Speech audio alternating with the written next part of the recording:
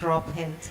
I request all the participants to kindly enter the room and occupy your seats. Thank you.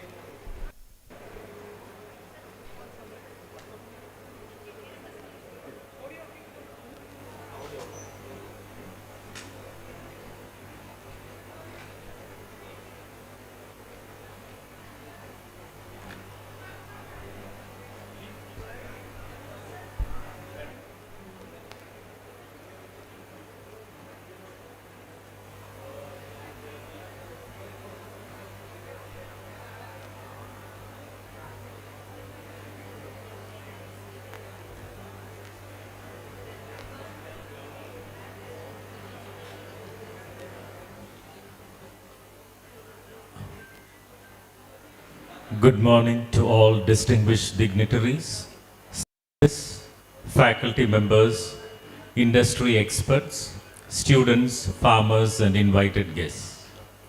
It is my privilege and honor to welcome you all to the inaugural session of the Farm Data to Decisions workshop on smart agro technologies for soil and crop health. This workshop is being conducted under the CSIR mission project on region-specific smart agro technologies for enhancing soil and plant health, RSSA. The mission focuses on developing advanced agro technologies using AI, IoT, geospatial tools, and sensor-based systems to support precision agriculture. These technologies are being developed and tested across diverse agroclimatic zones, with special emphasis on small and marginal farmer fields. The initiative aims to improve soil health, crop productivity, and input use efficiency through data-driven farming practices. This two-day workshop and exhibition training, jointly organized by CSIR 4th Paradigm Institute, Bengaluru, and Kerala Agricultural University, RARS Kumaragam, provides a platform for farmers, students, and scientists to interact and explore smart agricultural technologies. We are honored by the presence of eminent dignitaries and experts who have joined us today for this inaugural session. To lead us in the spirit of partnership and to formally commence our proceedings, I now invite our esteemed dignitaries to grace the dais.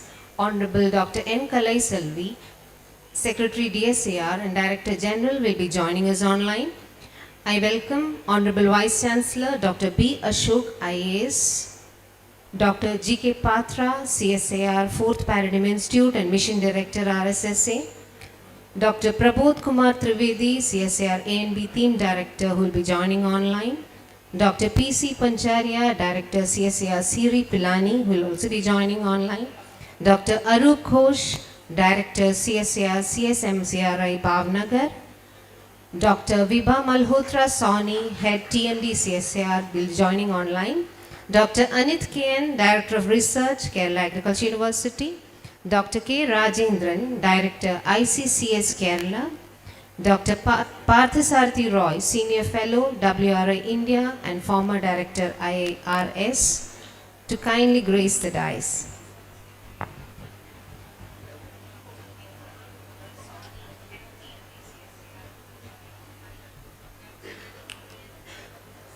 To mark the formal inauguration of this program, may I request our esteemed dignitaries to kindly come forward for the ceremonial lighting of the lamp.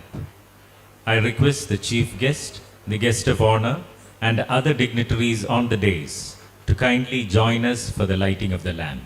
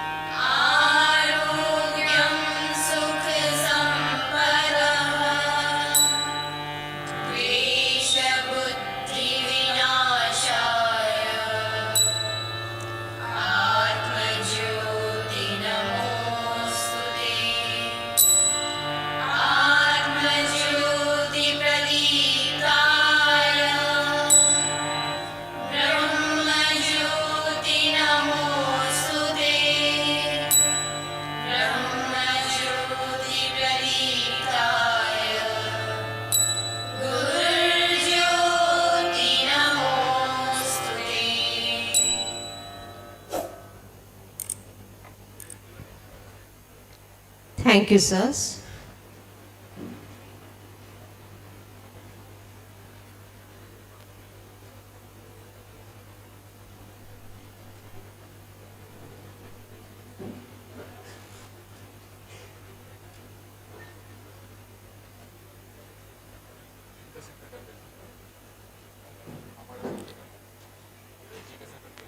Dr. G.K. Patra leads one of CSAR's premier institutes dedicated to advanced computing, data science, and mathematical modeling, enabling data-driven scientific discovery across multiple disciplines. It's a privilege to invite Dr. G.K. Patra, Director, CSAR 4th Paradigm Institutes, Bengaluru, and Mission Director, RSSA, to deliver the welcome address and present an overview of the RSSA mission.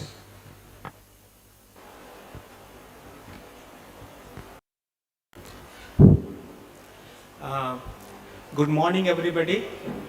It's a privilege and great honor for me to deliver the welcome address. First of all, our own DG Madam who has joined online. Good morning, Madam, and thank you very much for joining. And a constant source of inspiration for all of us for this particular effort that we are doing. And also, I warmly welcome Dr. B. Ashok, the Vice Chancellor of the Kerala Agricultural University. Thank you, sir, for joining here. I welcome Dr. P.S. Roy, who is our keynote speaker today, and will be delivering a talk soon. And the other people who have joined on the dais, Dr. Rajendran. I'm very happy that Dr. Arup could make it physically to come over here and then participate here, and Dr. Anit joining here. Online we have Dr. Director C.D. Pilani joined here. Dr. Pancharia sir, good morning and thank you very much for joining. So, to give an overview of the project, let me just go back to the purpose for which we are all working. If you want to look at 2047 as a Bikasit Bharat, we need to really think about how farmers who play a very big role in our economy has to be kind of supported. So keeping that in mind, this project has started. There are two ways of looking at it, maybe to increase the kind of welfare of farmers in terms of maybe improving the income of farmers. That is something which we have been talking about.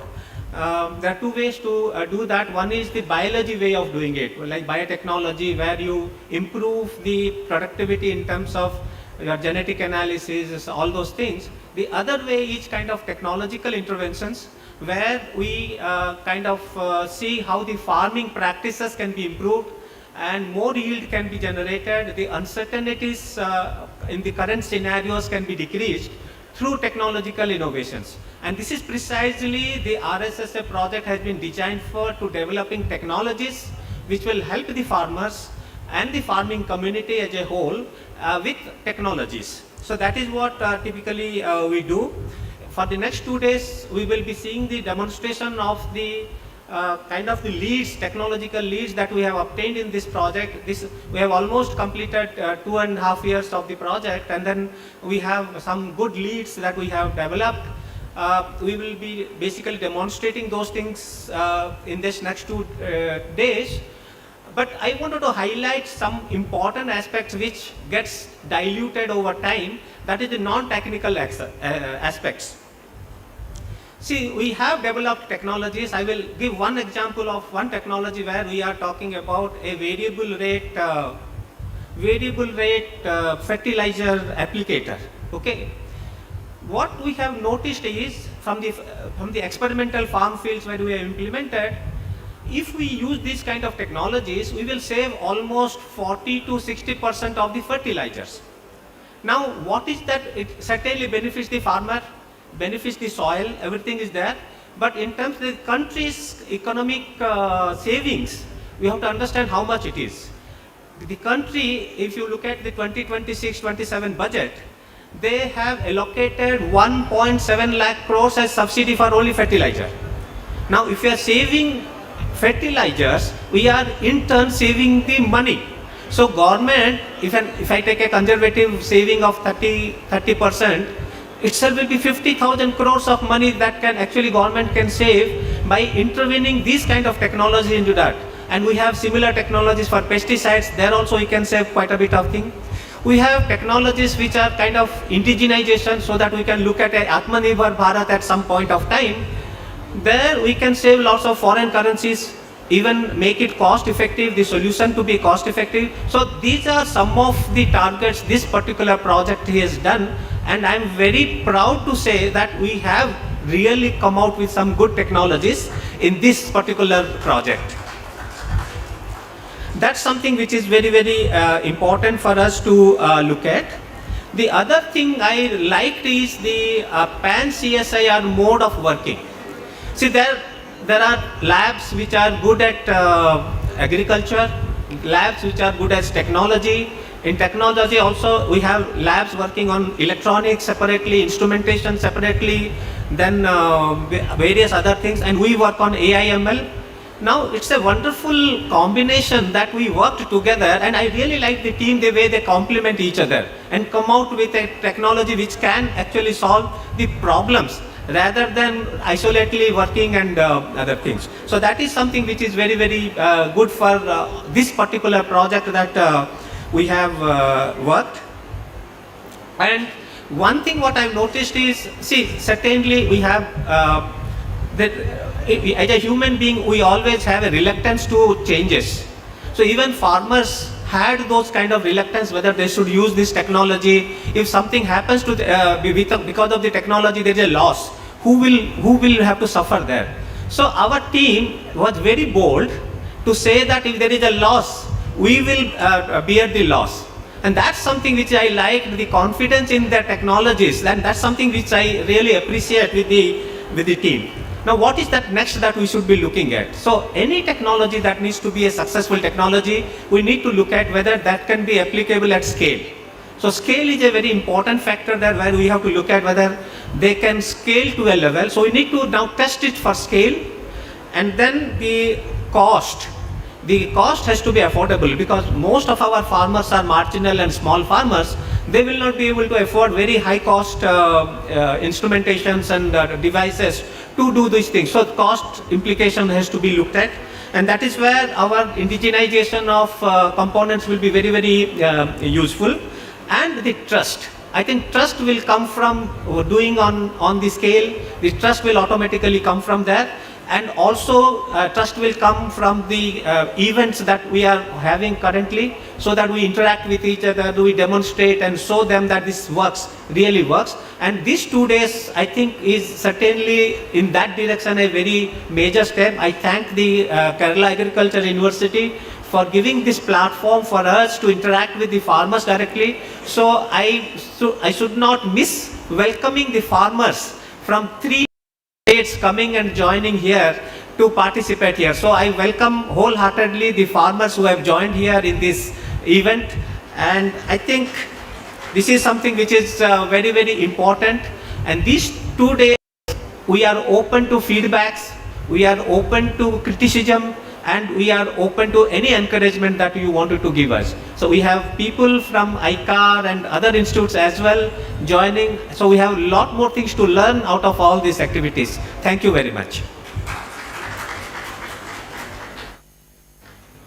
Thank you, sir, for the warm welcome and insightful overview. Now it is a great honor to invite our chief guest who has joined online, Dr. N. Kalai Selvi, the Secretary of the Department of Scientific and Industrial Research and the Director General of the Council of Scientific and Industrial Research. A distinguished electrochemical scientist who has significantly contributed to India's advancements in energy storage and electric mobility technologies. Over to you, madam. Thank you. Namaskar, Vanakkam, and pleasant morning to each and every one of you. I'm very happy to be a part of this very important event that is happening in the state of Kerala. By combining strengths and knowledge pool from CSIR, from the state university, from the agricultural universities, state and central government ministries, as well as the general public, and more importantly, the farmers, along with researchers and scientific minds of the country, is a great and a wonderful and a very unique idea. Next to Kisan Mela, I think that this is one great opportunity for farmers, not only to meet with scientists, but also to make them what are their issues, what are their challenges, and how to get guidance, support, and motivation from scientists. All these things could be made possible during this particular two-day event. I should definitely congratulate and appreciate Dr. G.K. Patra, the director of Fourth Paradigm Institute, and equally I should appreciate and congratulate wholeheartedly the Kerala Agricultural University, as well as the state government, as well as central government authorities, for having made this wonderful experience. I would call it as a great experiencing event, through which it is going to be a win-win as well as a learning situation for both the researchers as well as the farmers. Very aptly, you have given the title as Region-Specific Smart Agricultural Technologies. That also you have clearly told that to benefit the soil health and the crop health.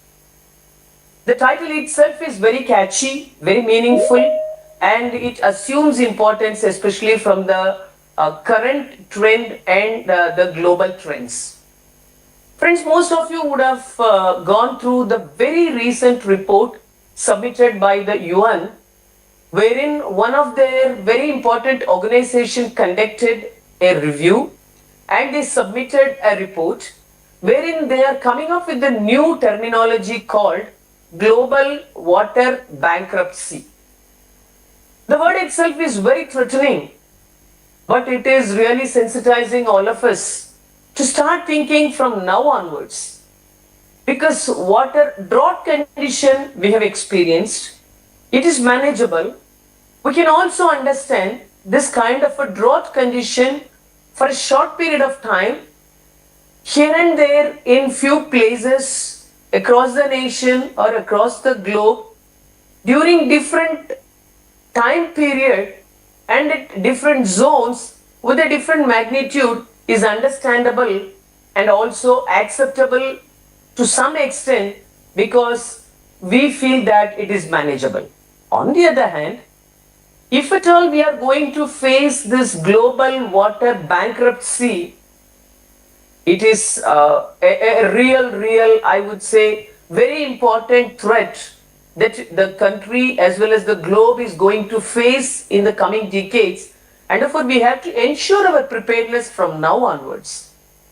We as researchers can start thinking from different directions, but all of us should understand one important factor. Next to potable water or drinking water, most of the very high quality or the quality water is being used for agriculture, because agri is our culture. And therefore we use water, surplus amount of water for agriculture. And for to what extent we have to take this particular call from the United Nations as very important, so that this amount of water that is available, which we call it as water management or water security or water sovereignty, that should be matched with the real requirements of the farming community also. Farmers by nature, they know few, I would say, ideas, suggestions, SOPs, capabilities, legacy driven understanding, and also awareness. But right at this point of time, it is our responsibility to give them more knowledge, more awareness on how best they can make their farming and agriculture as a smart agriculture. Why? Because starting from collection of samples, because even in the sample now we talk about quality samples. Not that all that glitters is not gold is a proverb. Similarly, not that all the saplings will give you the right choice of the yield. Not that all the seeds are going to give you the fullest possible yield. Therefore, whether it is a seed or a sapling, quality seed and quality saplings itself is a great choice. This is where they seek our guidance and support. And second thing is how to do the forming, the SOP, though they are aware of the traditional way of doing it, and with the gained awareness, they are also able to manage it scientifically these days. Because I always used to say very popularly, once upon a time, farmer means the attire was totally different. But now the smart farmer or the modern farming community, even youngsters are coming mainly to spend their time very effectively and meaningfully.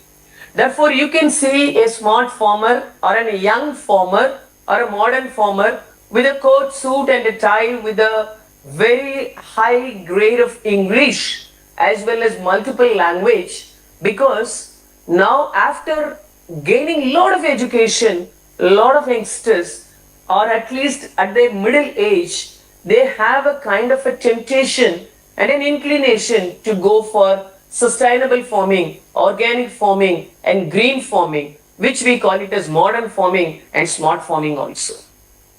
Therefore, with all these positivities putting together, now the farming community should start speaking and also having interactions with the scientific fraternity in such a manner, starting from seedling, the sample collection, then the watering, then the SOP, and also the weed, how to have a perfect weed management. And the most important thing which was mentioned by Dr. Patra, the fertilizer, the right choice of the fertilizer. And similarly, if at all the crop is having some kind of a disease, then also many times be informed that we need not use the pesticide throughout the 1 acre or 2 acre or the 5 acres of land without even understanding where the disease is really getting spotted. This is where all our smart technologies are helping. So even in the drones which are being used to spray the fertilizers, now we have grown up to the level of identifying the areas that are affected by the disease, only where the disease control mechanism, meaning the pesticide spray, will happen. All these things could be done with the help of a drone, which is decorated with a series of sensors as well as dispensers. So today the smart technology, it includes the utilization of all the knowledge that we gain from the laboratory for its practical application in the farm, and that's why it is very nicely given as data to very important decisions. You call it as data to decision, you call it as D to D, mainly the farm data to smart decisions.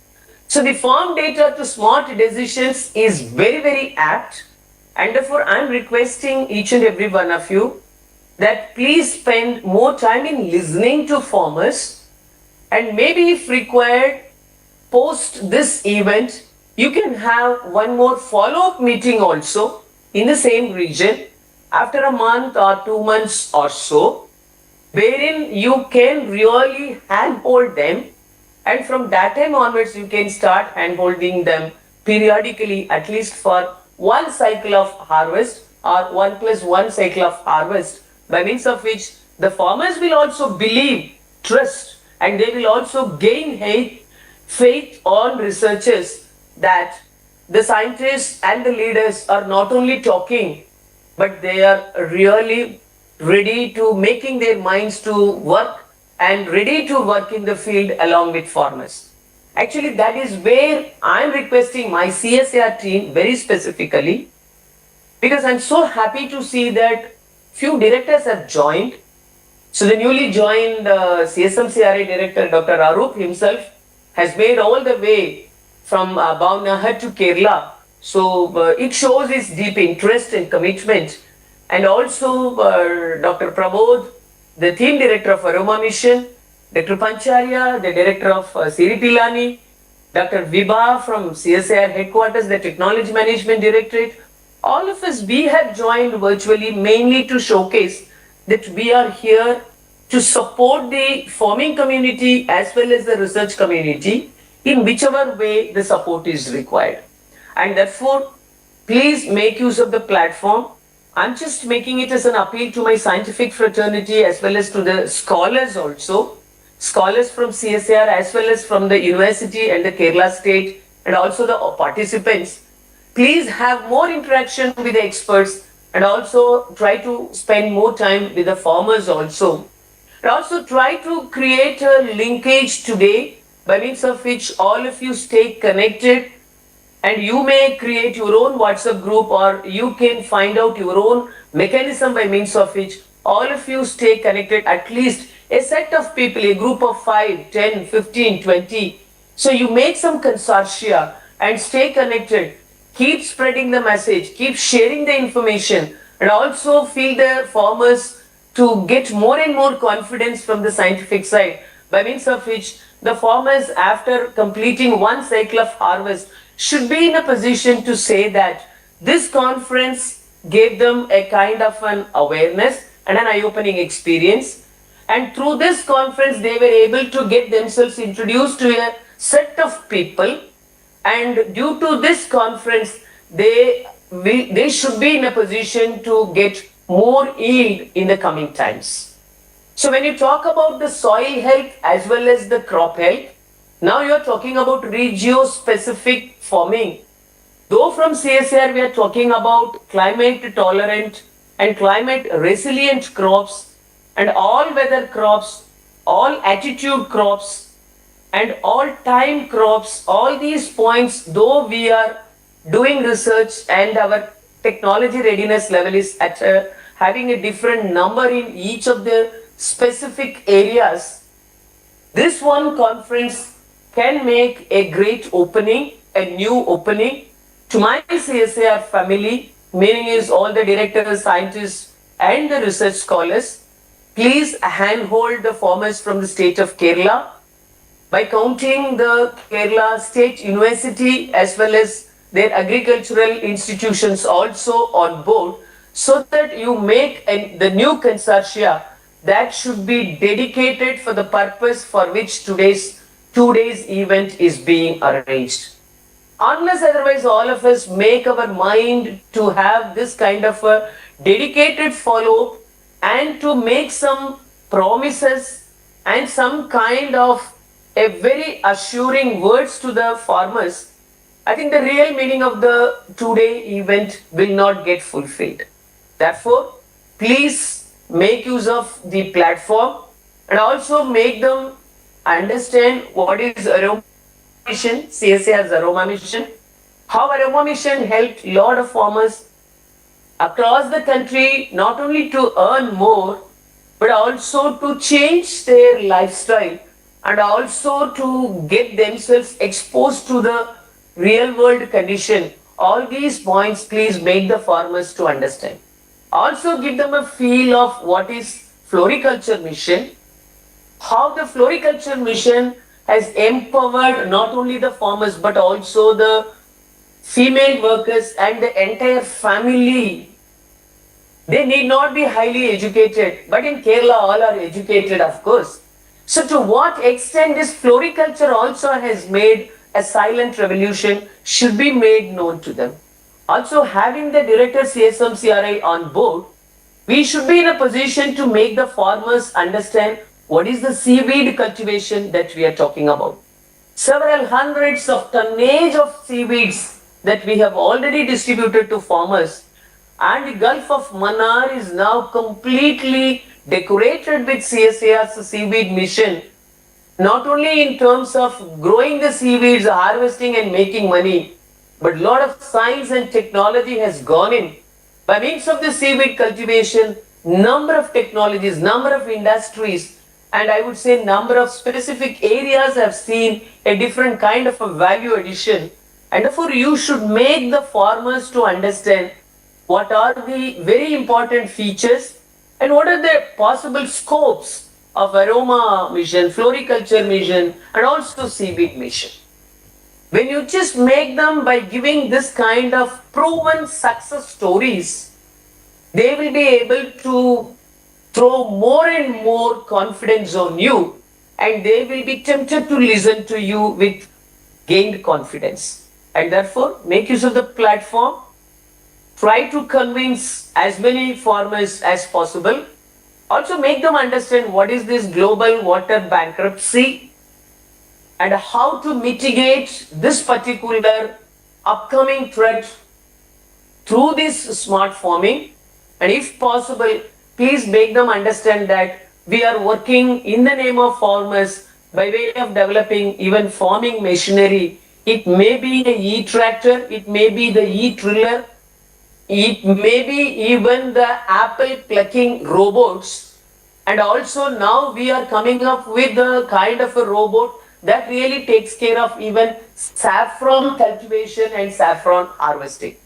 Wherever very minute, sophisticated, very selective, point specific concentrations are required, there and all, our science and technology is coming up in a big way to handhold farmers.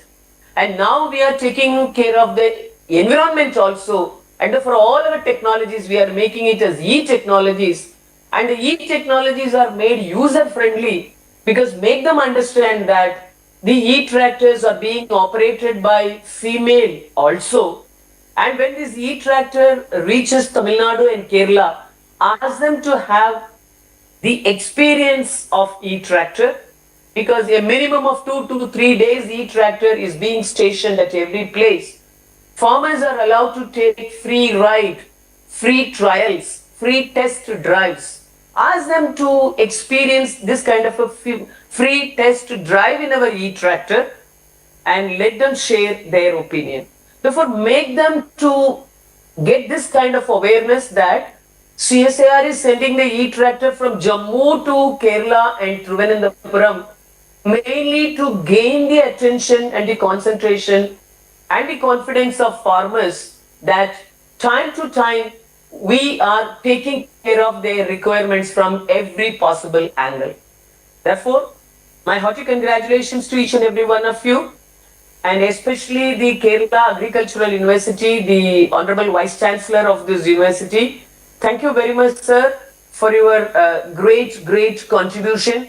And also, I appreciate that you have decided to join hands with CSIR to convene this particular two-day event in your place. We are more than happy to work with you and your related institutions. And Dr. G.K. Patra, please take the responsibility of taking the fullest control of the two-day event for the benefit of the farmers.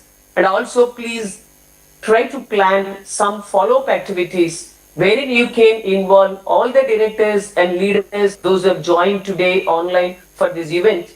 And therefore make a small consortium and please follow it up.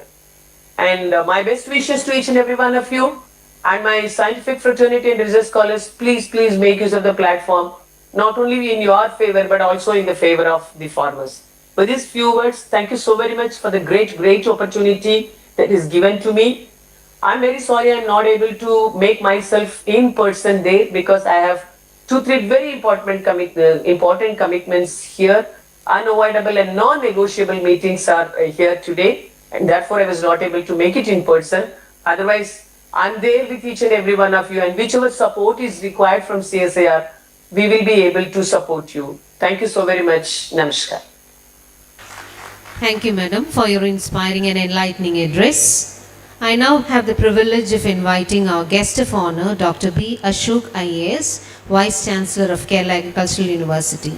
Dr. B. Ashok IAS has played an important role in strengthening agricultural education, research and innovation in Kerala, with focus on integrating modern technologies with sustainable agricultural development.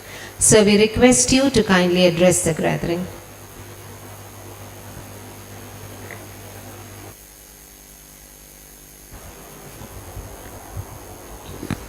Respected Director General of CSIR, Dr. Kalai Selvi, Dr. Patra, Dr. Trivedi, the other distinguished scientists, Dr. Rajendran, and all others Dr. Anith, Director of Research of Kerala Agricultural University, and all other participating institutions, including public and private universities which have an interest in agriculture. First of all, I am extremely happy that the first phase of the RSSA project, that is a regional project in technology in agriculture, which is of interest to CSIR, has met with considerable success. Per se, it has been an interesting project because you have brought together a choice of highly relevant technologies which have the potential of enhancing efficiency of farming operations and increasing farmer income. I was particularly interested at your choice of rationalizing fertilizer use through technology, through proximal soil sensing, because this is a persistent chronic sort of obsession of agriculture departments, to engage into soil testing, because as the science of agriculture ascribes everything to start there. So we have huge data of conventional soil analysis which has been attempted through the physico-chemical methods. And that data is now getting archived in the Department of Soil Survey and also in the Departments of Agriculture. But whether it has led to optimal fertilizer rationalization from that data is a question which extension personnel should really address. Obviously, advisories are going out. Farmers listen to the advisories and certainly, but if not certainly at the level of the resolution which you have attempted, which is like 3.5 meters, which is an amazing resolution. But I was just imagining whether the dispensers would work at that scale too. Obviously, I'm very interested to see the results you are achieving, and obviously it will mark a huge change in the highly subsidized fertilizer regime, which, as you rightly said, if forget 30%, even 10% makes a huge saving. Plus the micro-analytics which you are applying, that is the micro-profiling, whereby you are able to sense machine learning input on the crop diseases, again at a very formidable resolution, 2.4 centimeters, is very appealing. These two struck me when I went through the report of work, because at scale level, my resolution powers are now at 15 meters at the state level from the satellite inputs we source for our digital framework. That serves me well because that gives me ample data to address the crop profile, the crop losses due to natural calamities, crop insurance. So as a decision support system for me at the state level, 15-meter resolution, 2-week-old images are good enough for me in a sense. And I'm very glad to see that your project takes things to a different level. My only worry is that whether we have the nimbleness to derive benefit out of it at a very fast level. Indeed, you have scored very high, assuming that your results are consistent and good, which I am sure it will be. Now, I thought I'll delve with two things. One is, when you approach the state of Kerala from the other participating states which you have in this cohort, including apples, maybe from Himachal, there are 2-3 features of Kerala's emerging farming scene which needs our attention, which is closely linked with application of technology. Number one is Kerala will now become probably a non-food farming state for all practical purposes, except for bit of rice and vegetables, where the focus is, and would more or less become a horticulture state with a preference of plantation crops and probably some high yielding and high remunerating exotic fruits, vegetables, etc. That is my sense. 2 reasons for my assumption. One is that forget the crop land and the arable or cultivable area and all that static data which you have, the number of farmers attempting farming as primary vocation, കർഷകരുണ്ടെന്ന് എനിക്കറിയാം. ഞാൻ എൻ്റെ ഒരു ചുരുക്കം ഞാൻ പറയുന്നതിൻ്റെ മലയാളത്തിൽ ഞാൻ അവസാനം പറയാം 2 minute. Please bear with me because otherwise they will not, persons who are non-Malayalam speakers would not understand me. The total number of farmers in Kerala registered in the PM Kisan, those who claim to be farmers or who aspire for that 6,000 rupees per annum assistance, is 27.8 lakhs out of a population of 3.4 crores or whatsoever. That itself is what? It is less than 10% if you... So farming per se is not the primary resource income model in Kerala. And B, if you really audit the 27 lakhs, whether farming constitutes the primary source of income, looking at it whether it is 50% or above, my sense is that that number will be less than 5 lakhs. So demographically farming is a minority practice. And what is the income profile? The income profile as per our data is close to 30,000 rupees per month. That is average, and we know average reveals as much as it hides. Let us assume that is the average for the marginal holder who is less than 5 acres or less, who is the most prevalent type of farmer in the state. I guess except for maybe 10 or 15% out of the 27 lakh who registered in PM Kisan, the rest have 5 acres or less. And I am not considering leases at the moment. Lease is not allowed in the state legally, but that is now the norm in, at least for even paddy, vegetables, 30 to 40% of farming happens on leased land. Now the trouble is, out of this 30,000 rupees per month, our data shows that labor provides about 23,000 rupees because labor is priced in the state, and 23,000 is the valued labor which the farmer imparts on his own land or elsewhere. So the average sales income hovers in and around 8,000 bucks per month. Nothing else needs to explain why farmers are quitting farming. Because to my mind, in Kerala, a person needs at least 40,000 rupees per month to have any disposable income at all. Family of 4, disposable income, if you have to hit disposable income, if you are not in debt, you got to be above 40,000 rupees per month. This is unusual for Indian states. Reasons are readily explainable because you don't cultivate a surplus of food, you have to import all of it. You have to import 50% of your vegetables. Obviously, you have your plantations which fetch you a price, but then income from plantations in general does not spread out very well. It spreads out only as labor. And your economy is performing in the service sector. And in the service sector, all you collect is fundamentally wages. So sorry to say this, but the Malayali is not a producer. He is a service dispenser. He is a servant in that sense. Malayalis don't like this. When I tell them, they have pretensions of, leading the world with their thought, etc. But the fact of the matter is that either an intellectual capability or a capability to serve has to be remunerated by somebody who has the surplus for you to run your home. Now, I am not elaborating there, but there lies the opportunity for these technologies.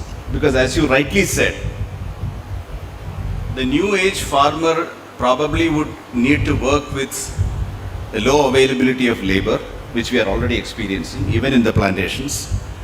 If you go to the plantation sector, you will find that the larger plantations are all experiencing shortage of expert workers, who are generally sourced from other states now, where the wage levels in Kerala would be very attractive. In the sense, unskilled worker now comes at 1,300 rupees per day. So therefore, the other element would be limited robotics, if I can say so. If the devices, the sensors, for the uninitiated, the non-technologists like me, whatever you describe as your resolution levels are fundamentally probes or sensors. So what the sensor reads for the field, for the input, for the output, has to feed a machine which eases the need for large scale labor in that sense. So if that feeds back to me in my plantations, particularly for rubber which needs a certain standardized incisions and extraction patterns, that helps me. The other opportunity which possibly RSSA can contribute to, which is in my mind from my limited understanding of the scene, is its ability to sort of move to effective carbon credit transactions. Because the little I have read about the state of play of carbon credits after 2014 framework, which has been put in position by the Ministry of Agriculture also, Ministry of Environment, transferable carbon credits stand to a great opportunity for Kerala. Because the Keralite would like to now do farming with a lot of automation. And there are a lot of people who want to invest into high value agriculture. That sort of agriculture at scale is largely seen in the productive regions of Andhra Pradesh. If you look at the oil palm as a crop, I have visited those areas. Fish farming, for example. Meaning industrial grade interventions in agriculture with all the amenities of agriculture becoming a product enterprise rather than, a scale and labor enterprise. There, if Kerala can take advantage of transferable carbon credits, which is a long shot now, definitely. Presently it's a long shot, but that is where we want to look at it, because the entire game, if you want to play it according to the guidelines, depends upon verifying it, whatever you call it, MRV or the monitoring and sensing and the analysis of the verification of the claims being made, as well as the additionality imparted by the intervention. So there lies a huge opportunity for the simple reason that the qualifying crops for verifiable or carbon trades, carbon credit transfers, there is both a demand building up as well as a shortage of suppliers for it. So this is a ready opportunity. Very few states can. Already there are 20, if you look at the literature, you will find there are 20 pilots running in India, largely driven by financial institutions, commercial institutions, and there is one state government which has had the real foresight, I'm sorry to say that, that's not me, to go and invest 10,000 rupees per acre into helping the farmer claim the carbon credit for the next 40 years. When I read through the program, I felt a bit ashamed. I could have done that. No, this is not the time. Probably 2 months later, I should pitch that program. Very, very insightful program where they will invest 10,000 into an acre. I think it's UP or one of the northern states. They are hitting only a few acres now, but that is definitely a contribution to the future, because in 10,000 they are trying to arm the farmer with the necessary tools to claim the carbon credits for the next 40 years. Incomes now are not substantial, but if you assume 15 acres would give you a ton of carbon credits or one credit, the income in dollar levels should actually work substantially towards giving you, if not 200% increase in the farmer's income, but let us say 30 to 40%. Now 40% makes all the difference. It takes you from 30,000 rupees to whatever I said, 40 to 45, where he has a little disposable income also at current price levels. So my recommendation, advice and request is that while you do the next 2 years of your RSSA, the director and the CSIR team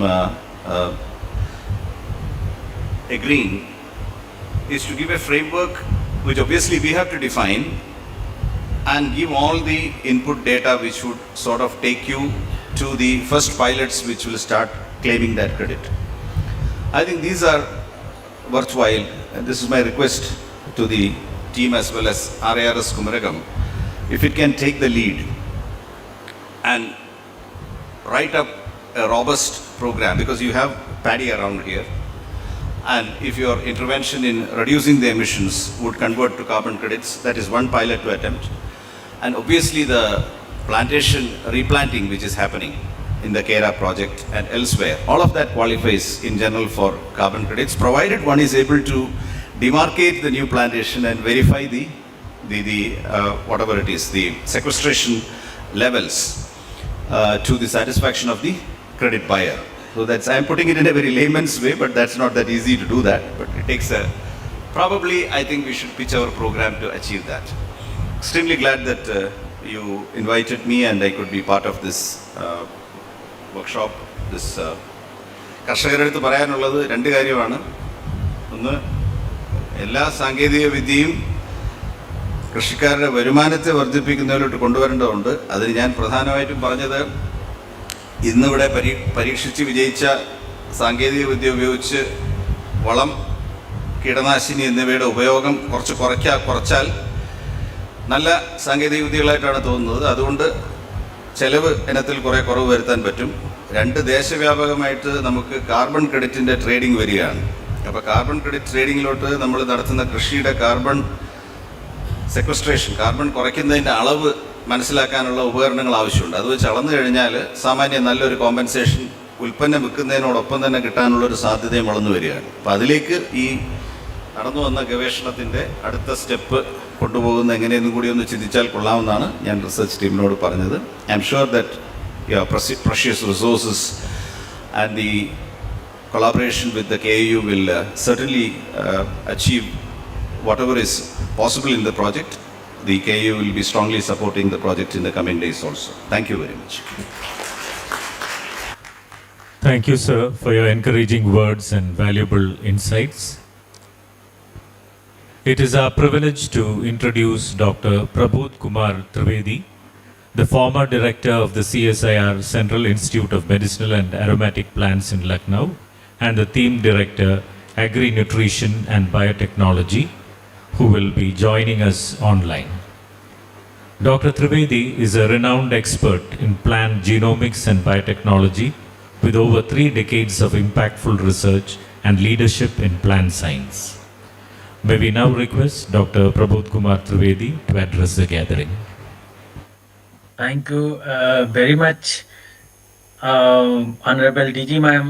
It's always inspiring to listen to her about any subject she is talking about. Honorable Dr. B. Ashok, Vice Chancellor, Kerala Agriculture University, Dr. Patra, my fellow directors, and Dr. Bibha. This is a very important project, like precision agriculture we call, because this really gives us precise information about various crops, that what to do and what to not to do. And if I see in last 3 years, 4PI with other institutes which are participating labs in this project has developed number of solutions, IoT based solutions. I guess there are 10 solutions which are like TRL is 4 to 5, and we need to validate those solutions in farmers field. So this is very like important like event where we are connecting with the farmers and students with agriculture universities, so that whatever solutions have been developed can be validated in the field.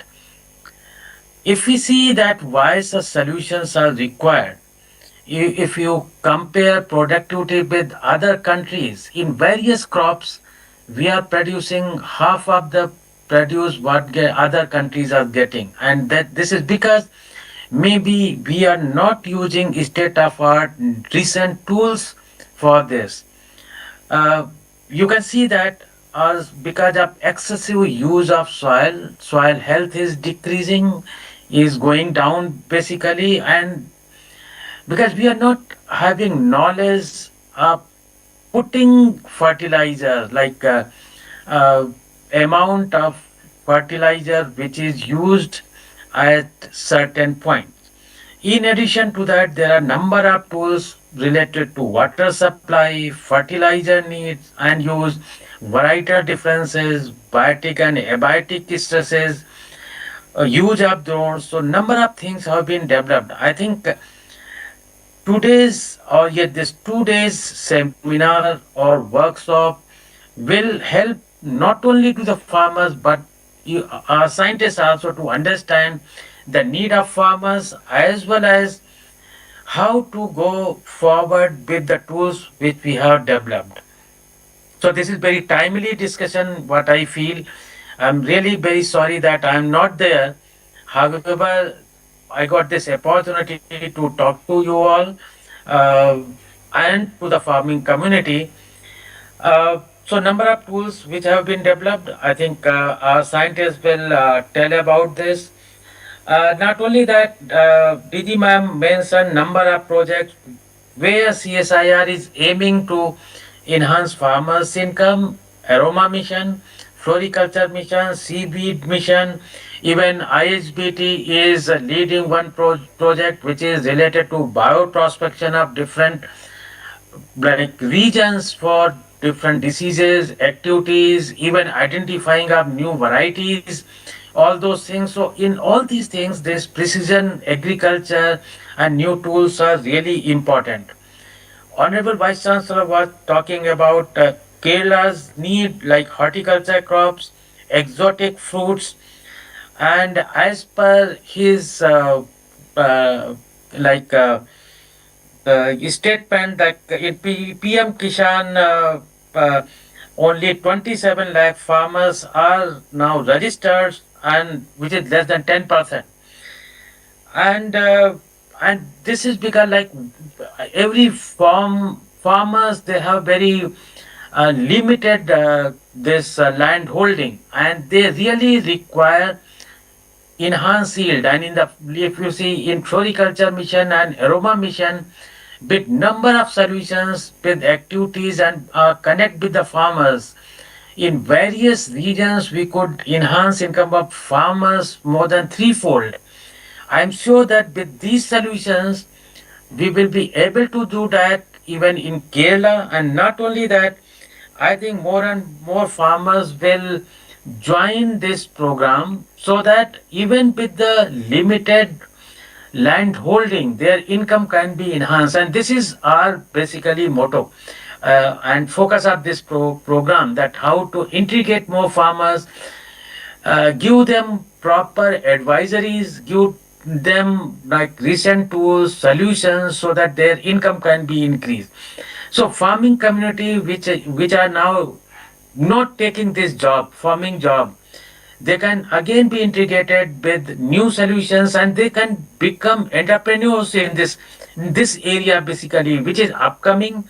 In other countries people are using these, but I guess even in India there is a lots of opportunity in this area. So I'm sure that these 2 days are going to be very important for the farming community with the help of Kerala Agriculture University. Our scientists will learn more and maybe in coming future will come out with new solutions. With these words, I really congratulate 4PI team and other team members who have joined there for organizing this event. And I feel that this is going to be very important event not only for the farmers but also for CSIR. Thank you very much. Thank you very much, sir. Eminent scientist and technology leader Dr. P.C. Pancharya, Director of the CSIR Central Electronics Engineering Research Institute, has joined us online. He is a distinguished researcher in intelligent systems, sensor technologies and signal processing, data analytics and neural networks. We invite you, sir, to address us. Yeah, very good morning to all. Respected DG CSIR and Secretary DSIR, Guest of Honor Dr. B. Asoka, Vice Chancellor Agriculture, Kerala Agriculture University, Dr. G.K. Patra, Director for PI, all other dignitaries on the dais, and dignitaries who have joined online my fellow directors, scientists from agriculture side, all the progressive farmers, young researchers, NGOs, students, ladies and gentlemen. Very good morning to all of you. It's my great pleasure to welcome you in this CSR sponsored mission project workshop on farm data to decisions, that is smart agro technologies for soil and crop health. Yeah, friends, we can see this agriculture as a turning point. Indian agriculture today stands at the critical crossroads. On one hand, our farmers are facing degrading soil health, declining water availability, climate uncertainty, rising input cost, and dynamics of the market. On the other hand, we are witnessing an unprecedented opportunity through digital agriculture, smart sensing, AI-driven analytics, and precision farming. So the question before us is very relevant, that how do we convert farm data into timely and reliably who can help the farmers in their decisions. So this workshop is designed to address all these issues. We are the electronics lab working in the field of electronics, and part of this mission project that 4PI is leading. So this workshop will help you that how to take decisions from data, from lab to land, and from technology to trust. Because nowadays technology trust is essential for any successful venture. If you talk about soil health, soil is not like it is a living system. So if you talk about soil, it should have a balanced nutrition, it should have active microbial life, proper moisture retention. But due to excessive fertilizers and monocropping, water problems, now our soil has a nutrition imbalance, and there is a declining of organic carbons. So how these smart agro technologies can be used to address all these problems, how sensors can be used, how spectral analysis data can be used, and how the artificial intelligence based nutrient recommendation can be applied in soil. So from friends, today data is generated everywhere. From soil data, we have weather data, we have crop growth, we have a pest and disease data. But data alone is no meaning. It should lead to some decisions. So if you apply these sensors and the decisions, that is called smart agriculture, so it can help farmers to take right decisions. So it's not like that we have a data and we have given the decisions, but there is a lot of challenges also. We are an electronic institute, and when we talk about all these smart, intelligent, artificial intelligence, then electronics play a major role. So the integration of sensors with the decision is one problem, and how this problem can be solved to farmers is a secondary. So all peoples from different subsections, from electronic side, from AI side, from agriculture side, they should all sit together and work for the betterment of the farmers. So we know that Now, there are a lot of technologies in market. A lot of technologies we listen like Internet of Things, artificial intelligence and machine learning, remote sensing, decision support systems. So all these technologies are through electronics only. So electronics play a major role in all these technologies. Now we have a 5G and 6G. So 5G and 6G is only because of the advancement in electronics. Without electronics, we cannot think about the precision agriculture. So all these sensors are part of electronics. Now we have a faster computation. So that is only because of the research in electronics. So electronics play a major role, and we are happy to participate in this project. And we are looking after the IoTs and AI-enabled systems, and electronics part of this project. Now we are marching toward Viksit Bharat 2047. So ladies and gentlemen, for successful adoption of smart technologies and collaboration is essential. So what I feel is all the research institute, they should focus on translation research. Startups must innovate responsibly and scale affordability. And industry must invest in reliable and robust solutions. And farmers must partners all these research institutes, startups and industries. So this workshop next 2 days will serve as a convergence platform where idea can mature into impact.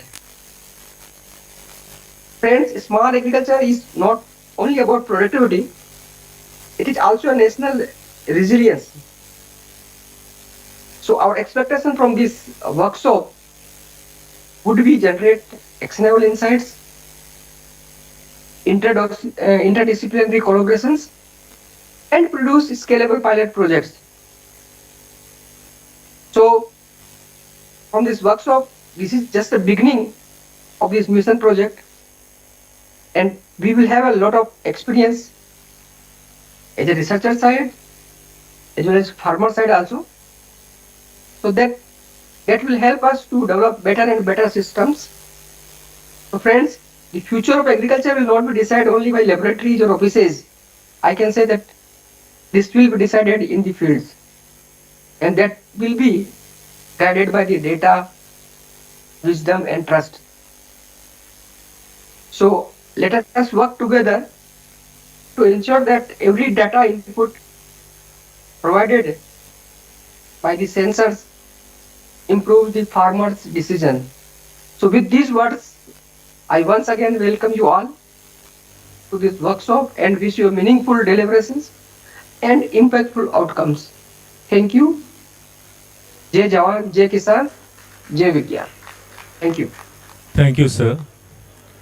It is our pleasure to introduce the outstanding scientist and leader in marine biotechnology research, Dr. Arup Ghosh, the director of CSIR Central Salt and Marine Chemicals Research Institute, one of India's premier national research laboratories under the Council of Scientific and Industrial Research.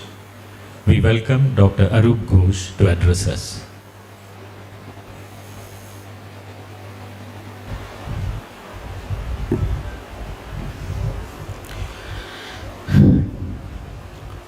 Respected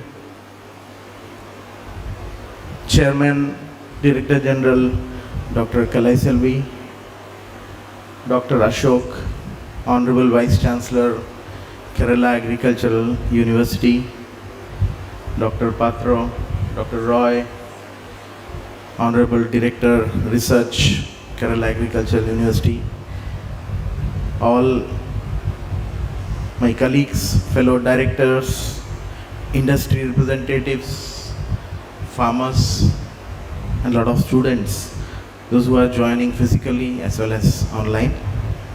A very good morning to all of you. I will start by a very famous saying, that's water, water everywhere, but not a drop to drink. So analogy will be data, data everywhere, but not a way to deal. So, as Dr. Pancharia was also saying, farm generates enormous amounts of data, be it data on inputs, data on soil, nutrients, water status, weather, pest and disease incidents, a lot of data. Traditionally, in our agricultural education system that comprises ICAR, state agricultural universities, KVKs, CSIR, and all other agricultural research system, we are actually used to generating a lot of data for the last 80 years. But we really did not know how to actually use it. So, in that sense, not only agricultural data, like what Dr. Ashok mentioned, a lot of information was there on what are the requirements of Kerala. Like, it is not very much pertinent to talk crop over here, but the plantation crop. There is a requirement to increase the farm income, average farmer's income from say 30,000 to 40,000 rupees a month. So these are also data that are very important for taking decisions, and I'm sure this workshop helps in doing that. I'll urge Dr. Patra and all his associates to also take into consideration these data, which are very important for the final decision making. Not only in Kerala, throughout India, if you see agricultural stations, there are a lot of ICR institutes in the country, they have already a huge set of data. This particular program, the mission project which we are dealing, I think there is also a need to converge all the data that has been generated till date in India and then work upon it. So I think we should find a way of converging together. Coming to Indian agriculture, we are really marred with a lot of challenges. Challenges being soil degradation.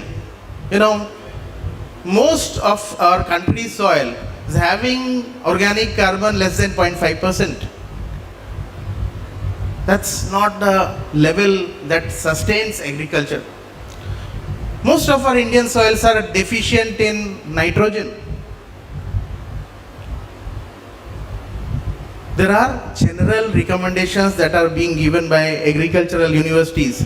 We talk about balanced nutrition. We talk about NPK, balanced nutrition 4:2:1. But still, it is not balanced. I think the current something is 8:3:1. So that's 8:3:1. So that is not a proper way to handle it. Moreover, India is a country where we have enormous variation in soil characteristics. Every few kilometers, the soil characteristics in terms of texture, structure, fertility, productivity, it changes. So we don't have one general recommendation. We cannot have one general recommendation. We have to have site-specific recommendation, and that's why I really would congratulate Dr. Patro, Director 4PI Institute, and Kerala Agriculture University in having come together and looking for a pragmatic solution.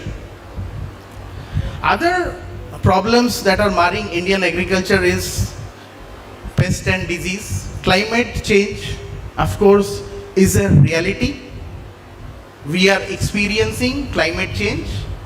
There are spells where we don't receive rainfall. At the same time, there are spells where we receive a lot of rainfall. So the entire rainfall pattern is dynamic, and that is where precision agriculture has to find precise solution. Because crop productivity, or in fact even the plantation productivity, it depends on these factors. So whether it is crop plants or it is plantation crops, ultimately it boils down to what is the fertility in the soil, and there must be very many solutions also, like this mission project. I'm happy to say that we have developed various solutions. One of them is digital soil nutrient mapping. So what is the importance of soil nutrient digital mapping? If you are able to supply precisely the amount of nutrients that is actually required, that serves the purpose of reducing the cost of production, finally enhancing the farmer's income. For example, if I tell you that India has a requirement of 4 million to 5 million tons of potassic fertilizer, not a single gram of potassic fertilizer is produced in India. Every single drop is imported. Of course, as a CSMCRI institute, we have developed technology to produce potash from seawater. But as of now, till the technology is deployed, India still continues importing all of its potassic fertilizer requirement. So if we are able to precisely say what is the actual amount of potassic fertilizer that has to be given for a specific field, and it's not like everywhere potash is deficient. There are at places they are in abundant quantities. So we cannot depend on general recommendations which have been given till now. So precision is the requirement. Having said that, the challenges have become more complex due to climate change variations. Even the new disease and pests are going to emerge with the changing temperature. That requires a precise, you say, what you call remote sensing, UAV based crop monitoring, and all these technologies are advancing. And I am very happy that this mission, which 4PI and the associate have taken up, we are addressing those challenges. Different technologies like geospatial technologies, then as I told this artificial intelligence enabled continuous crop monitoring, that is something very important. For example, what Dr. Ashoka told, that Kerala requires more of plantation agriculture advancement. So the crop monitoring will actually have to develop different technologies for each and every plantation crops. One solution is not going to be there for all the plantation crops. So that is where the scientists actually have to deliberate upon and work sincerely. So another important thing what this workshop is going to do is talk a lot about soil health, soil quality, and that is very important thing, not only in terms of improving the crop productivity, but it gives a resilience in view of the changing climate which we are experiencing. So in the end, I think I will also like to tell that I think for the 3 years, 2.5 years, we have worked very dedicatedly. We have developed several technologies in the lab, but innovation will also require them to be validated in field conditions, deploy them, and finally they have to be adopted by the farmers, which I am sure the second phase of this project is definitely going to address. So with these words, thank you very much. Jai Hind. Thank you very much, sir, for that insightful view from an experienced agronomist. Dr. Vibha Malhotra Sahni, Head of Technology Management Division at the Council of Scientific and Industrial Research, has joined us online. Dr. Vibha Malhotra Sahni is a distinguished plant biotechnologist who has played a key role in promoting technology translation, innovation management, and strengthening industry academia collaborations within the CSIR ecosystem. May we now request Dr. Vibha Malhotra Sahni, Head TMD CSIR, to deliver the special address. Namaskar and thank you. And of course, first and foremost, my apologies for not being there in person. But yes, the team is there, the actual team that has developed the technologies and is now seeking to validate that. And so, my best wishes to the entire team.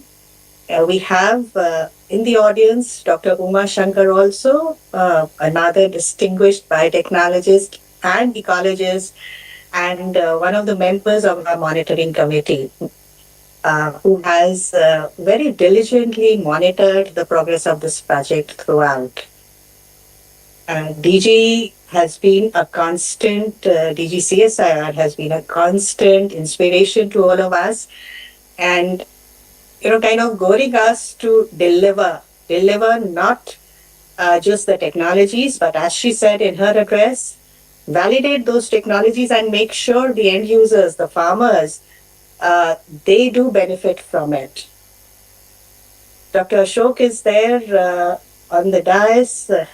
So Dr. Ashok, the Vice Chancellor, thank you so much for being present there. So it just shows the importance Kerala state gives to agriculture. Right now, the technologies have been developed keeping rice in mind, and of course, 4PI and the entire team has had good collaboration with the Regional Agriculture Research Station at Kumarakom. And I'm sure whatever we start with, the validation is going to begin with this workshop where the farmers are there. The farmers will also be able to give us, the requirements on ground. At the lab level, we feel we've developed and we have the technologies and we can very well just put them to use on field. But unless they go to the field and we see the kind of results that are coming out and what are the bottlenecks that the farmers would be facing in deploying these technologies, we will not be able to move any further. So this workshop is, as DG said, should be the first of its kind, and we should have these a follow-up workshop, of course, and also workshops across other parts of the country, trying to validate other crops also, which are part of this mission mode project.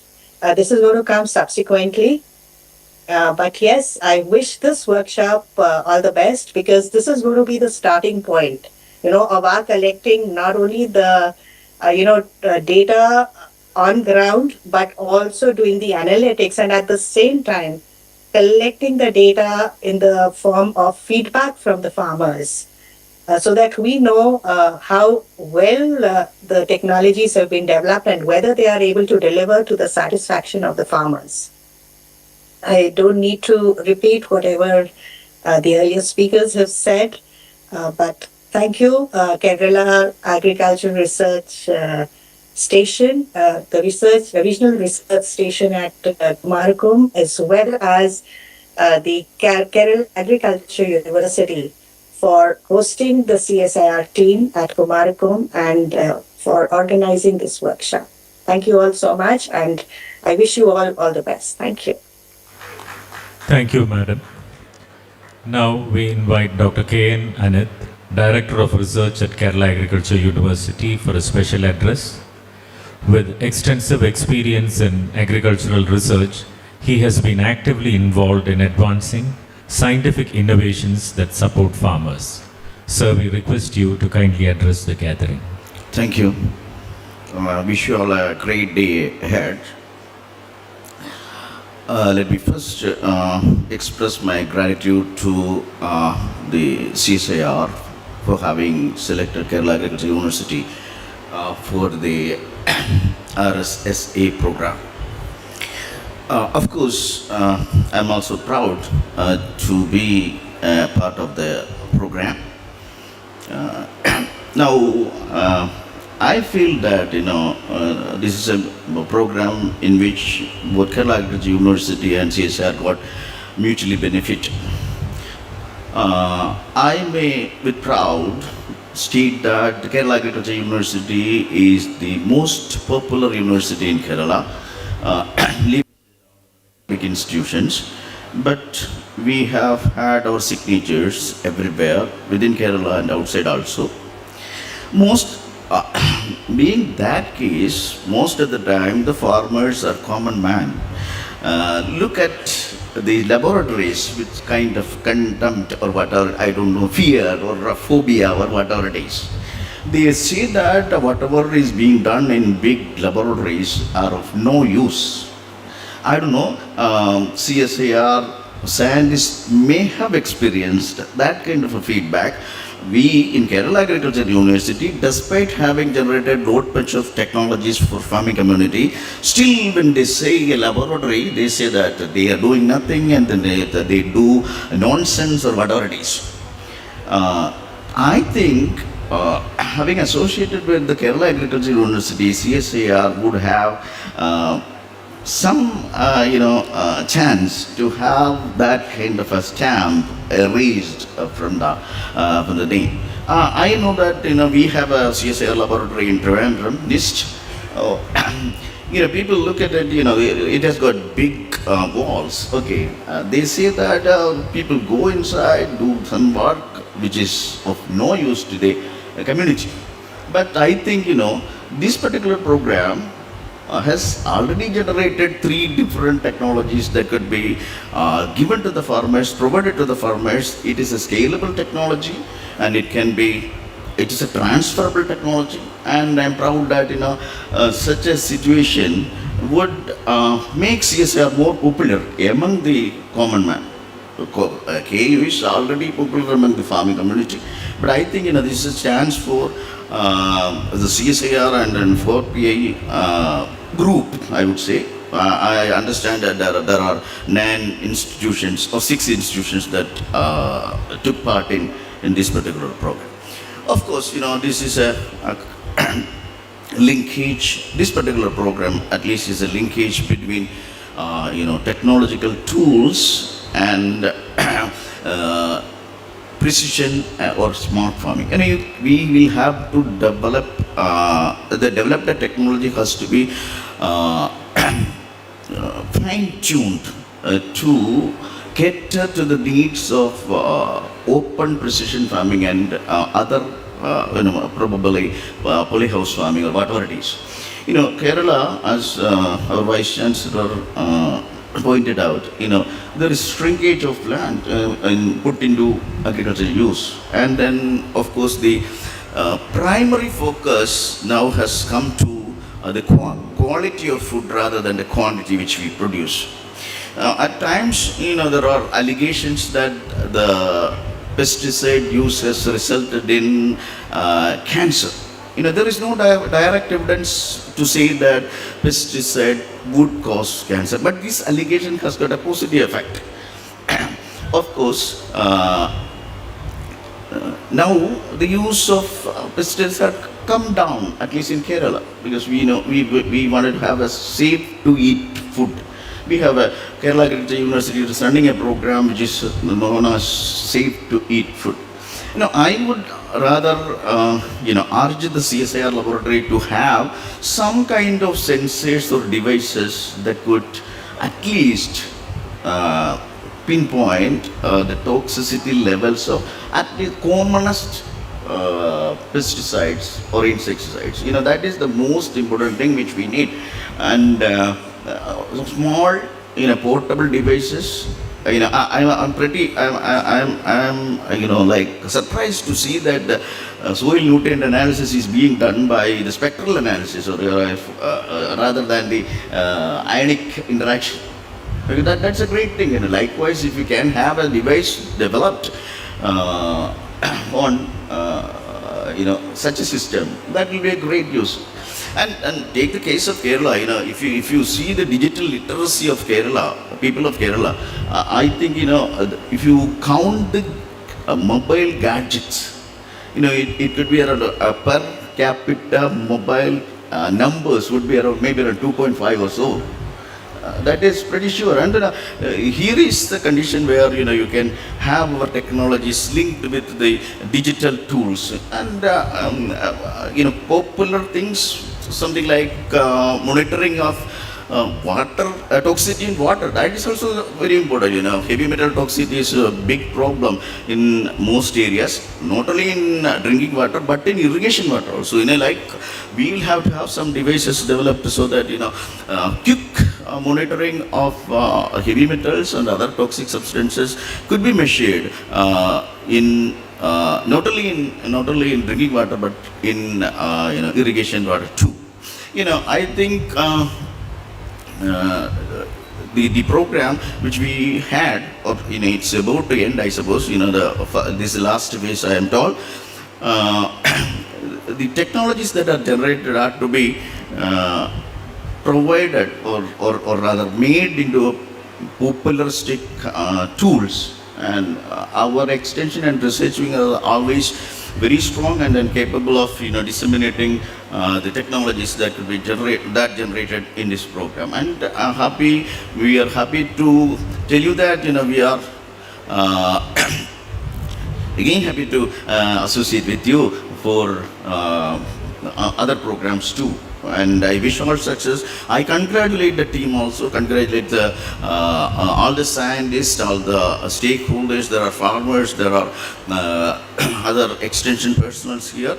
I congratulate again and then wish all success. Thank you very much. Jai Hind.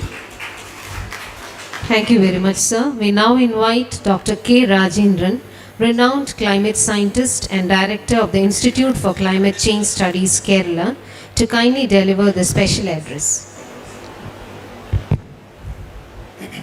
Respected Director General, Dr. Kalesh Shelvi, respected Vice Chancellor, Kerala Agricultural University, Dr. B. Ashok IAS, Dr. Patra, Director, CSR Fort Pai, and all other distinguished directors who are in the dais as well as online, and my colleagues, scientists, and dear farmers, students, very warm good morning to all of you. I am indeed very privileged to be part of this workshop and to be standing in front of you, and thank you for the invitation.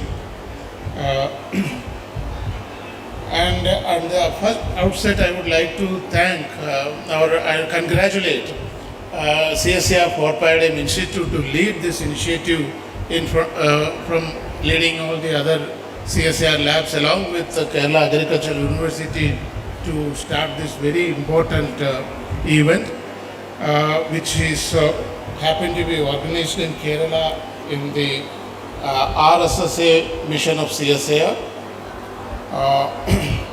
As you know, agriculture is facing several challenges. A detailed outline and description has been given by Ashok sir, so I don't want to go great in details of that. But coming from a climate change institute, I would like to say a few points related to the climate aspect. As you know that climate change is now not a myth, it is a real, it is happening, and we are also experiencing in our day-to-day life, either by the previous speakers also mentioned that the rainfall pattern change, and what is important is the timing. Even the onset or withdrawal or the initiation of the rain, the timing is completely changing, and that is affecting by the agricultural, especially for farmers in their day-to-day life for cultivation part. Okay. So, and in addition to that, we were always talking about the rain, but we also need to see about the drought. Okay. Earlier we were all talking about the meteorological drought. Now it has been widely discussed hydrological drought. So I would like to suggest we need to focus more on agro ecological drought as well. and how that is directly or indirectly or combinedly affecting the agricultural product. Okay.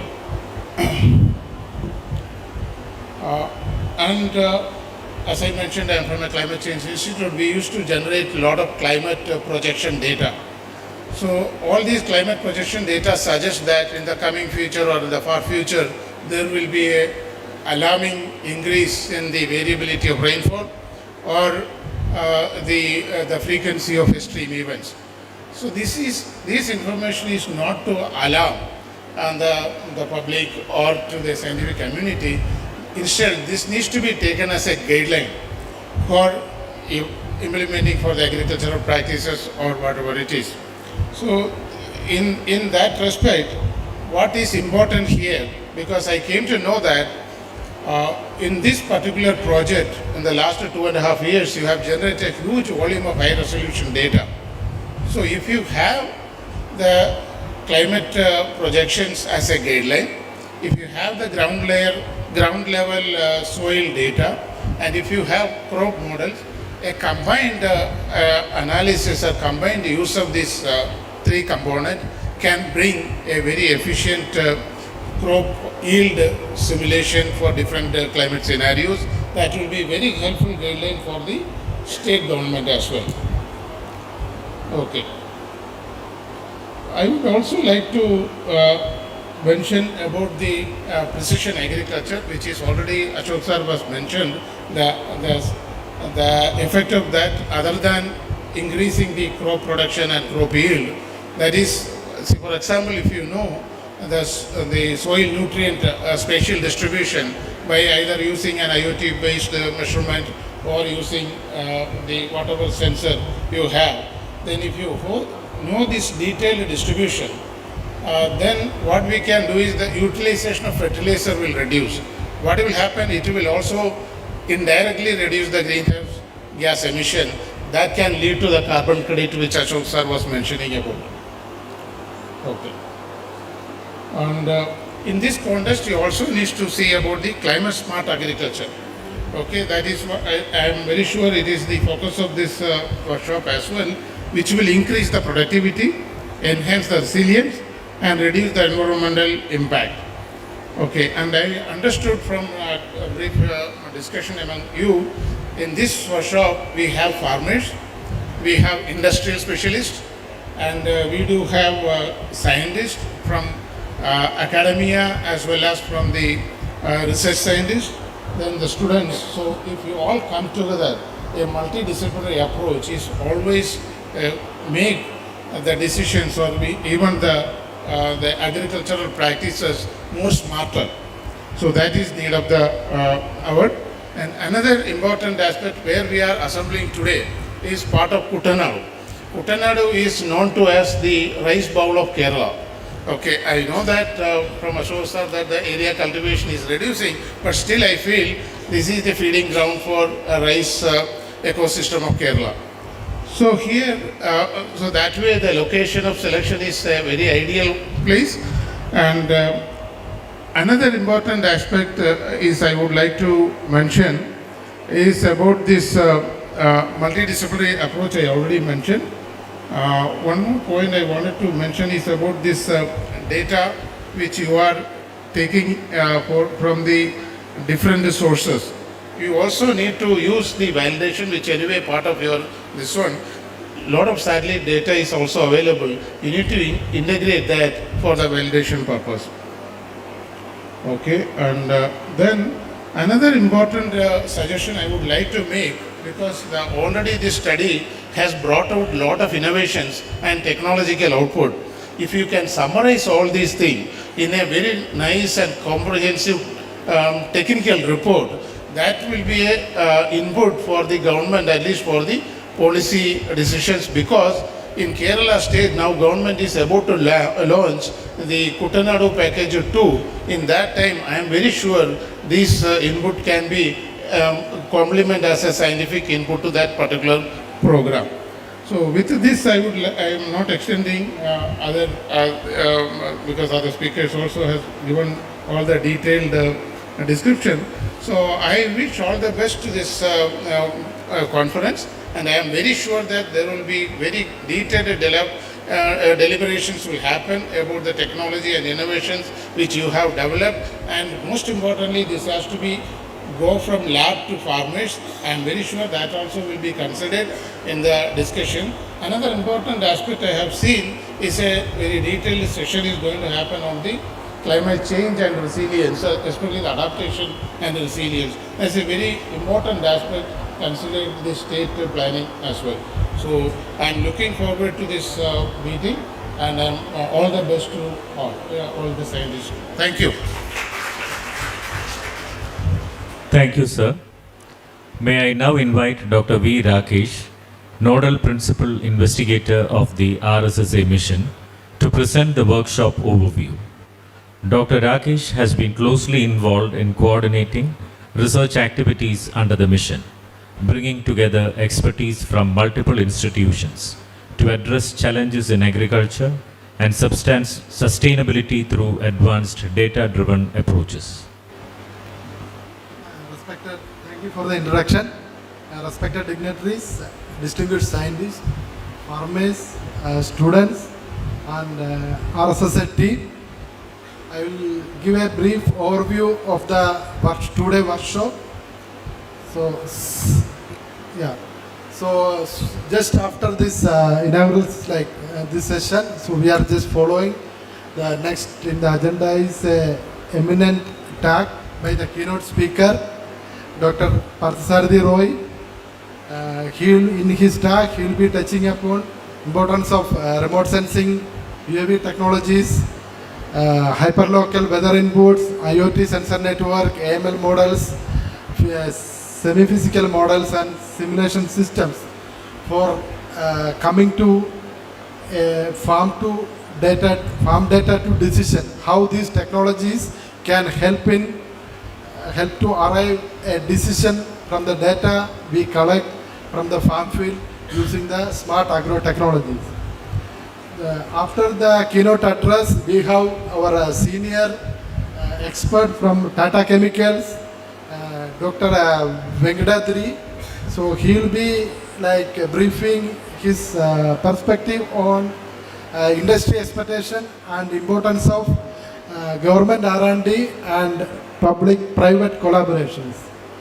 So that will be followed by an important session just after the tea break. So we all will be going to the, there is a field demonstration.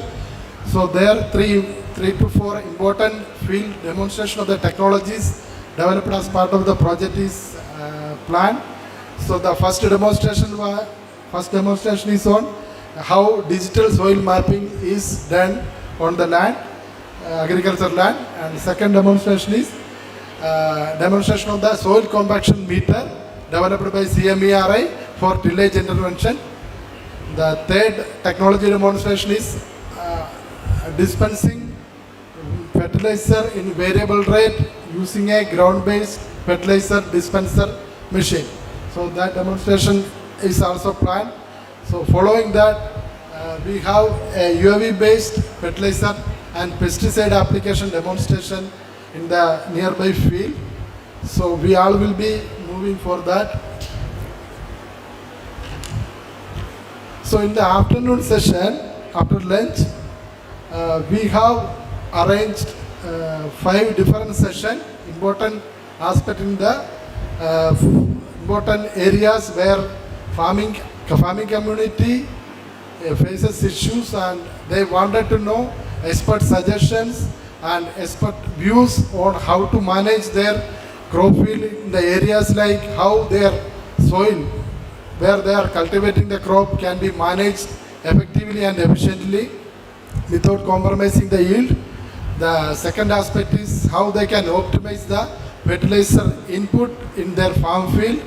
The third discussion topic is how they can manage the crop disease and weeds in their pest management in their farm field.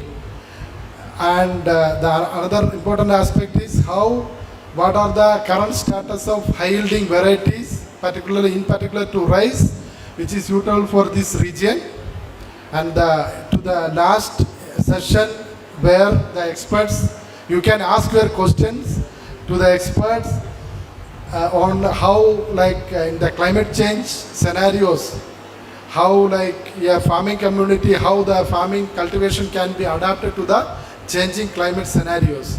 So that session is arranged in such a way that there is no presentation or from the experts. The farmers can openly ask their real farm field issues to the experts, and they will be giving remedies, possible remedies with respect to the region and crop they are cultivating. And the day 2, so we have the demonstration of technologies developed as part of the project in the stalls we arranged outside the auditorium. So we have set up different stalls. So farming community, dignitaries and students can visit the stalls and get to know how these technologies are working. There are few live demonstrations also. So along with that, in the first session we have also arranged a field visit. It is a farmer field. He has come here. So we will go to his land, paddy cultivation land, where we have installed a weather station and our IoT microclimate observation network. So I request everybody to join for that field visit to see the IoT network we installed there. So after that, in the afternoon session, there is a session arranged for students in the Kerala Agriculture University RARS Center. So there they have a golden opportunity to interact with the expert members from IERI, CSIR and other various organizations. They are very senior members, more than 30 years of experience in agricultural practices. So the students gets an opportunity to interact with them and get to know their doubts gets clarified with them. And in the end, in the validatory session, so an important activity we have planned as part of this workshop is we have created a mobile app. So there is a demonstration soon after this. So there is a contest which is arranged for the students, basically agriculture students. So we have already shared with the agricultural community, students in the Kerala Agriculture University. So the contest is like that, they can take images of paddy diseases and they can send those images through online link.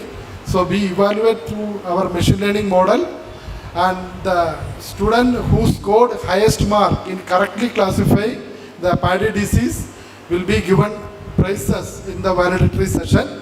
So 5 prizes are arranged. So I expect a very good participation from agricultural students from the RARS and other Kerala Agriculture University. So now after the keynote address and the industry expert address, we have 3 mobile applications developed as part of the project based on AML technique. So that will be demonstrated by Mr. Mithun from CSR 4PI.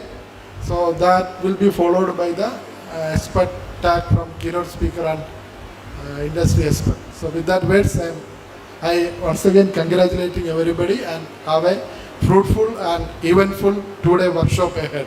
Thank you. Thank you, sir, for giving the overview of the workshop. Dr. Parthasarathy Roy, Senior Fellow at World Resources Institute, India, and former Director of the Indian Institute of Remote Sensing, ISRO. Dr. Roy is a renowned remote sensing scientist who has made pioneering contributions to forest mapping, biodiversity assessment, and geospatial applications for natural resource management in India. It's a great pleasure to invite Dr. Parthasarathy Roy to deliver the keynote address on From Farm Data to Smart Decisions, Role of Geospatial Technologies. Okay.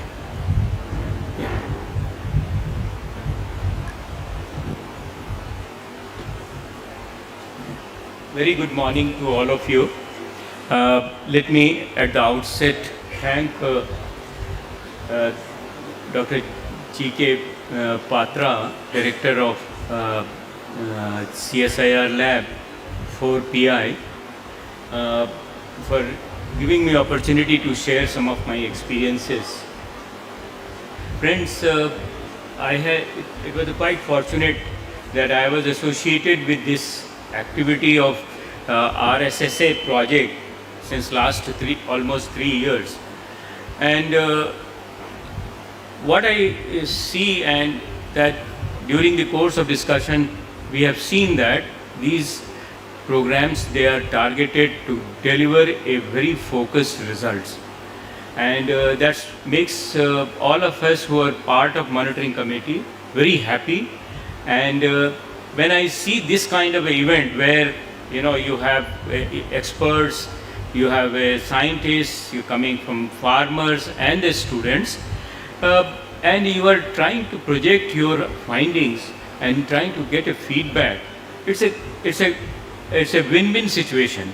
I personally feel the CSIR must be complimented for this kind of effort.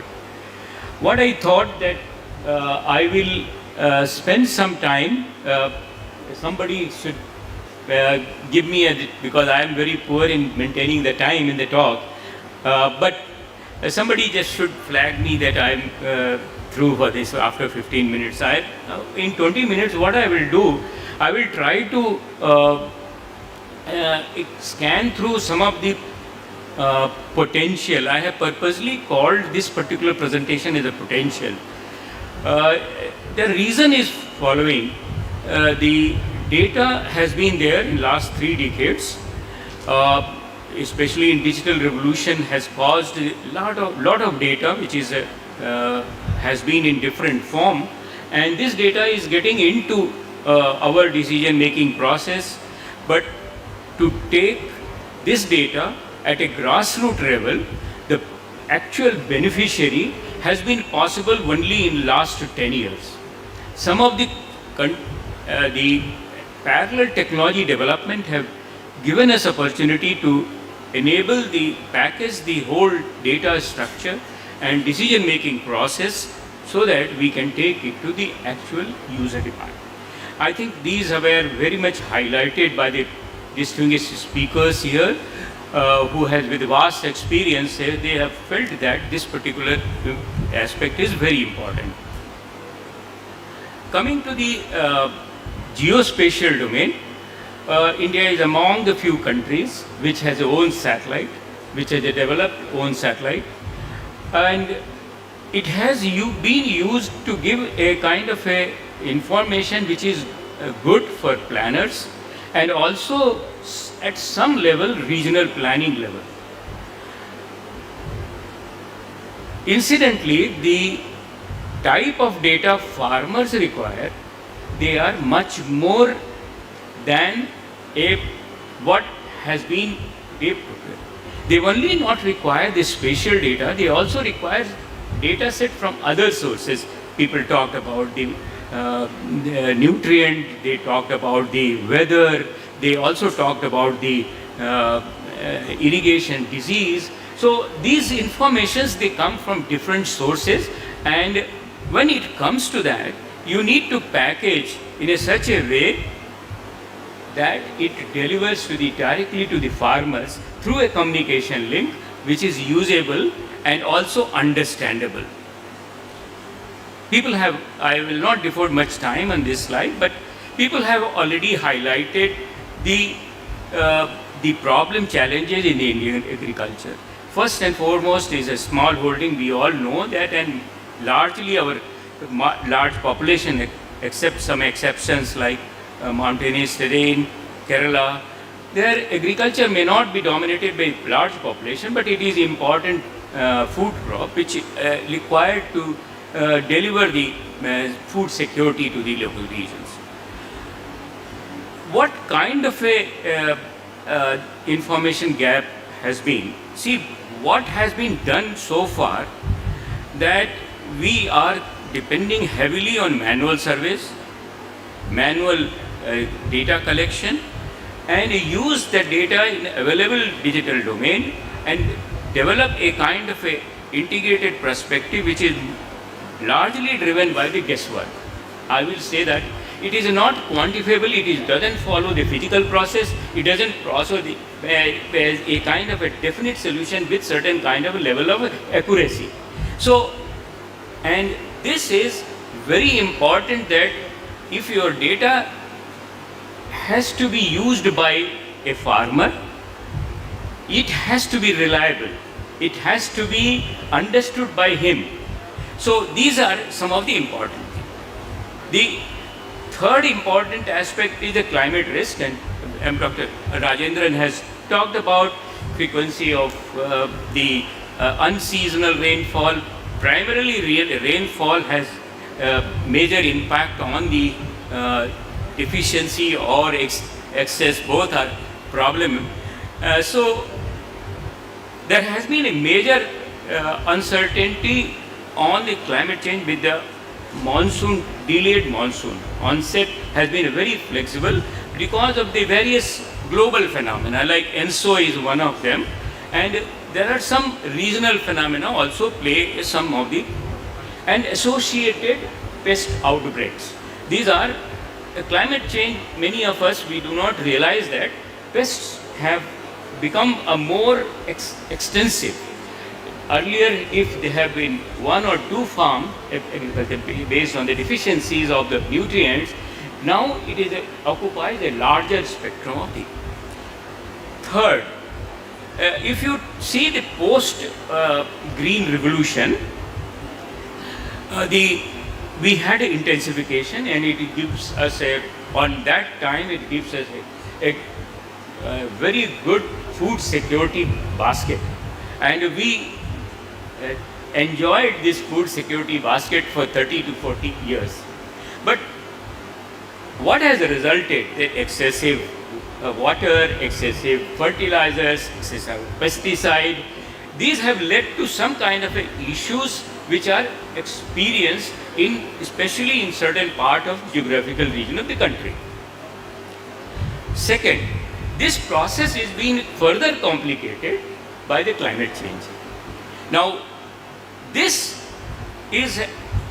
has necessitated for two aspects. One, we have to categorize the entire agriculture area in two parts. One, where you cannot disturb the balance of food security, where the main cereals, pulses and oil seeds come from, because dependence on the outside market is always fluctuating, and we have seen that.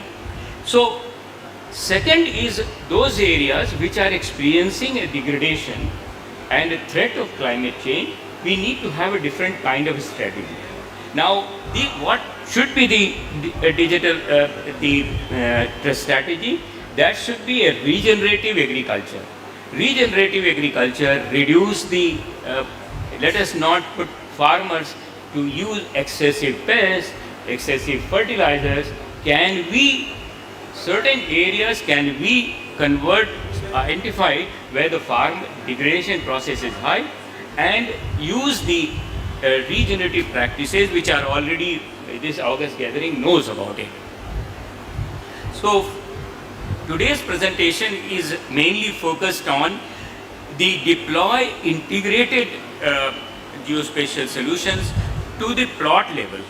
I will show you some example to plot level and also give a climate resilient farming examples. This thing is, I will try to familiarize what kind of a data comes and what kind of decisions today farmers require. So data, let us try to see the left hand side. Data, actually satellite data requirement for the agriculture is high resolution. The conventional satellites do not provide you the kind of a data which is farmers require. You should be able to see the farms, you should be able to see the crop growth pattern, and you should be able to demarcate crop types and their health and nutrient deficiency. That's what they require. Today, is satellite high resolution data required. The next level, the satellite has got a certain kind of a limitation, I will talk to you later, but you need a very frequent data. For frequent data, satellite dependency is, there is some kind of a question mark. We will discuss that. Drone surveys have come in, and drone surveys fill up the gaps in two important aspects, which provides a high resolution data, and it also can, repeatability can be increased. So soil health, which primarily comes from the ground, basically soil health card and the ground surveys, or maybe digital mapping of the soil, that the soil health gives you. Crop health data. Now crop health data is a basically integrated from the sample field data, spectrophotometry, and one of the case study has been done under this particular study also.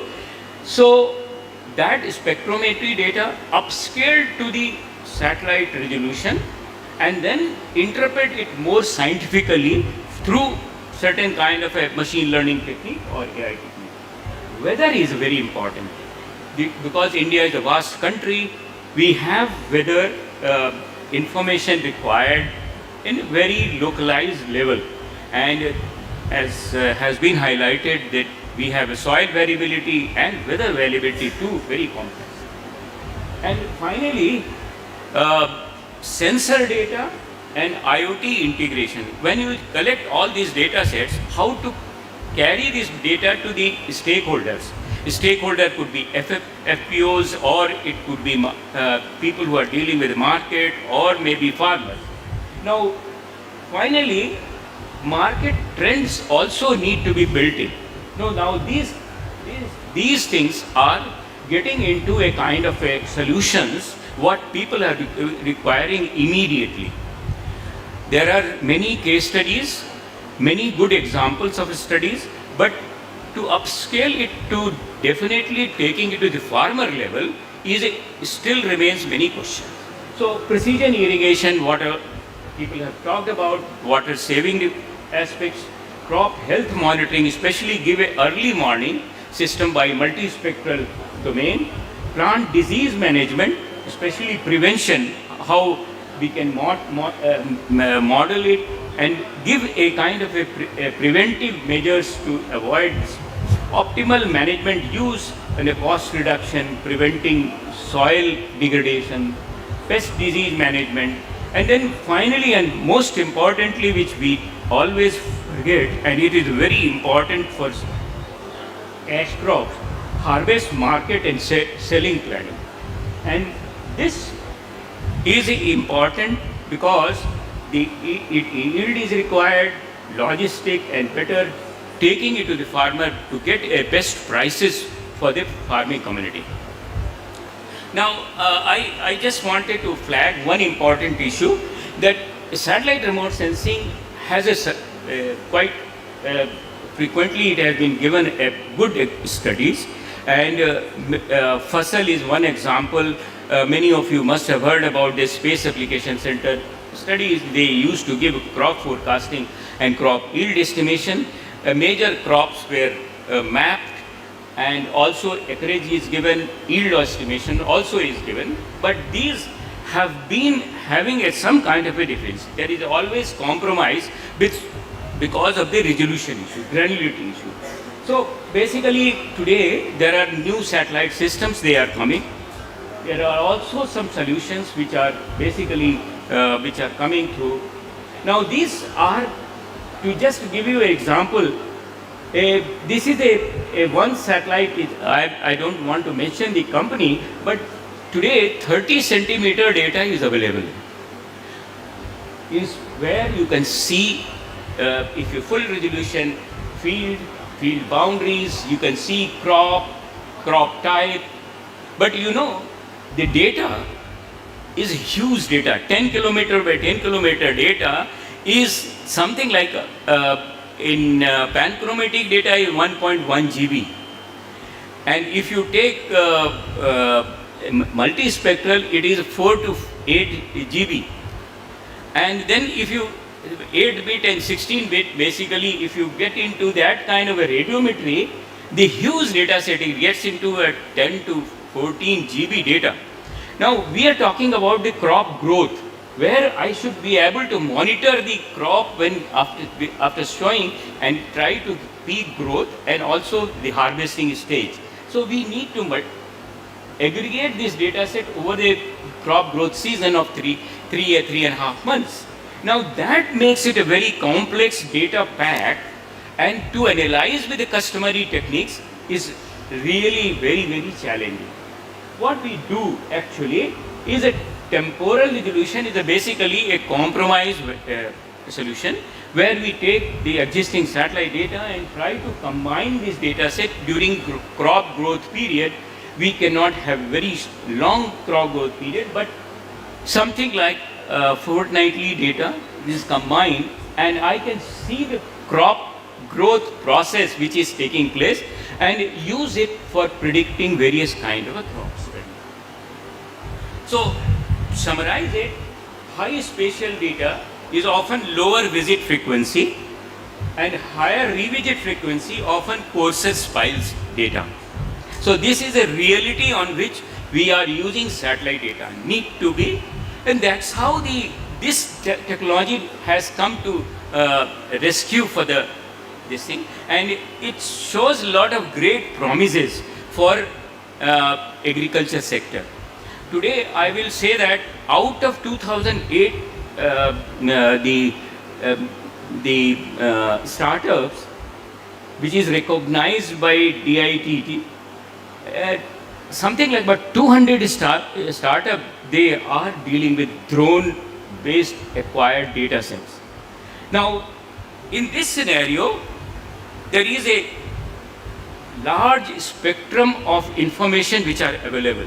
You can mount on drone multispectral which gives you red, green and blues data. You can have a thermal, you can have multispectral sensors including infrared, you have a thermal sensor, hyperspectral sensor, LIDAR sensor which give you micro topography information. Now each these sensors has some kind of a specific requirements depending on the need. They can be used for certain kind of a application on which kind of a data which. One of the important development which is taking place, I must tell you, that while these best drones, much more stable drones can take a very high payloads, but these payloads have a precision accuracy on ground. Precision accuracy is related to directly how accurately you tie your data with the ground, which is called as a basically GNSS and GPS will provide you. So if your raw data gives you 3 to 5 meter, the corrected data can give you 1 to 3 centimeter. So that kind of accuracy it gives you, and friends, you will see that some of the applications I will talk, people have started using these kind of applications.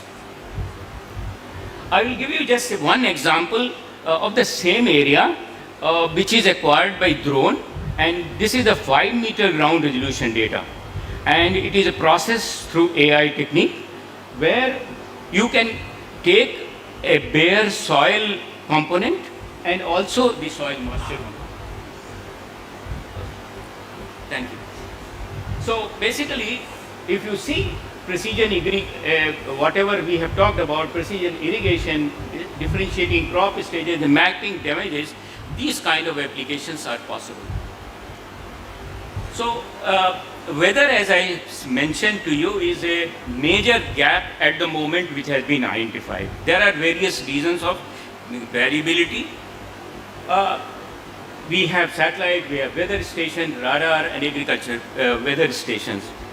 If I go back from here, weather station, as we have seen in the past, you can increase the network, but accuracy of the data will come if they are properly distributed and maintained with calibrated and validated.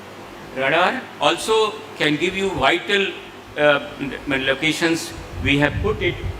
Weather stations, basically the satellites give you very coarse level and helps in this.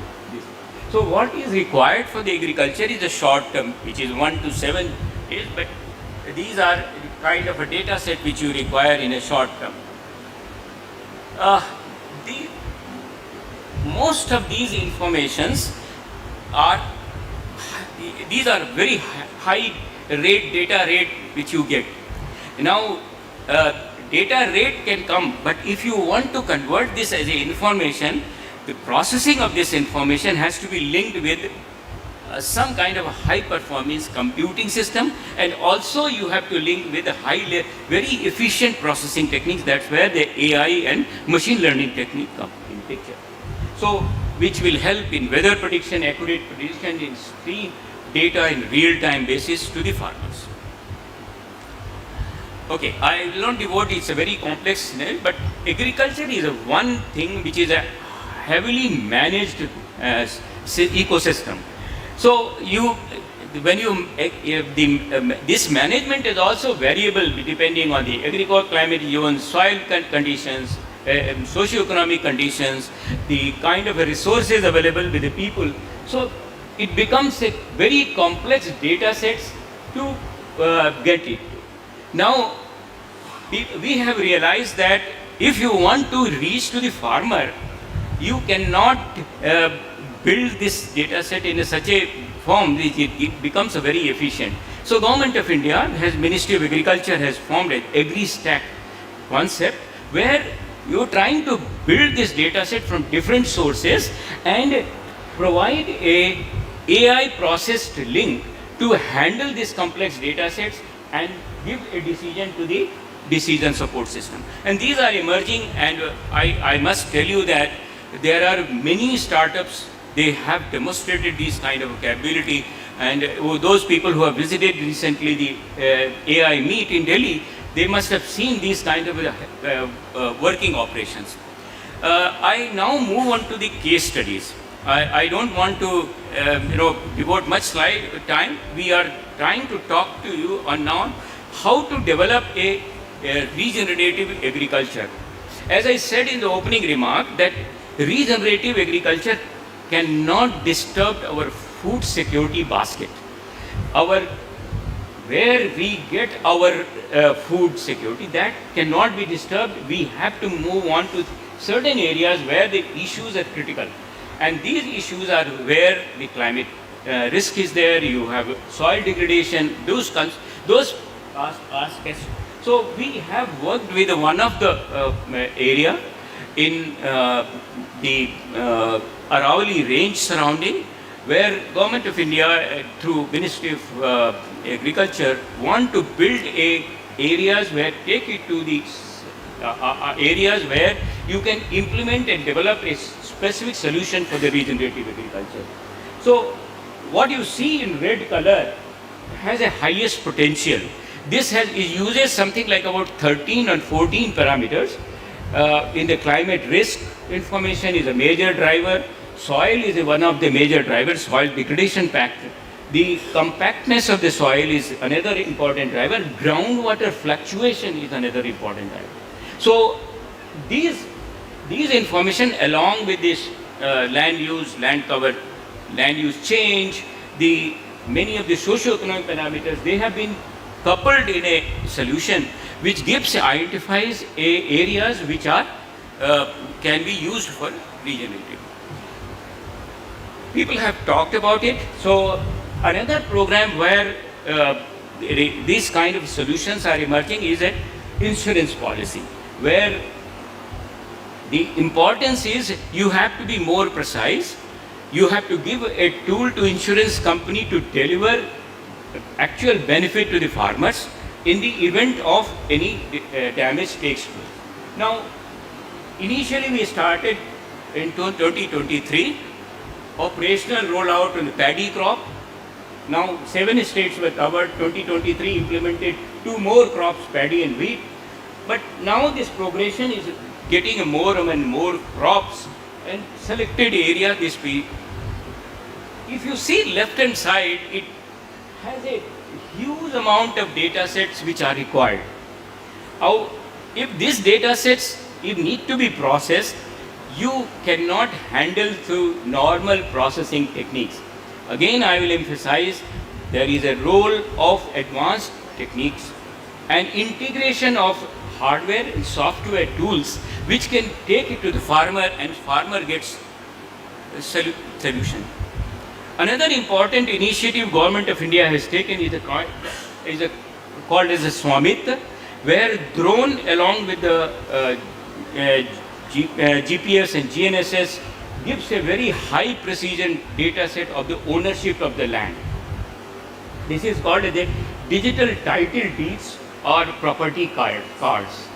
Many of the states are implementing today something like a 3.25 plus lakh villages. They have been surveyed, and huge amount of land parcels have been digitized to provide this. AI and advanced learning technique has great role to play, and take it to the gram panchayats with a high quality geospatial domain. Recently, if people have visited Delhi or even Maharashtra followed up a similar kind of a meet on AI meet, I happened to be visiting both the places. There is a two case studies which I wanted to highlight where AI has been demonstrated as a direct to the impact to how farmers with a localized language, multi-language tools, so that farmer can directly benefit.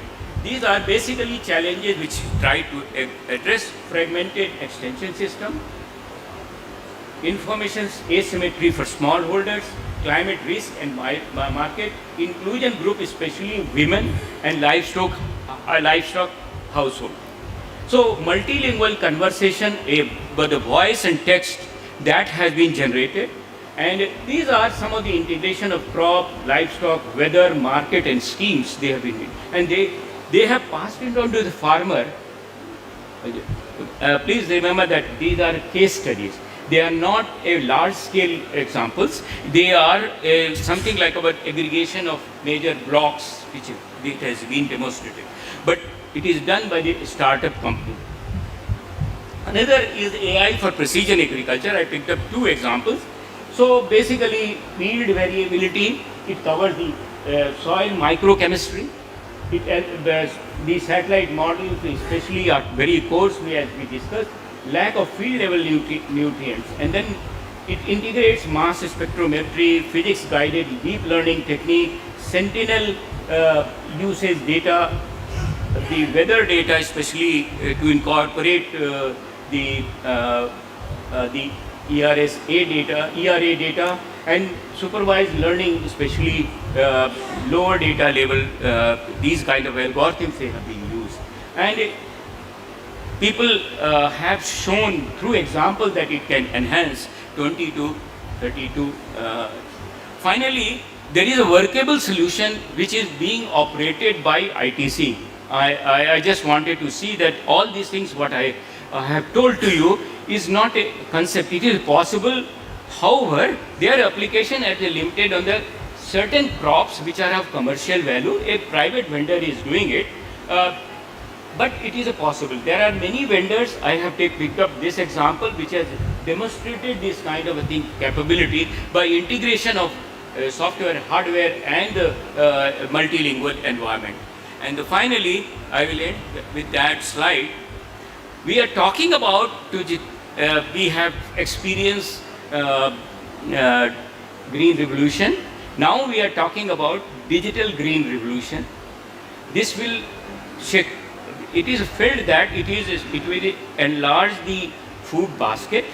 It will also address the food security part. It will enable in enhancing the farmer's income. It also helps the challenges which are posed with the climate change. Thank you very much for giving me opportunity. It has been pleasure of talking to you. Thank you, sir, for that very insightful presentation. It is my privilege to introduce Mr. Venkatadri Ranganathan, Chief Commercial Officer of Chemicals Limited, one of India's foremost companies in chemicals, crop nutrients and sustainable agricultural solutions. We now invite Mr. Venkatadri Ranganathan for his address.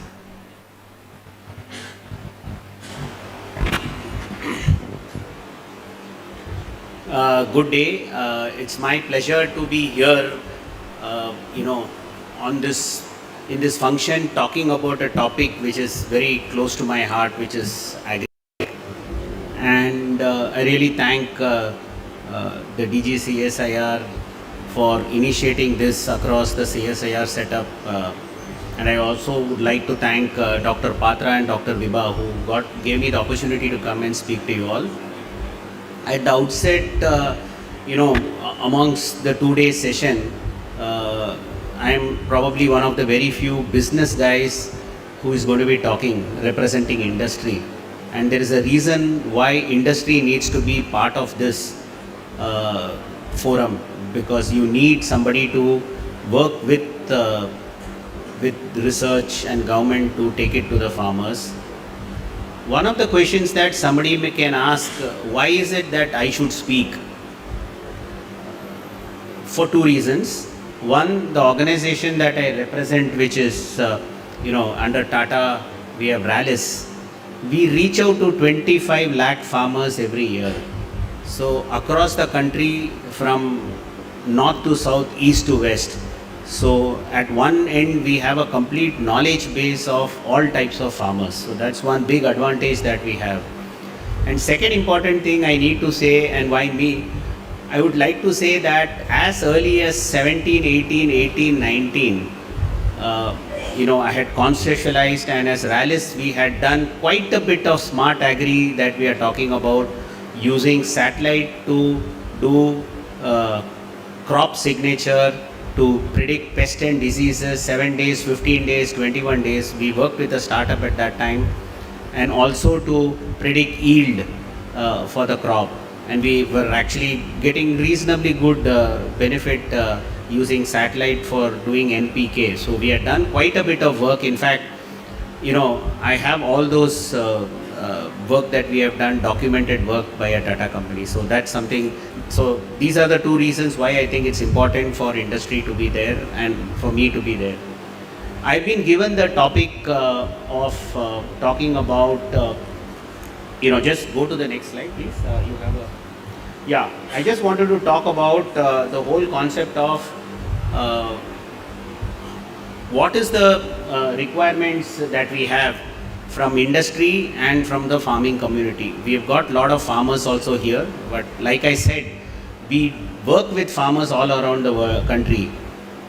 So if I just talk about the agri-tech landscape, I think the movement is happening from production to innovation and market orientation. I think that's where the whole focus is. Earlier, India used to just concentrate as a agriculture on producing more and more. Today, we are talking about innovation, high value crops, which is giving better return. My earlier speakers also spoke about it. And also market oriented, because there's no point in producing a crop where there is no market and no return. And obviously the key drivers that are happening are clearly between the digital public infrastructure, climate resilience, data-driven decision making, and farmer-centric credit systems. So I will dive into it a little deeper. Go to the next chart, please. So I'm just trying to put down what is it that industry and farmers need. This is our assessment. I'm sure the CSIR system also has its own way, and of course we have got KAU, which works with farmers very deeply. But I'll just talk about what is it. So what is it that the way we thought about it? If I talk about farmer needs, I'll start with farmer. Like DG said, the first critical stakeholder is the farmer. How do we help the farmer? The forecasted information to farmer is things like weather forecast, pest disease forecast, soil, crop condition, product recommendation, market information and linkages. What should I produce when to make money at the end of my season? Actually, if you look at it, the businessman who takes the maximum risk in this country or anywhere is a farmer. The farmer does not know what crop, what will be the weather during the season, what will be the price at the end of the season, what will happen to the input material. I don't think there is, so I actually salute the farming community for being the biggest entrepreneurs and the risk takers in this country. So there are digital ways of predictive analytics. These are things that, what we had worked on. So I'm putting that. Second is what they also need. Farmers need proactive visits and personalized services. People should come and tell them in advance saying that this is going to happen. Do this, don't do this. For example, what we used to do was 7 days, 15 days earlier, we used to go and tell there is going to be pest, so buy a pesticide, or there is going to be no pest, so don't waste money buying a pesticide. People used to say, you're a company which is selling pesticide, doesn't it hit your revenue? But that's not the case. If you help your customer, you will benefit it in a better manner. Third is obviously timely supply of product at the right prices. And the other important thing that they need is collaboration with other farmers, because they learn quite a lot from each other. Next. So we actually created certain mobile apps which actually helps us to do that. They also need financial services, insurance, farm implements. So an aggregator model for them to avail these services, and market linkages for how to farmers can interact with buyers. So I would say these are some of the critical requirements from a farmer perspective, and this is what, dealing with farmers across the country, we have picked up. Next chart, please. Yeah, this is what I would say an industry requires. What does an industry require? See, look at it this way. Many of the things that the farmer requires, for example, if it is pesticide or fertilizer or seeds, it is industry which has to give that. If it is periodic inputs on what is going to happen, or for example, buying back of the produce, industry has to buy that back. Somebody in the industry, of course, there are a lot of mandis which have come up, but industry plays a very big role. So it's important to look at what does industry need for us to be part of the larger chain. The first important part of it is that we need technical inputs for precision agriculture, which is hyper local weather and pest forecasting. And I think my predecessor, Dr. Roy, spoke about it brilliantly. I think I really was feeling elated to see that. Decision grade insights for precise input applications. What to do when? Do you need to put urea? Do you need to put a particular pesticide is important. Drone as a service, in fact, in 16-17 we had used drone to spray one of our pesticides on the pulses crop in Karnataka. Of course, we were so early that it never worked because farmers were not willing to pay money, very costly, etc., etc. But I think today with government support, I think things have become brilliant with technological advantages. So that is something that people require for both crop health as well as spraying of fertilizers and pesticides, which reduces waste. Next chart. The next one is very critical, which is in terms of digital infrastructure and financing. The agri stack that Dr. Roy spoke about, how do you actually do a DPI linking the 8.5 lakh crore farmers to land records, automated parametric insurance and credit taxes, agri fintech, credit assessment via data analytics. See, one of the things that I believe is there that the data analytics can say if the crop is likely to be good, only then the farmer will have the capability to repay the loan. So for a financial institution, it's a very important thing to know what is likely to happen in it. And last is tailoring, the microfinance to the farmers. So this is the second big ticket that an industry requires. And again, this would be fintech and all the banking sector. Next, please. The third important thing is on climate resilience and sustainability, which is what is important from a genome innovation, which is all the CRISPR edited seeds for heat, drought, salinity, and this is something which the research institutions are very good at doing, and we really look at it. And regenerative agriculture, which Dr. Roy also spoke about, monitoring soil, carbon and sustainable practices. Of course, there is a flagship scheme which is already available called NICRA. The government has been very proactive in this. So that's the third important requirement for industry. The fourth important thing is the supply chain and post-harvest. So blockchain traceability, today every consumer wants to know when and where was the produce that he gets in his house, when was it made, how was it made, what type of inputs had gone into it. So This is something which is potentially possible with blockchain, and I do know that I think 4PI is also working on blockchain, so great initiative. And obviously we require solar infrastructure because there is quite a lot of energy requirement which is there, and the government is already talking about decentralized solar production. That's the right way because we have so much of land, and by nature we do have the sun god coming virtually 8 months at least in a year, so we should leverage that.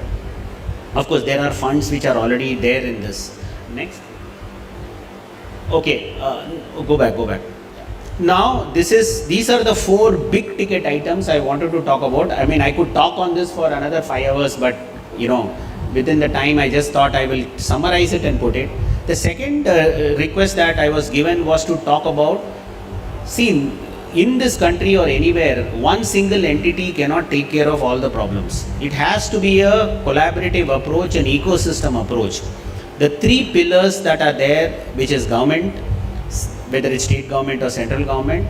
Second, all the research institutions, because they are the people with technology. And third, which is business, because you need the business people to take it to scale. One of the things that we have always seen is there that it works in 1 acre, 2 acre, 5 acre. But how do you take it to 1 million acre? How do you take it to 5 million acre? And that is where I think we need industry also to be partner in it. So I have tried to put down what are the ways in which the collaboration could happen, and I am happy to engage offline also on how we can really make this. Next. The first important part of it is the sandbox approach, which is validation. Because what happens is everything needs to be tested. Does it work? Does it not work? How do you prove that? And anything that we talk about AI, ML, I do remember that we started working in 16, 17. The first time the pest and disease forecast was 50% accurate, and it took us 2 years to hit the 85% accuracy. So validation is very important. So we had what we used to call as the ground truth is what we used to call as whatever recommendation is it really happening. So here what is important is that the government needs to provide regulatory sandboxes or geographic zone where the rules are relaxed for testing. Because when you do testing, you will go wrong. When I mean you, all of us will go wrong. So there cannot be a penalty for testing. So the government has to provide a sandbox to say, you test it here, don't worry, if something goes wrong, we are there to protect both industry as well as research. The second is the research institution provide the land, control environment and the protocols. And this is something which all our research institutions do very well, whether it is the Agriculture University and ICAI and CSIR. I think we do that very well, but we need to continue to do that. And third, industry needs to develop these prototypes to get real world data and ground truthing. Only then all these AI ML can get validated. That's very crucial. Next chart. The second one is the digital public infrastructure. Here the government has done a wonderful job by creating the AgriStack, but I do know that a lot more needs to be done in a country like ours. Research institution to use this data to do the hyper-local predictive AI models. And third, the industry then comes here to accesses these APIs to build those apps. When I mean industry, I mean large companies including and also the startups. So build these APIs for apps and weather-related insurance and credit. So this is how the 3 people can work together for this DPI part of it. The next one. This is where it is very crucial is on joint incubation and IP collaboration. One of the things is there that the research institution should host agribusiness incubators and provide the core IP, because the IP needs to be owned by one of the things that many countries abroad, and we know that countries like Israel and US are very good at, Netherlands, they are very good at their agricultural IP is firmly protected. And you need something, you have to pay for it. Unfortunately in India we are not very good at protecting and rewarding IP. That is how research institutes can get an ROI for the brain power that they have put in, and I think we need to do that. The second is that industry needs to act as mentors early adopters. So, I'm happy that Dr. Patra and Dr. Vibha, both of them invited me to this session, because it's important for all these technologies. Somebody has to try it out, somebody has to do it, and that's where industry can play a big role as early adopters. And that's something. And second is to provide capital and market access. All said and done, industry has the money, power to take out trials and do all those things. So industry needs to be there. Third is obviously, the government is already doing a good job, like where they are with the Raftar scheme. They are taking care of the risk that the startups have to go through, because there will be failures, because in anything which is new, there will be failures. So we need to be accommodative of failures, because failures teach us a lot more than successes. So the government needs to support this with finance and schemes. Next. This is another critical important part of it, which is the skills and extension triangulation. All the three parties have to work together. The industry has to identify the skills that are required, whether it's drone pilots, whether it's data analytics, etc. The research redesigns the curriculum and provides certification. We are now seeing that. I do remember in 16, 17, 18, when we started using the drone service, there was somebody called a drone expert. That guy, when we did it in Gulbarga, we had to import him from Bangalore. He would come for a few hours, use that drone and go back, and we used to pay a bomb for him. But of course today, this has become far simpler. So the industry should be able to throw the requirements of how many such drones are required, how many drone experts are required. So those are kind of a thing, and those people need to be skilled, needs to be trained, and that's where I would say the research and academia needs to come in, and it's important to make sure that we have quality personnel.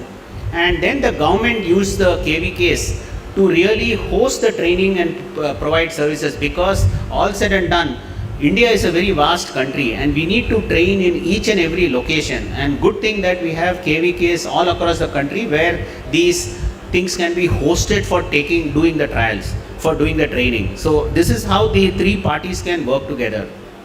Next. This is my last slide, is what I'm saying is there, that it is important for the integration of DPI, AI, sustainable tech for making Vikasit Bharat. Now, the goal is to make sure that we have a seamless link between research institution, industry and Indian farmer.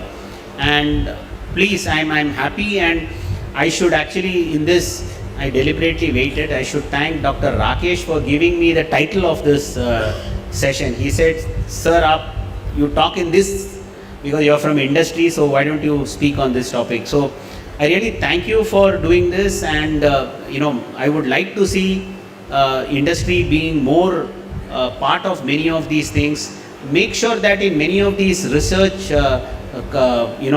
committees or research thing, get somebody from the industry to be part of that team, because finally it has to be taken up by the industry. They will only be able to provide scale. Involve them right from start. They will do the trials, they will do all the validation and help both the government and the research institution. So once again, thank you for giving me this opportunity to share the things that we have done in our company, and we would love to, all of us. In fact, I'm happy to say that I've got two of my colleagues from my company, Mr. Tommy Maximin and Mr. Anandu. Both of them are here, and they do work quite very well with KAU and with other institutions in Kerala. So we are always there to support and help in whatever manner we can, how to make India the prosperous agri country, not just in quantity terms but in value terms. Thank you. Thank you very much, sir, for your presentation and valuable insights. May we now request Dr. G.K. Patra, Director CSAR, 4th Paradigm Institute, and Mission Director RSSA, to present mementos to the dignitaries as a token of our appreciation. We request the dignitaries to kindly receive the memento. May I invite Dr. B. Ashok, Vice Chancellor, Kerala Agricultural University.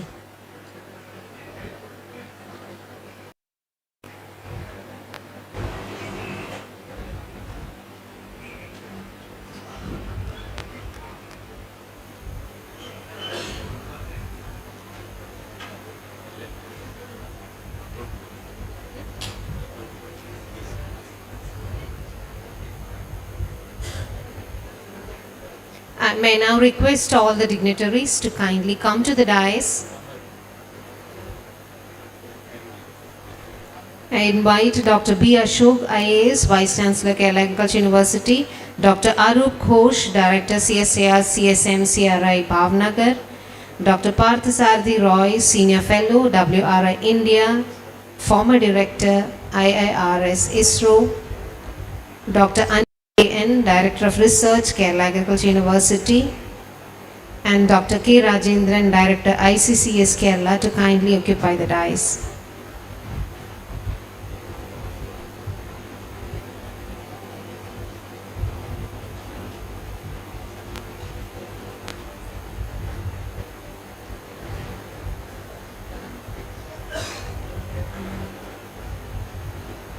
I request Dr. G.K. Patra to kindly hand over the memento to Dr. B. Ashok, IAS, Vice Chancellor, Kerala Agriculture University.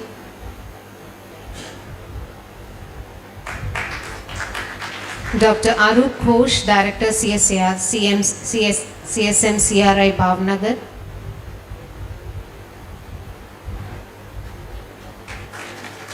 I request Dr. Parthasarthi Roy to kindly receive the memento.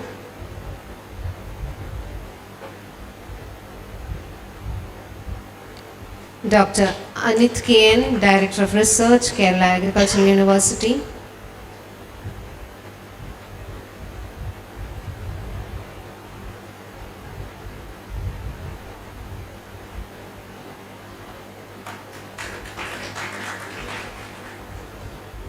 I request Dr. K. Rajendran, Director, ICCS Kerala, to receive the memento.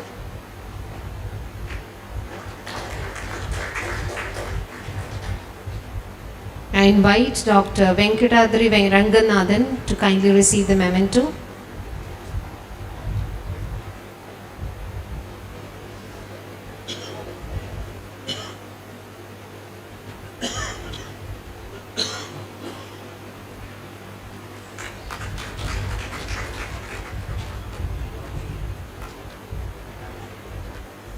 Thank you very much, sirs. May I now request everyone to kindly stand for the national anthem.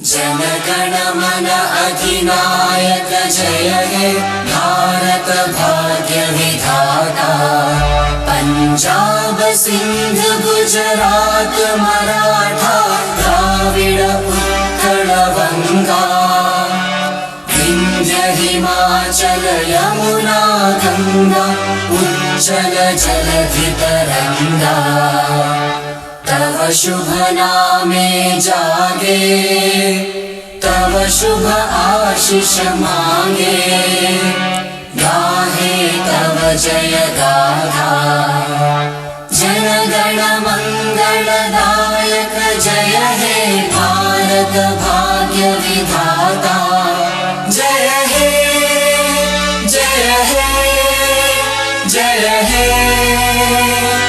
जय जय जय जय हे. With that, we come to the close of today's Agri-Tech workshop. Thank you all for your presence and active participation. Wishing everyone a productive and enriching session ahead. Now we break for tea. Tea is served behind this hall. And after tea, we will have the demonstration of the CSIR crop disease detection application in this hall itself. Now we will proceed for tea. Tea break will be 15 minutes. We take this opportunity to thank all the dignitaries who joined the session online as well. Thank you very much for your presence and valuable insights. Now the participants and the dignitaries are requested to proceed for tea. Thank you very much.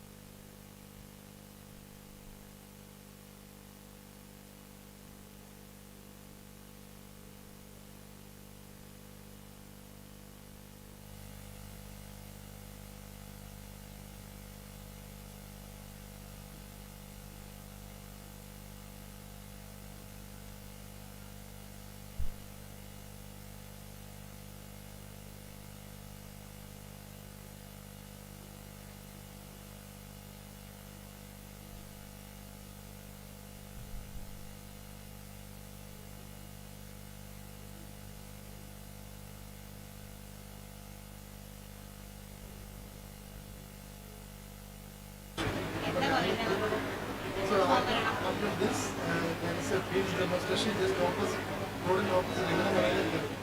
ഇവിടുന്ന് വെളിയിൽ ഇറങ്ങുമ്പോൾ നിങ്ങൾക്ക് അവിടെ ഒരു field അതായത് ആ ഒരു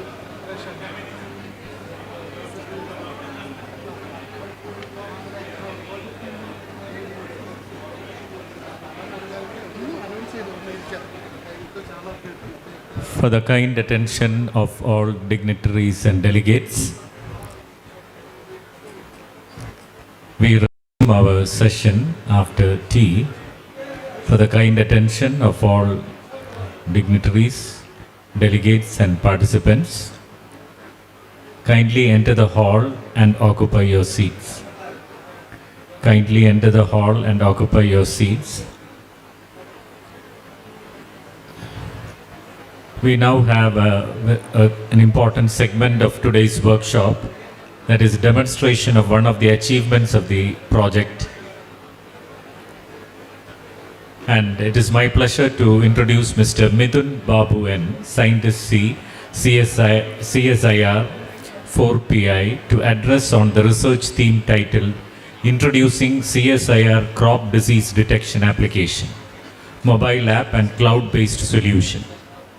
Mr. Mithun Babu works at the intersection of big data analytics, artificial intelligence and high-performance computing. The CSIR crop disease detection application represents a significant step towards precision agriculture, which would enable early disease identification, faster advisory support, and data-driven crop management through scalable digital platforms. Please join me in welcoming Mr. Mithun Babu N, Scientist, CSIR 4PI, to present his research findings and insights. Over to you.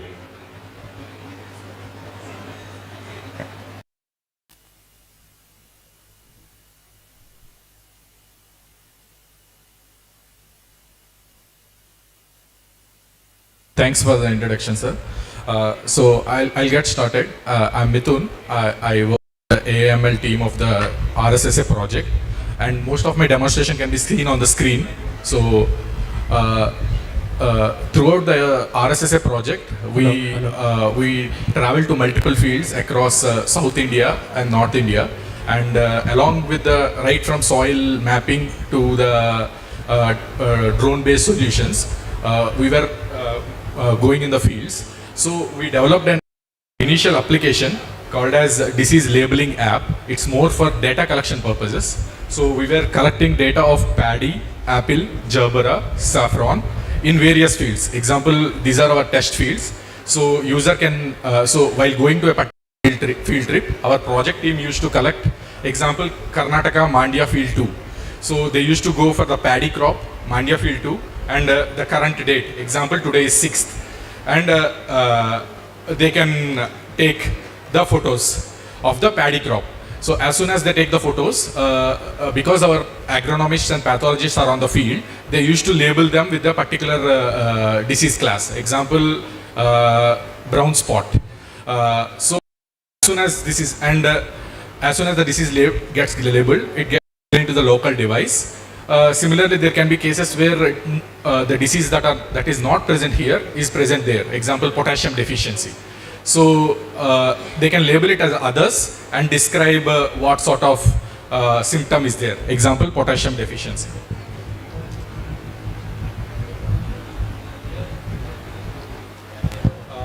And this is saved into the drive. So yeah, so it will be saved directly into the local device, and it can be viewed on that particular date. Example, brown spot. If you see, the current the geotagged image has been labeled. Now once these images are generated, we have developed an application that can be used in the production. That can be used in the production. So this is the paddy disease application app. This is a completely local-based privacy-first solution, and it's intended for technology transfer, and we have tested it in a pilot stage. This is one of the outcome of our project. This app will be transferred as a technology, and it has been copyrighted. So a farmer can scan a particular leaf and get almost instant diagnosis. So within 200 milliseconds or 0.2 seconds, he'll get a diagnosis of the leaf, and he'll have a history tracking of what all diseases he has been taking photos of. And it's available currently in 5 languages, and it has been programmed in such a way that it can be expandable to more languages. I'll show some demonstration part of it. So there are 3 screens. Here is where he can take the captured leaf. I don't have an actual paddy crop here due to the off-season setting, and the history, where it tracks the history, and the settings that have everything else. So instead of showing the paddy crop directly here, I load from one of the images that is already present. Example, let me load this one. So at an outside, you can see it's a rice blast disease, right? So as soon as we get done with it, we get the analysis. Almost instantaneously, 200 milliseconds on the device. Nothing is being communicated to the cloud, and we'll get some organic recommendations and other chemical treatment recommendations. This is for rice blast. So usually we also have placed a business model, small scale business model in the place. So the free version will have 5 detections per day, and unlimited version, a full scale version will have unlimited detection and more than 15 diseases. Currently the free version has 5 diseases, which are bacterial leaf blight, rice blast, brown spot, normal, and others. So let's go with the free version. So currently I took the disease. Now I can go to the chemical shop and show these symptoms and ask for these particular chemicals, which are relevant, taken from the IRRI or ICAR or KAU or TNAU websites. And these are the recommendations based on the locations. And it has multiple features. So example, as I said, it is compatible with multiple languages. So let's select Malayalam. So anything in this app, right from what is shown on the screen to what is happening on this is transferred into one of the 5 languages. So I'll go back to the English version of it. And most of the licenses used are open source. This is the entire project team that is responsible for the development, data curation, and development of this app. And would like to thank everyone, and the people who are unrecognized, the farmers, would like to thank them too, whose data has been consistently being used for the development of this application. So now everyone may ask a question, oh great, this is good, if I have a small field of 1 acre, this is good. What happens if I have a field of 5 acres, 10 acres, or I want to use the modern schemes placed by Modi, such as Drone Didi, or some of the schemes that has been shown recently. So for that,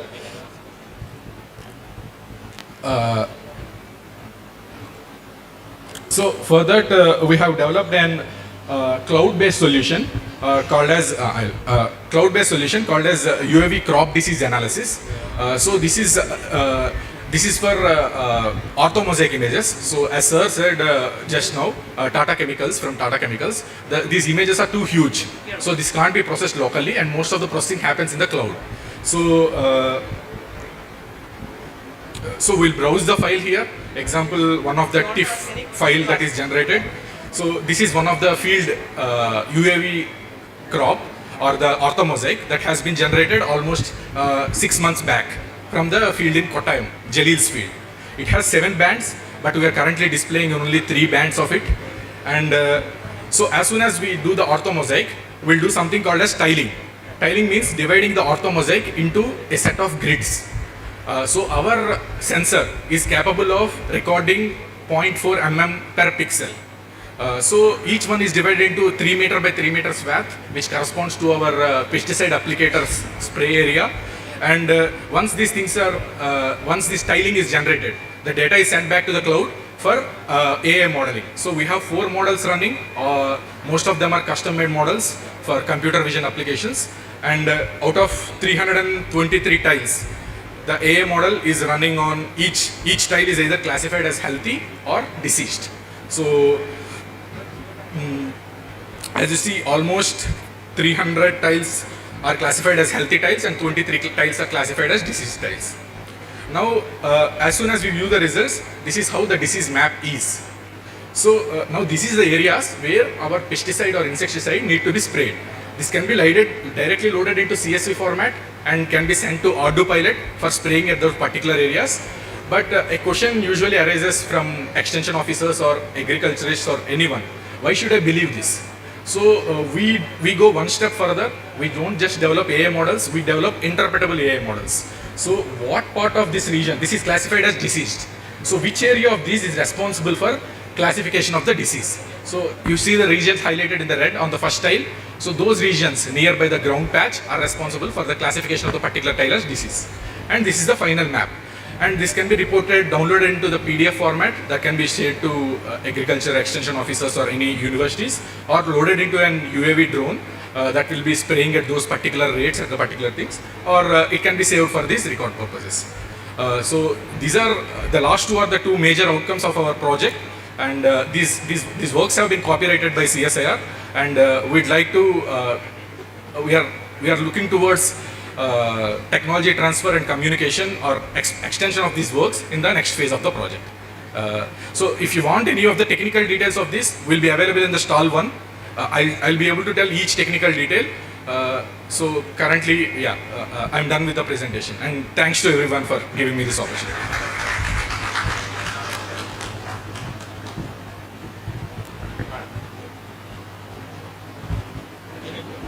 Questions and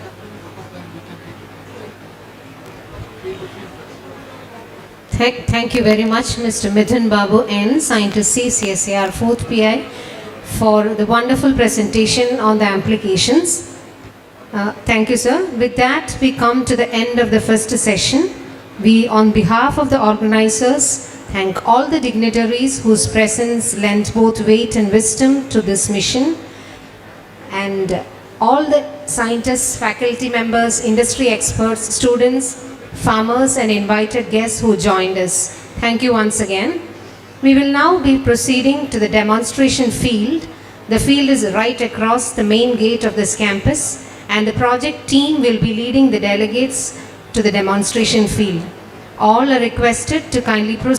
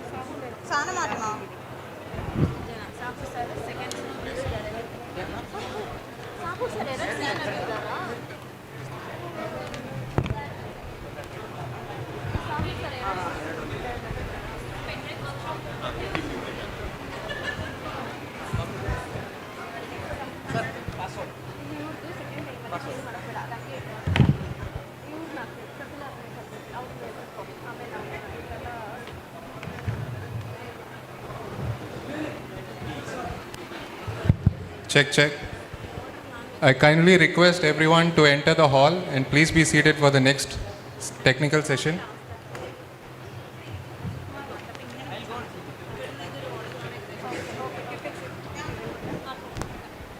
How many mics are?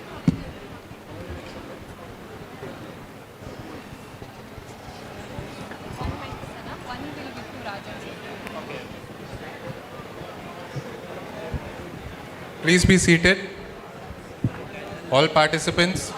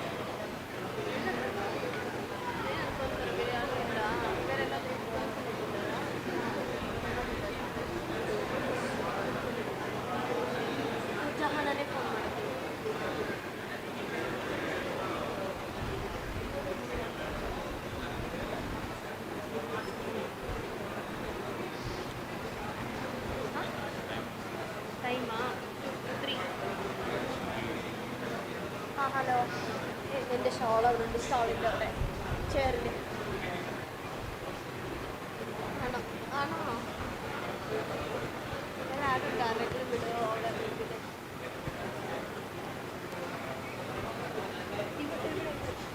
സ്റ്റാർട്ടായാലോ ആ ഗോപികയോട് പറ Gopika one help my shawl is in stall.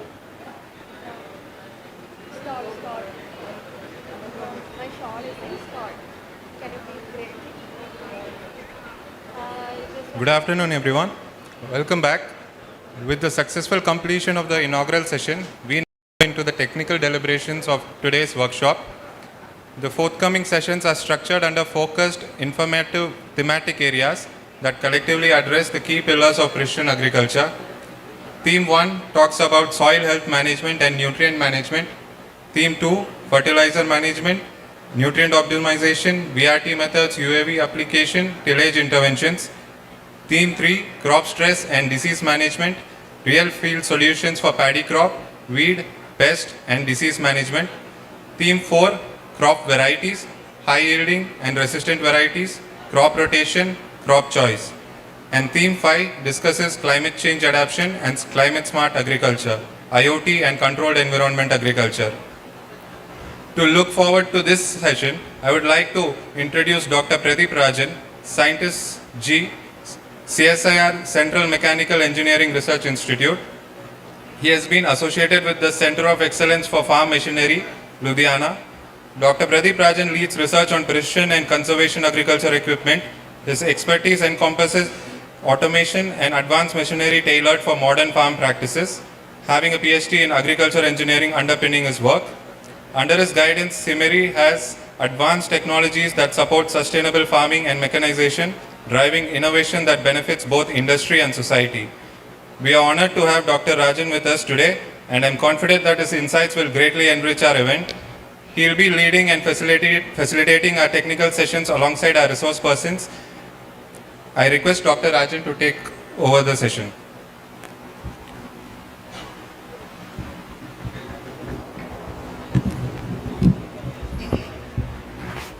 Good afternoon, all.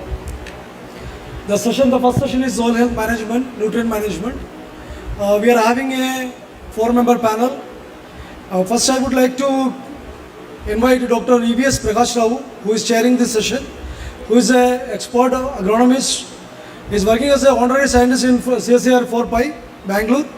Earlier, he worked with CSIR CMAP, looking after the medicinal and aromatic agronomical practices and nutrient management. Now, in the resource person, as a co-chair, I would like to call upon Dr. Ravi Narayan Sahu from IRI. His specialization is basically precision agriculture, integrated nutrient management, and climate resilient crop production. The other expert panel is Dr. Yashbir Singh Shibai, again from Indian Agriculture Research Institute. His expertise is in agronomy, soil fertility, integrated nutrient management, crop production systems, and sustainable agronomy.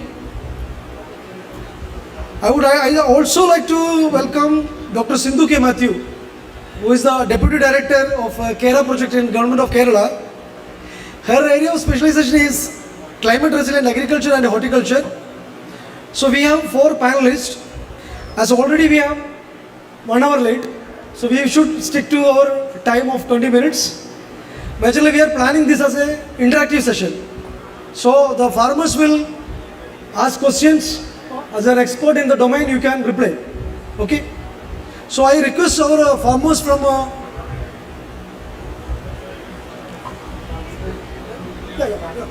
So we have farmers from Karnataka, Tamil Nadu and Kerala. There are people to translate. Bidirectional translation is there. So I request farmers to ask questions.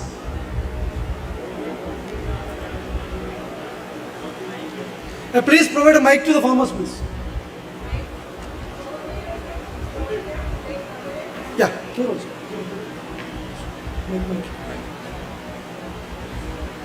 Yeah, giving, sir.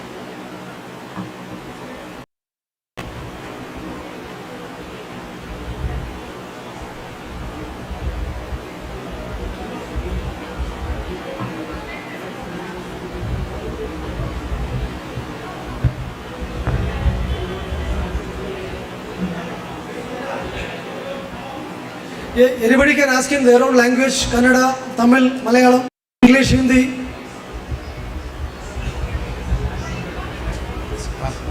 You ask.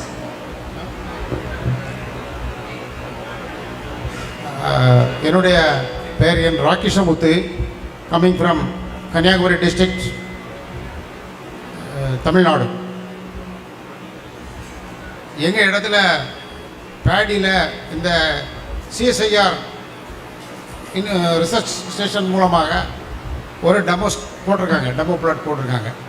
அந்த ஏரியாலேயே இப்போ கழிஞ்ச சீசன்லாம் இந்த wild rice அப்படிங்கிறது ஒன்று வந்து நாங்கள் direct சோய்க்கு தான் எப்போவுமே கொடுத்துக்கிட்டு இருந்தோம். ஏன்னா வேலைக்கு ஆள் கிடைக்கல. அப்போ டைரக்ட் சோய்க்கு தான் கொடுத்துட்டு இருந்தோம் 2-3 வருஷமாக தொடர்ந்து. அதில் இப்போ என்னென்னா இந்த வைல்ட் ரைஸ் அதுக்கு கூட நாங்கள் பயிர் செய்யக்கூடிய அந்த நெல் ரகத்துக்கு கூட வைல்ட் ரைஸ் ரகமும் வந்துடுது. அது கழிஞ்ச சீசனில் என்னென்னா அந்த வைல்ட் ரைஸ் நாங்கள் விதைச்ச விதை நெல் அந்த வைல்ட் ரைஸ் வந்து கூடுதலாக வந்ததுனால நாங்கள் செய்யக்கூடிய ரக பயிர் வந்து இல்லாமலே போயிட்டு கழிஞ்ச சீசனில் முழுமையாக அந்த வைல்ட் ரைஸ் வந்து நாங்கள் பயிர் செய்யக்கூடிய வைல்ட் நெல் ரகத்தை முழுமையாக அழிச்சு அதுக்கு ஏதாவது சொல்யூஷன் இருக்கா? அந்த வைல்ட் ரைஸை இல்லாமாக்குறதுக்கு அது ஒரு வீட்ஸ் களை அது ஒரு நெல் ரகமாக இருந்தாலும் விவசாயிகளுக்கு அது களை. அதை ஒழிக்கிறதுக்கு எந்தாவது ஒரு சொல்யூஷன் சொல்லுங்க. Srihari, please translate. Basically, his problem is wild rice, and Srihari will translate the complete question. Sir, he's asking, is there a way to eradicate the wild rice because it causes problem in their other cultivation of hybrid cultivars and as in the regular cultivars which are grown over there in that region.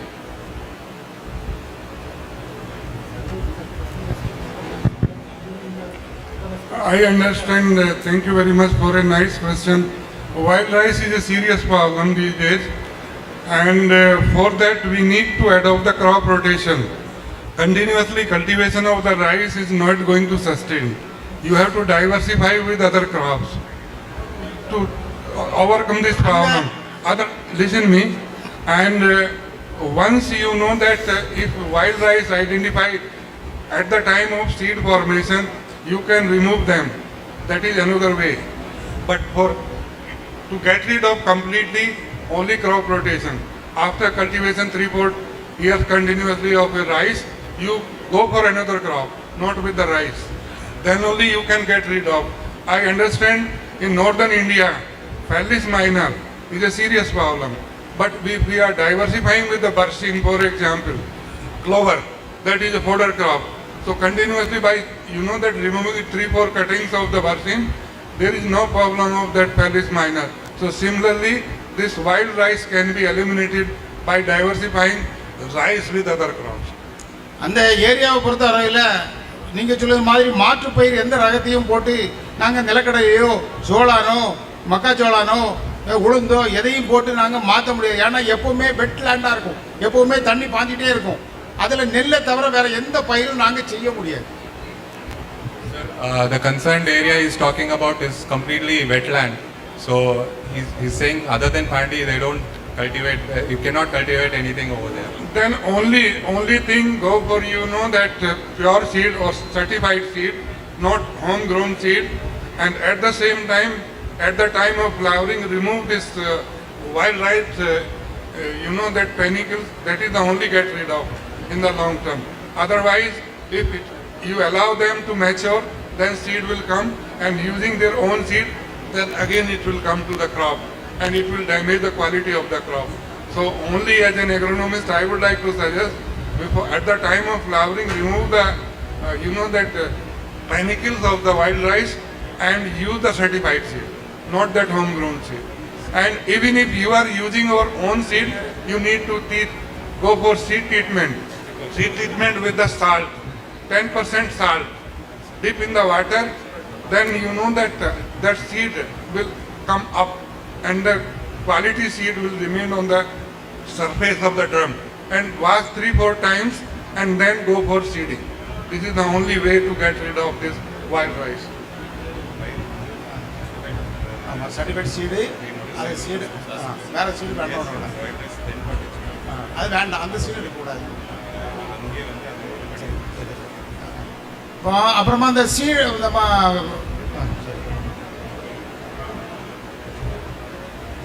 அப்புறம் soil test பண்ணுறாங்க. நம்ம இந்த கருவிகள் வச்சு drone மூலம் soil டெஸ்ட்டும் பண்ணுவாங்க. அப்படி பண்ணதுக்கும் மேனுவலாட்டும் பண்ணுவாங்க. இந்த மேனுவலாக பண்ணதும் அப்படி பண்ணதுக்கும் போது ஏதாவது டிஃப்ரென்ஸ் இருக்கா, ரெண்டும் ஒன்று போல் இருக்கா அப்படிங்கிறத நாங்கள் ஃபார்மர்ஸ் தெரிஞ்சுக்கிட விரும்புவோம்.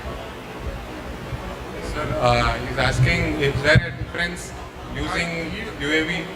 Madam is suggesting they can go for stale seed bedding.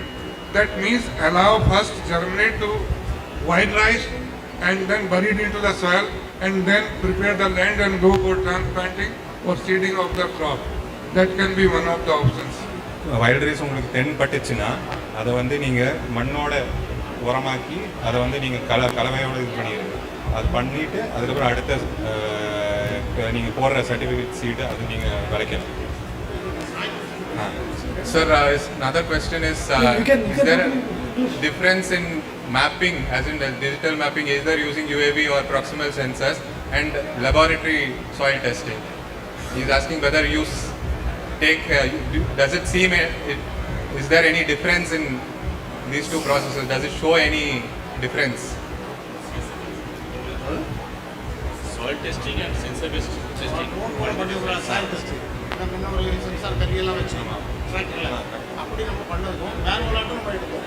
இப்போ ரெண்டு ஒன்று போல இருக்கா, இல்லை அது வந்து வித்தியாசமாக இருக்கா, அதை நாங்கள் தெரிஞ்சுக்கலாம்னு நினைக்கிறோம். அது எப்படி? So, it's a good question. So, whatever study has been done, methodology based on the sensor soil fertility mapping, whatever they have showing 25, they have been validated using ground soil test lab in the wet chemistry labs. And what I understand, the answer is they are achieving something around 70 to 80% accuracy. Of course, it varies from nutrient to nutrient. So, but UAV based soil fertility mapping is not done, and we have done in IRA just in a prototype scale, because that kind of sensors we have on the UAV. And also there is a digital soil mapping concept which we have used European satellite with a 10-meter pixel size resolution, and using different environmental covariates we developed a digital soil mapping of 19 soil parameters, and with accuracy again 65%, not 80%. Yeah, Hari, Siri.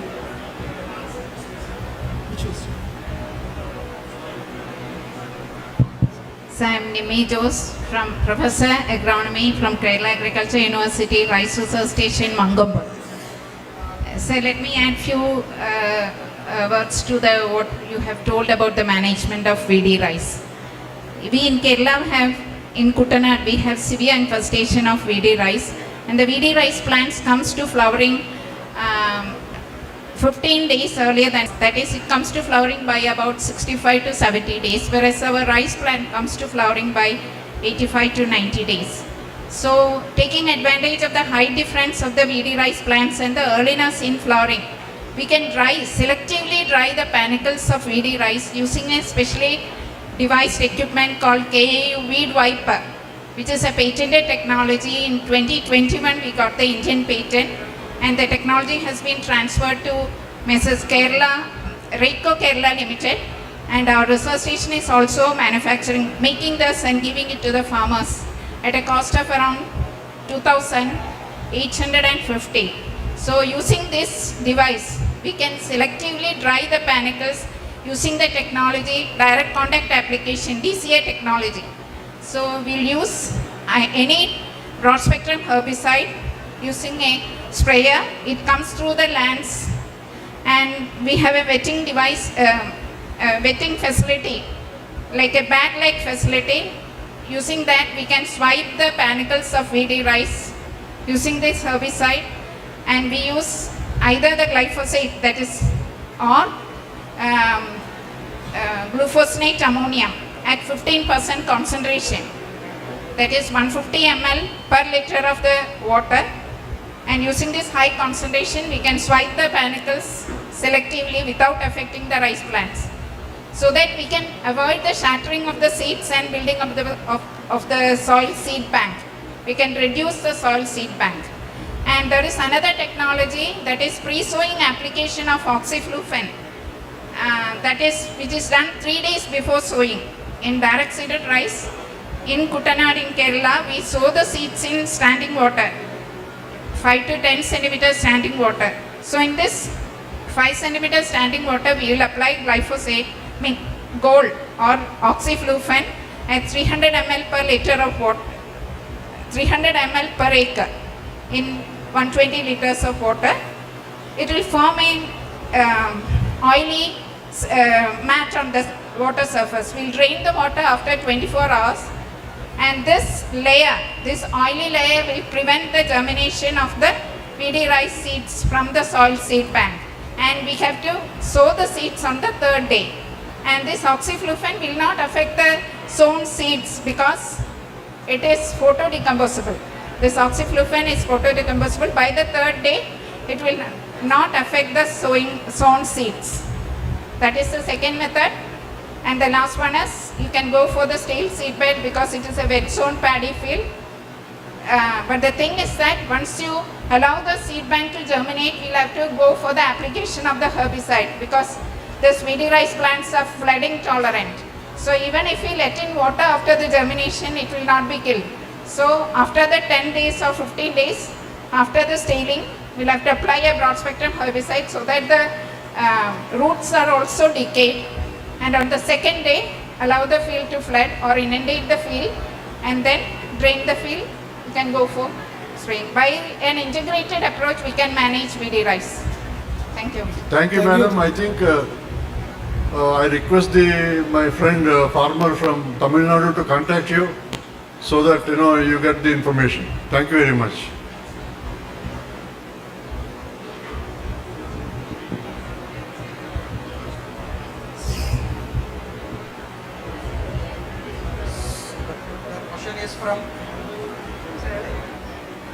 Okay. The question is from Nagaraj. So I'm just translating on behalf of. Ask questions more related to soil health management. Yes, it's only about soil management. Yeah. See, in his field, most of the soil is fields are with only borewell waters. So he has got this salty water. They use borewell water for sowing the seeds and growing the paddy. So the whole soil has become whitish now. So he's just asking for a solution to revert back salt content in the soil from the borewell. Yeah. Yeah. You know that instead of you need to remove the salt or reduce the toxicity of salt, you need to grow either Susvania or you can grow a Crotalaria gensea.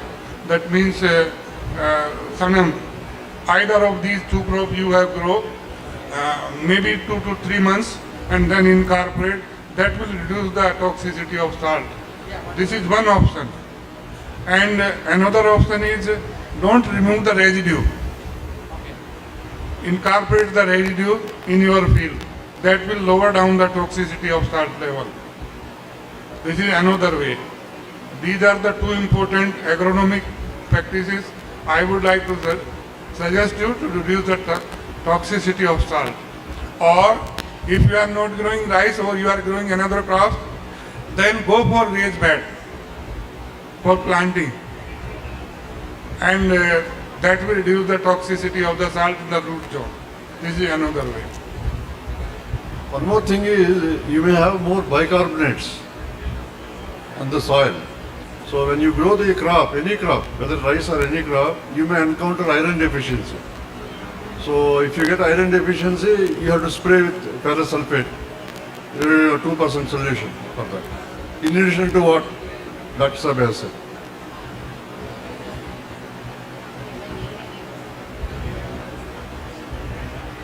Students also can ask questions, not the farmers.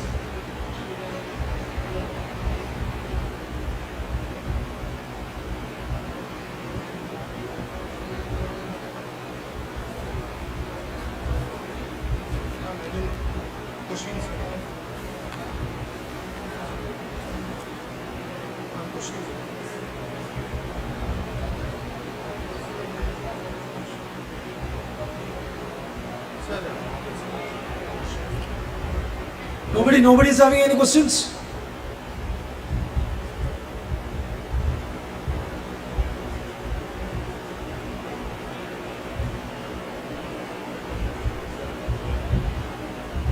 Yeah, so if there are no more questions, so one suggestion will come out that when you are evaluating the soil fertility, soil health for any normal crops, a depth of about 20 centimeters from the surface is what is generally done and required, because most of the crops, arable crops, the maximum root depth is 20 centimeters, 20 or 25 centimeters.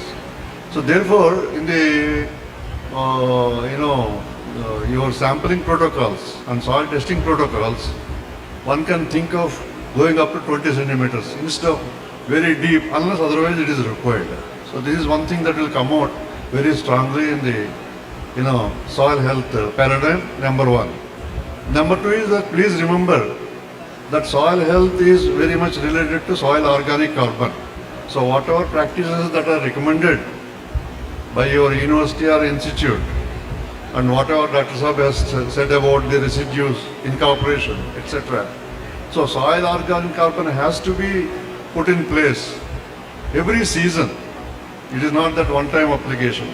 So once your soil organic carbon is sufficient, most of the nutrient deficiencies are solved. And also the soil structure will improve and your soil health will be good and your soil biological health also will be very good. So as far as the soil health is concerned, number one criteria is soil organic carbon or soil organic matter. Please remember that. Yeah, I would like to ask Dr. Sindhu to give a few comments about is there anything doing for soil health management under KERA project?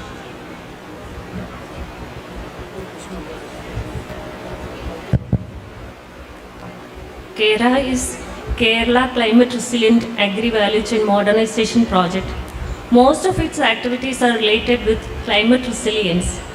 That is, what all things we are doing is, first of all, the climate change is a real thing and we are all experiencing it. We cannot eradicate or we cannot remove it. But what we can do is, we can mitigate the effect of climate change. For that we are doing, that is, we are focusing on sustainable production. That is, we have to increase the productivity. We cannot increase the land area, but we have to increase the productivity sustainably. Then we are going for resilience. Resilience activities, that is proper usage of water, proper climate resilient varieties, proper usage of fertilizers, etc. And third one is, that is reduce the greenhouse gas effect. 1/3 of emission is coming from agriculture.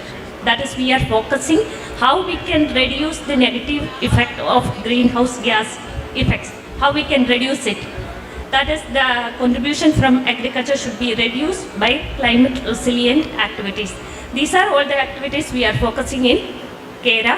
It is a World Bank funded project, and World Bank is nowadays funding this type of projects in many countries, not only in India but also in Pakistan and also in China and many other countries.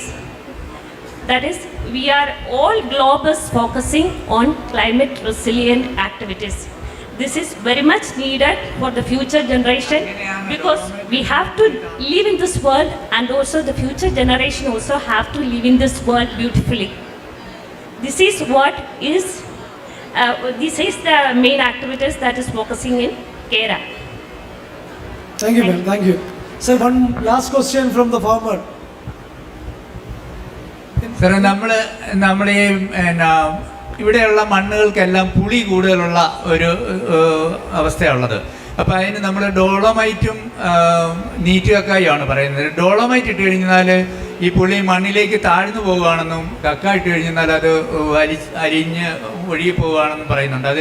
അതിലേതാണ് ശരിയെന്നും, പിന്നെ അതുപോലെ തന്നെ ഇതിന് രണ്ടിനുമായിട്ട് substitute ആയിട്ട് വേറെ എന്തെങ്കിലും സാധനം ഉണ്ടോ എന്നും കൂടെ ഒന്ന് അറിയാനുള്ളത്. Dr. Sindhu can answer, or you can translate for the agronomist.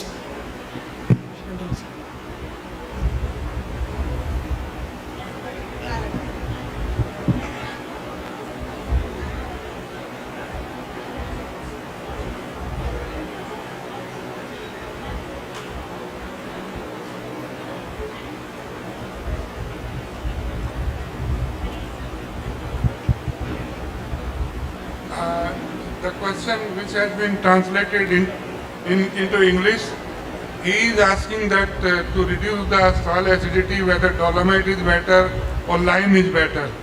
So both are good, but if we compare, because these two fingers are not same, so this finger is little having length more, so lime is better than dolomite to reduce the toxicity, especially acidity of the soil. But he is asking about some problems even in application of this dolomite or lime, right?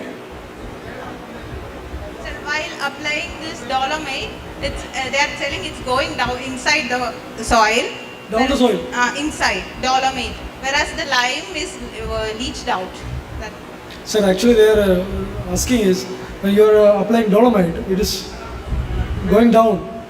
But when you are applying lime, it is leached out. So it's not completely removing the toxicity. That is this problem. So is there any other solution for removing that? Make the neutralites, I think only the option remains with that growing rice. Rice is possible to grow in that high acidity soil condition, because when flooding is there, it becomes to the neutrality. And other crops are having some, you know that salt-tolerant crop, among salt-tolerant crop, most important is rice. And maybe not here, may not be possible. Another is tea.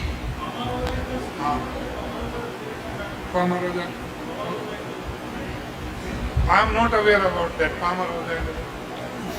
No, basically, dolomite, if you Excuse apply, me, sir. at the time of land preparation, you mix it very well with the soil, then the dolomite is not classed.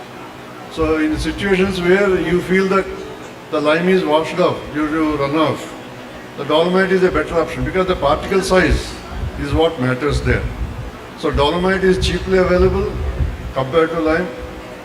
Though lime is better than dolomite chemically, but the dolomite is a good alternative in such situations. So now I invite Dr. Ravi Sahu to make some suggestions on the soil health aspect before we close down, because we have to go to the next session. Thank you, sir. I must appreciate the kind of effort has been given on the soil mapping and management aspect. I have few points of submission. One is we should go for inter-sensor evaluation. There are a number of sensors available. Now you are working on gamma ray or optic sensor. Tomorrow somebody is going to come out with the MRI spectroscopy, somebody in VNR spectroscopy, somebody will come with fluorescence spectroscopy. Globally you see these are the sensors which is used for the soil fertility mapping purpose. If at all we do that with a concentrated effort, either maybe you can have those facilities with you or in collaboration with others, then we have a ready to go solutions with us. This is what we optimize with respect to sensor. So this is what we should come out with, because always there will be a science question, why this, why not that. Second part is you are creating huge database that should be saved somewhere, that data with the wet chemistry, so that whatever fourth paradigm institute has the capacity, they can build up, taking this legacy data, build up some of those generative AI, they can build up some synthetic data out of it also. This is what the new science which is coming up. Third part, practical question is, whatever the soil fertility estimations you do, they are supposed to be in low, medium, high category. We don't need to be that accurate what we are looking at. Suppose there is X amount and del X is the sensitivity, then that doesn't matter. So you have to, because recommendation goes based on the low, medium, high only. And so you have to be very careful making those homogeneous unit with respect to low, medium, high. That will be easy for variable rate application instead of going in that resolution level where farmer doesn't require. The fourth point is that long-standing experiment what in country we have by ICA, that is soil test crop response. But that is not enough to do, because those are the site-specific experiment which has been done. To do it spatial scale is a big challenge. So we need to look at some of those solutions, how we can go beyond that. So these are the few suggestions with respect to soil-based mapping, and I'm not coming to management because next section we'll be talking of that. Thank you very much. Okay. Thank you, Dr. Ravi. So I want to close this session because the next session has to start. I want to thank all my panelists for very ably answering the questions, and also the farmers and scientists who have raised very good points. So this session has definitely given us two things. Number one is that the doubts that are expressed by some of you have been answered. Number two, our panel, especially Dr. Ravi, has given some clues and suggestions for improvement of assessment of soil health parameters. So with this, I want to thank Dr. Pradeep Ranjan, Dr. Rakesh and organizers for this. Thank you very much. Thank you, sir. I would like our 4PA director, Dr. Patra, to felicitate our experts. Dr. Sahu can remain because you are again in the next panel. Yeah, Dr. EVS Prakash Rao.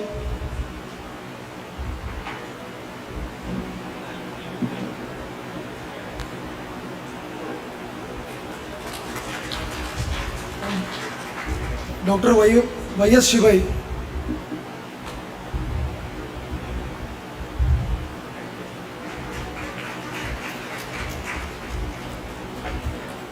Dr. Sindhu K. Matthew.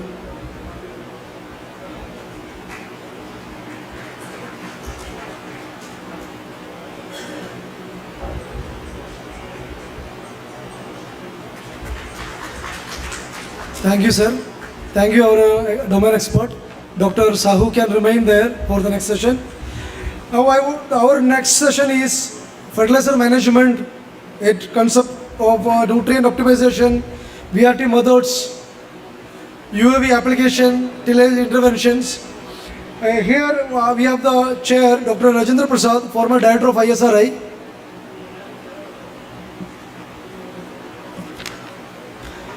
Dr. Prasad is having an area of specialization, especially in statistical modeling, variable rate technology, and data-driven agriculture decision systems. We are talking about data.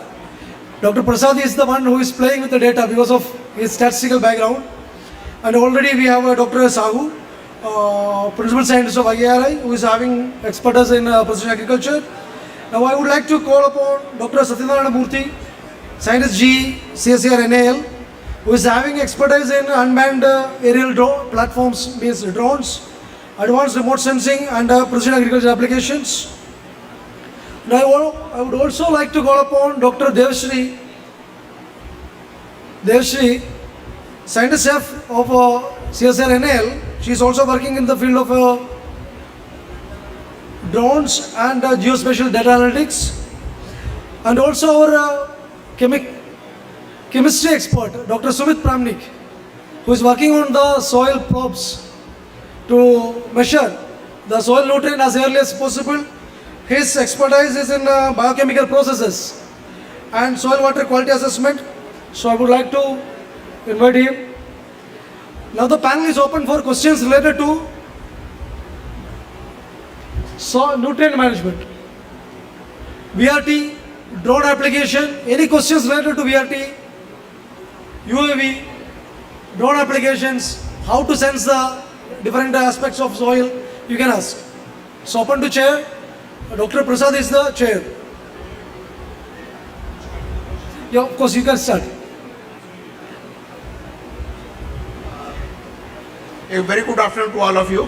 At the outset, let me thank the Fourth Paradigm Institute for hosting this a wonderful workshop with the stakeholders and showcasing the different achievements which has been done for last 3 years. I would like to share one or two things before we go to the panelists and the farmers. One is that similar to RSSA, ICR has a network project on precision agriculture. Therefore, a symbiosis, a synergy between these two initiatives would take the things in a bigger perspective, because under network project it is on livestock, it is on fisheries, it is on soil, it is on plants, it is on dairy farming, all aspects are covered. That is one. Second thing I want to just say that because this session is on fertilizer management, basically variable rate application. And we have seen in the morning session the live demonstration of the equipment that has been developed under the project under validation. This is basically on the first technology setup, that is map-based VRT application. We are preparing the map, and then based on that map we are deciding about the variable rate application. There is another which is basically direct real-time sensor-based application, and there are few machines which have been developed by CIA Bhopal and Indian Agriculture Engineering Division IRI. Therefore those can be taken up. And nowadays there is a third concept which is most important, and all of us should work toward that direction, is hybrid. That we have a map and then real time we go on improving upon it and go back to the variable rate applications. With this, I think we invite the questions from the farmers and the students. Farmers and students.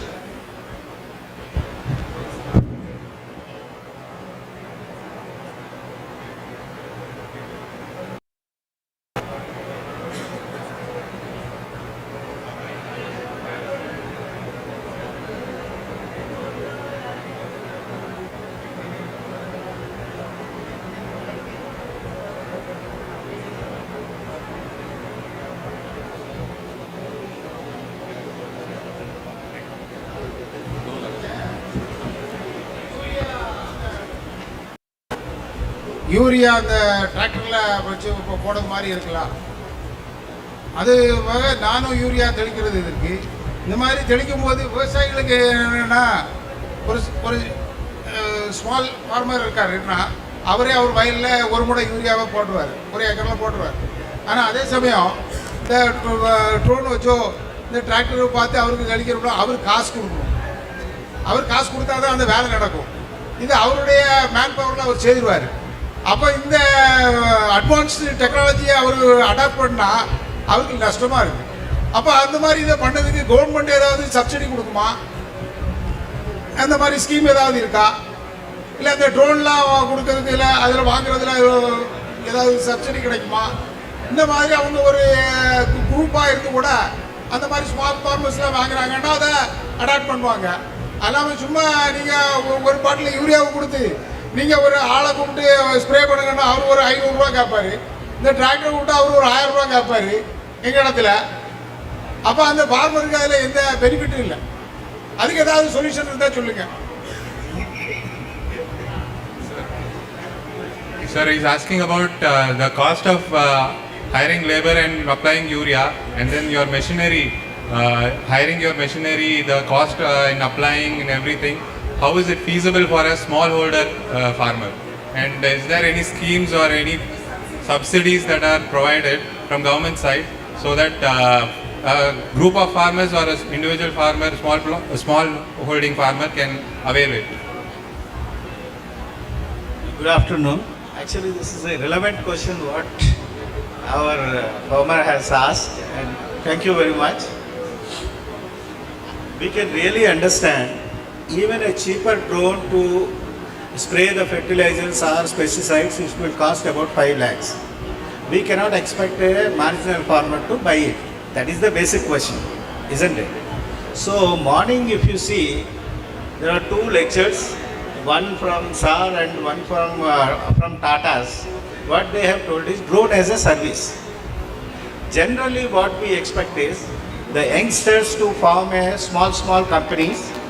They will give the services so that for 1 acre of yours can cost you less than 300-400 rupees. You just pay him, he will do the rest. You don't have to do over a mobile app like Zomato what we are asking. Down the line we expect that you say that this is the farm, this is the field, you do, this is the soil map, you send it to him. He will come and spray for you. That is option number 1. Option number 2 is the central government is also thinking how to increase this drone penetration into the smaller farmers like drone Didi and all those things. So they are encouraging the societies, farm produce societies to procure them at a subsidized price. That will be that will be issued soon. Thank you. This can be taken up with custom hiring, and I think Dr. Ravi wants to add something. அவர் சொன்னது என்னன்னா 2 option இருக்கு. ஒன்று வந்து in case வந்து நம்ம இந்த சர்வீஸாக இந்த ட்ரோனை வந்து சர்வீஸாக கொடுக்குற உங்களுக்கு வந்து யாராவது ஒரு ஸ்டார்ட் அப்போ இந்த மாதிரி நீங்கள் வந்து உங்கள் மேப்பு எல்லாம் அவங்களுக்கு கொடுத்துட்டிங்கன்னா அவங்க ஆப்லேயே பார்த்துட்டு எங்கெங்கே அப்ளை பண்ணணுமோ அங்கங்கே அவங்க அப்ளை பண்ணிட்டு போவாங்க.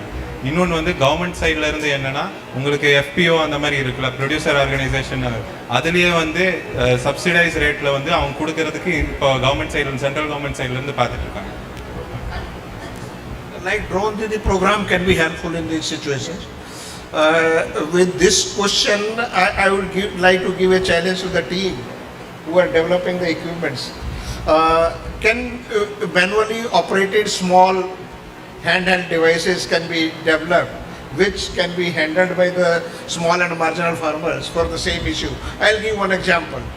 Manual operated sprayer was there in an experiment being conducted at Agriculture Engineering Division IRI, and it was a black rot disease of cabbage. A hyperspectral image camera was mounted on it, and it was deciding on the spot itself that whether there is a black rot, spray should be done or not to be done, and it resulted into 71% saving of the pesticide. Therefore, that kind of efforts we can think of. So to add to this, one is we have also backpack sprayer, and in front farmer is handing that sprayer, and he has a camera, low-cost RGB camera on the front. He's just walking, and within no time that get processed and spraying. That is for any very low cost. It will cost hardly 3 to 4,000 only, nothing. And it is already operational in MP, Madhya Pradesh, Bhopal. One of the institute under the same program they have done. Coming back to the tractor based, again we have done low cost sensor. Video based imaging is captured on the front, back it is spraying. So for the nitrogen. Then when you go for the drone and tractor, you know Uberization. Like you don't need to have a taxi for your own use. Just go for renting and go for the same. So that Uberization, the concept can be taken here. Customized servicing as Dr. Murthy Saab told. And again another thing is you can be together to take as a FPO to build up a strength and have a 1 or 2 drone that suffice your requirement. And most important is Government of India is doing is, we have largest young mass in agriculture in country, India, globally if you see. And they are highly educated and they are excited to go for agriculture as a lucrative job. So if this technology is there, they can have a service now as a employment opportunity and they can give you customized servicing. So these are some opportunity which is coming up very soon. And that's what the Drone Didi program is there. The lady who was cooking food, nothing else she was doing, now she is a pilot and she is earning the money out of it now. Thank you. Thank you, sir. I am from Tamil Nadu, Kanyakumari district. I am Karunanidhi. Most of the Indian farmers, especially in Tamil Nadu, are expecting the organic farming. Wherever see, all the people are expecting organic rice, organic vegetable, all are. But at the same time, I think the state and central government are not cooperating the organic farmers. Suppose if I produce like Karpu Gauni and Maplai Chamba like others rice, we could not sell in the cooperative society of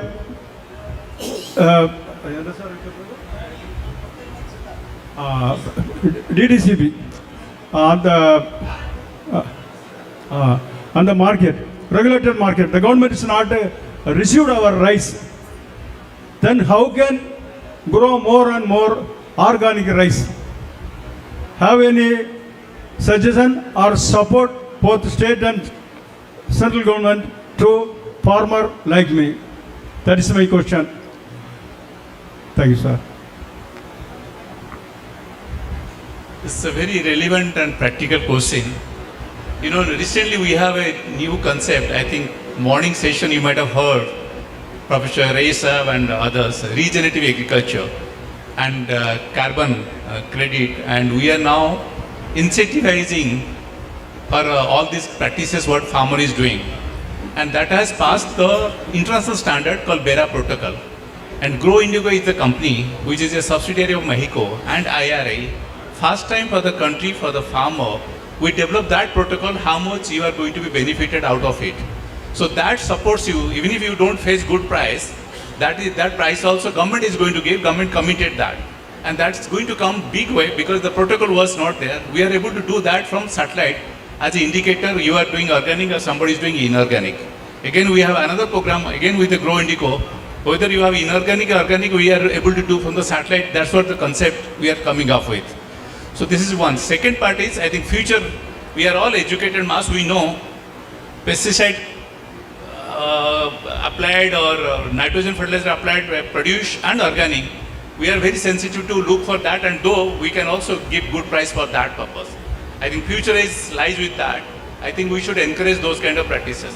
I think Dr. Sivai wants to say something. I would like to add upon this. Since last 20 years, we are practicing organic basmati rice wheat cropping system at IARI, USA Institute. And we have shown that our dignitaries, our visitors, our farmers, that there is no yield penalty on the organic rice wheat cropping system, provided we manage the nutrient through that integrated approach, means biofertilizers, crop residue, growing of green manuring, suspenia, daicha, that is.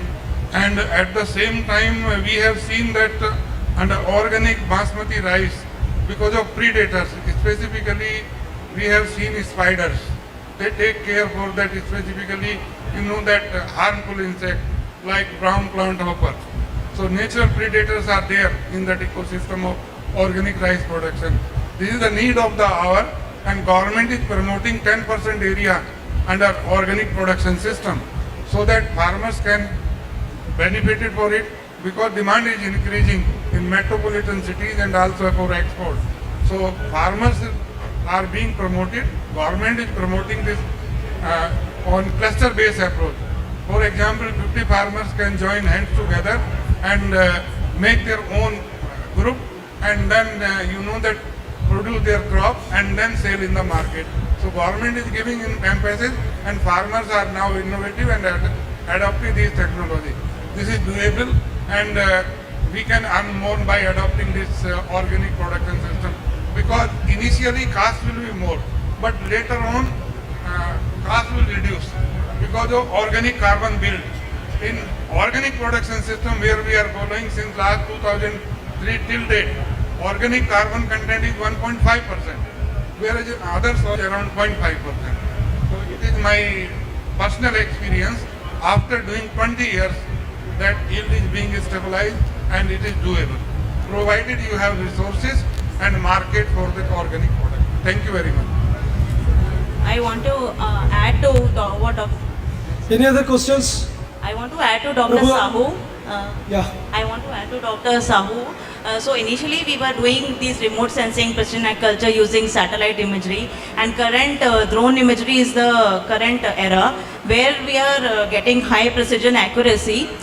With the paddy fields, whatever we are flying at 10 meters, we are getting around 4.14 pixel, pixel. So the cost of the drone maintenance is also less, and whenever we want to fly, it is within our control. So we have correlated the data also between the UAV data and the satellite data. So good correlation we have got, and this will be very helpful and useful for the future precision farming, which currently we are doing. Yes, Sumit can add something about the soil props he's working on. Okay, two minutes, Sumit can add. Yeah, actually still now a lot of databases are there for the soil micronutrients and the macronutrients, but there are some problems because all the data are not completely accurate, and that's why we are developing few indigenous soil probes, optical based, and which can give almost very close to accurate data how much macronutrient and micronutrient, total micronutrient present in the soil. And all these probes has been developed, and these are all in the devices already been prepared, but these are in the lab level testing, and in very soon, within next 1 year, it will be start for the real field testing. Thank you, Sumit. Thank you, Sumit. There is a question from Mr. Prabhudev. So this is the question regarding the drone actually. So even if I get a drone free of cost, the other logistics are involved in that one. So still that logistics is also non-maintainable for the small farmers. Is the drone is the only solution for maintaining the nutrients as of now? Replacing the manual labor.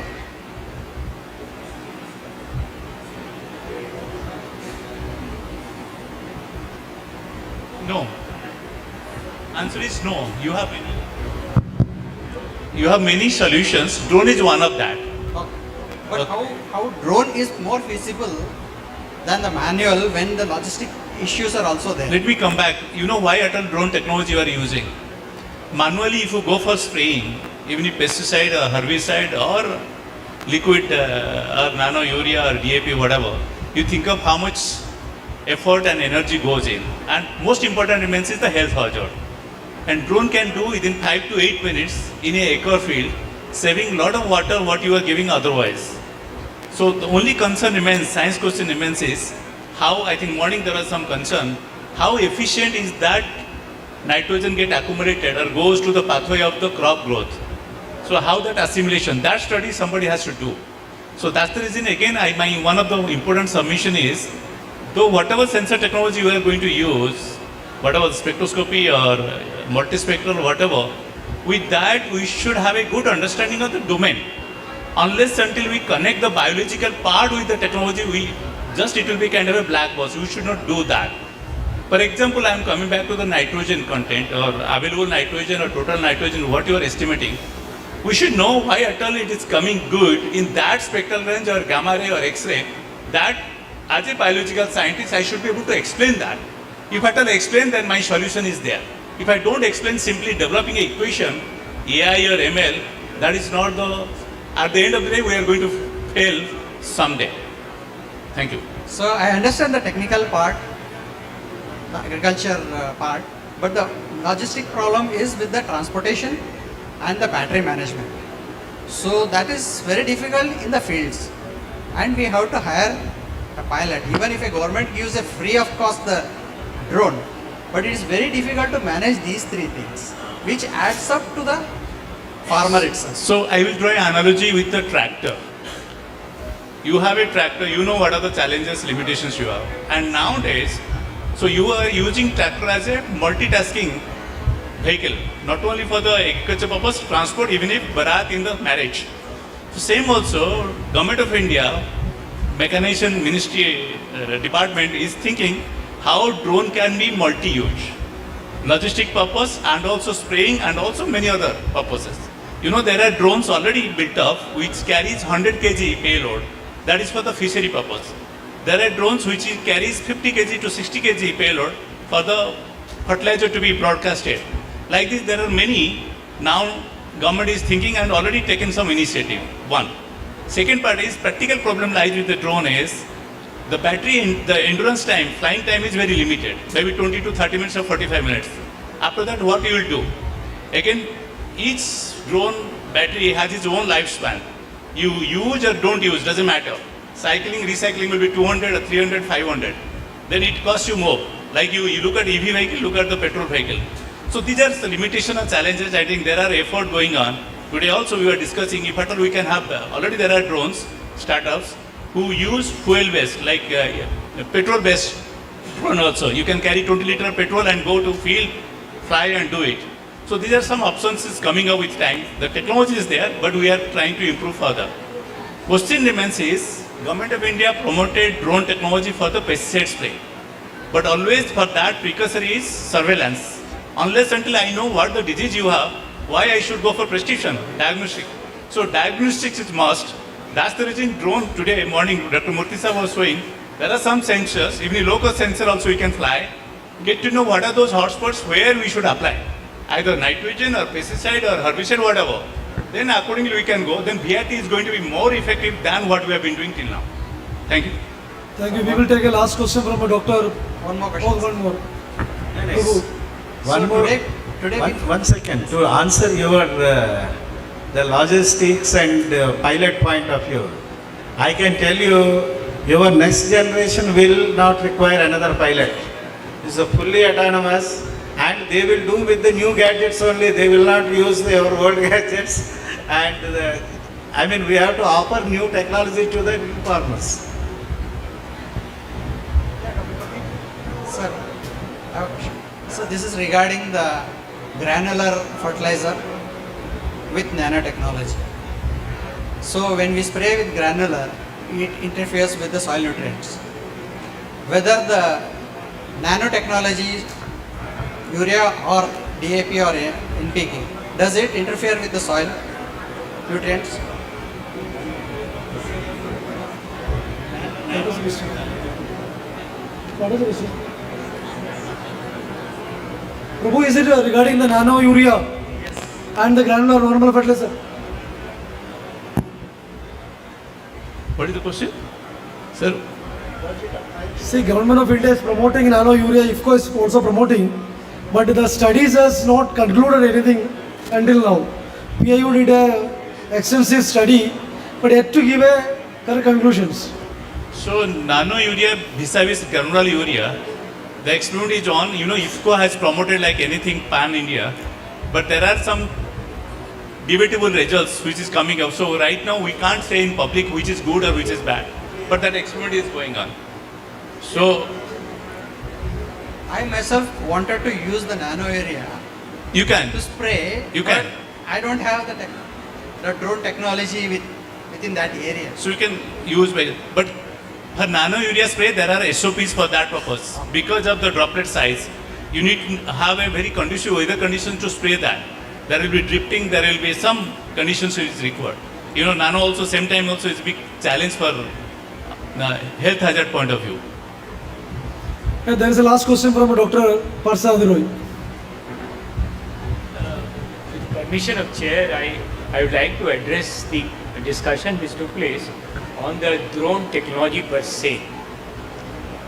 I have been part of the discussions which is basically national level policies on drone. So one of the aspect is you might have seen in last 2-3 years there has been a proliferation of the startups which are dealing with the drone technology, and they are spread over, intentionally they are spread over in different part of the country. When you are giving authorization, you are ensuring that the distribution, and this process of densification will take place in another 2 years. So this can be nationally, it is being promoted that densification should be taken place in different agroclimatic region, so that there is a service model available to give service to the farmer. And somebody had mentioned that, like you are asking for some kind of a service from urban company or cleaning the house, similar kind of a service will be available. So this is one aspect. Particularly in last 3-4 years, the technology has come, it has come to some kind of maturity level as far as agriculture is concerned. There are two issues, particularly in case of India: small holding and the uncertainty of weather conditions, especially because of the rainfall, semi-arid climate, rainfall dependency. So these applications need to be site specific, and again, you have to complement the. Now, in this particular point, I would like to mention that there are certain responsibility of government institution vis-a-vis the startups. The heavy science questions need to be answered by the government agencies, and they has to be customized to the startups and the industry tie-up and disseminate these technologies. So the heavy loading of the technology will be done still by the government institutions, but the model of the startups should be commercial. This is a kind of a concept. Last thing I will say, somebody mentioned that can I apply the nutrients from the soil? Yes, you can do it. But you have to think whether it is scientific or not. We have been doing the nutrient applications. There are 2-3 issues: the overuse of nutrients, and also now you can become more scientific. You are saving. Some of the aspects were mentioned of the government's subsidiary can be reduced, farmer expenditure can be removed. So the last question I would like to mention, that as it was mentioned that next generation is a better equipped. You have seen in last few years the going back to the farm, the next generation is going away from the farming practice. So educated youths can be brought back to the farming by these kind of a thing, by promoting agri startups at a village basis or the group of villages. Thank you very much for the opportunity. Thank you, Dr. Roy. Thank you, sir. Chair, sir, we are completed the time. We are winding up the.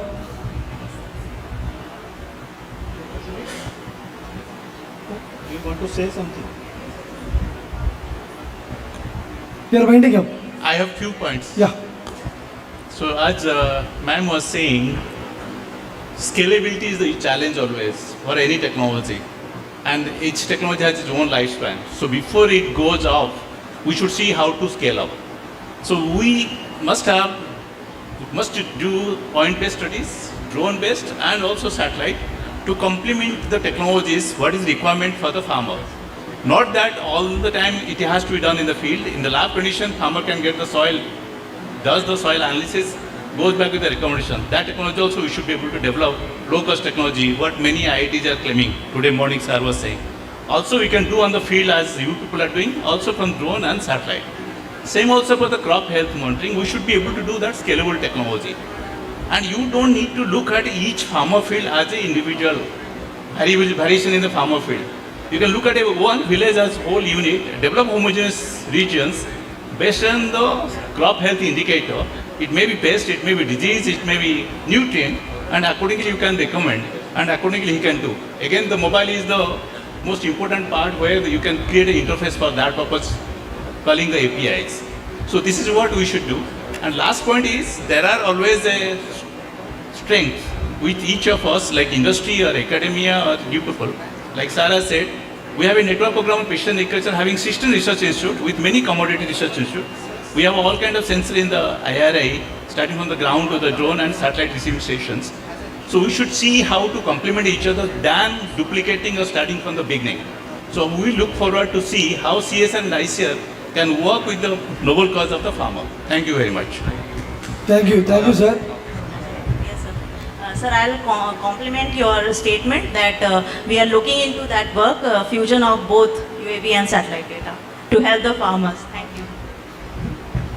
Thank you. Thank you very much. Yeah. We are at the end of the session. At the end of the session, I would like to thank all the panelists and farmers and students and the colleagues who have raised the questions, and they have been satisfactorily answered and opened up avenues for new areas of research. Particularly, there are 2 or 3 points which have emerged. One is that on small equipments, we have to go with the technology so that it is affordable to the individual farmers at the marginal farmer level. Second is custom hiring services automatically will come up once the technology is under adoption. That came under resource conservation technology, that came with tractors, that will come up with the new technologies as well. Next, I would like to say to the team that a lot of data is being generated now. I hope that this is being stored at a central place and shared through APIs. If it is not being done, let us do it. ICR has already its ICR Research Data Management Policy that can be shared with you, and through that it can be done. Because this is wealth of data is being generated, not only from research farm, we are generating from the farmer's field. Let us keep it in a proper format so that it can be used for others. Dr. Sam has said that water everywhere and not a drop to drink. Basically, data is there. Now, data has to be stored in interoperable fashions so that it can be made use of. Otherwise, it is of no use. And third is we have to maintain the quality of data, because a bad data is worse than no data. The quality and relevancy has to be maintained, and we have to go ahead with this, and I wish a grand success to this initiative. Thank you very much. Thank you, Dr. Prasad. Now I would like to request Dr. Arup Ghosh, Director CSMCRI, to felicitate our chair and the panelists. Dr. Rajendra Prasad.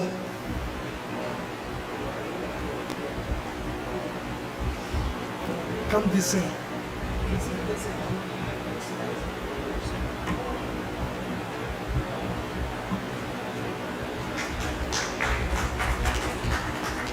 Dr. Arun Sahu.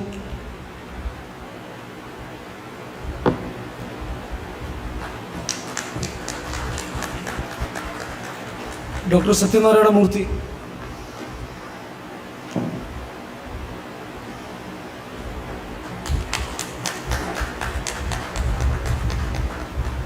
Mrs. Devshri Kumar.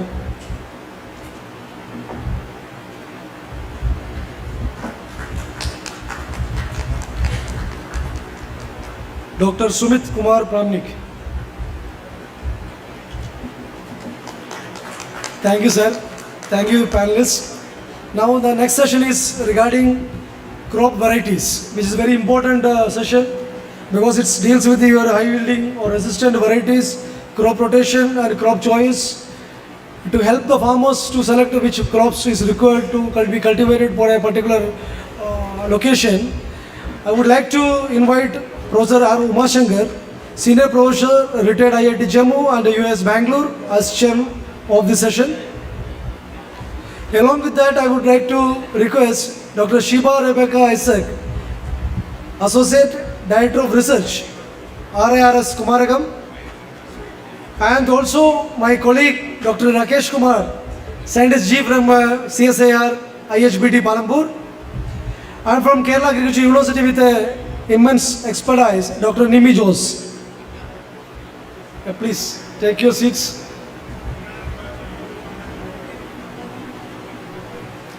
Every farmer required to choose the variety.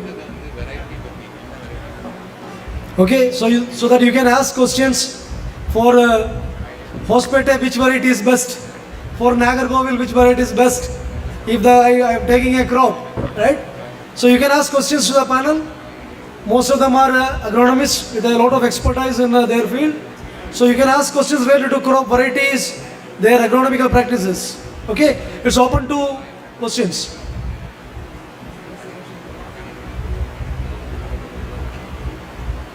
Siri.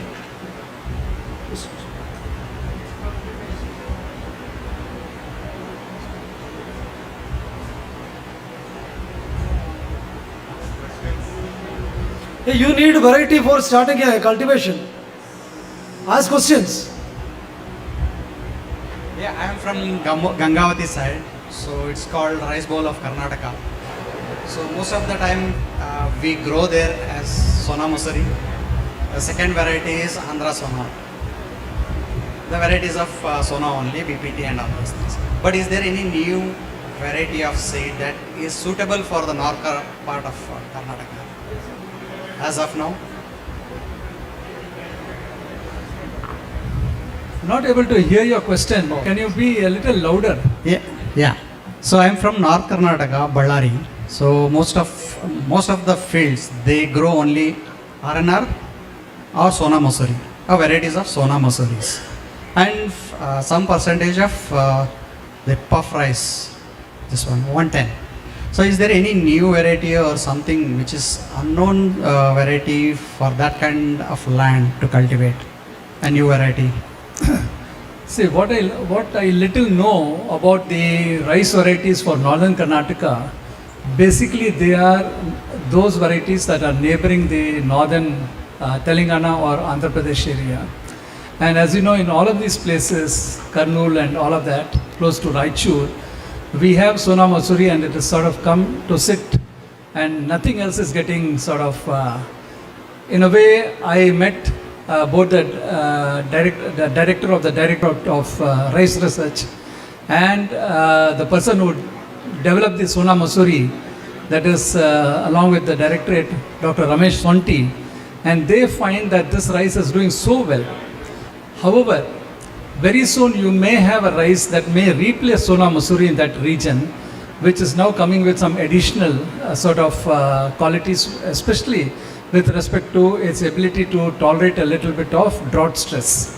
And until then, I think do whatever you may, because it's so well adapted to that region. And so though there are rice varieties, I don't think it's now going to be competing or out-competing the Sona Masuri that's come to stay there. Yeah, since I myself is cultivating RNR and from last 5 years, so I couldn't able to change it.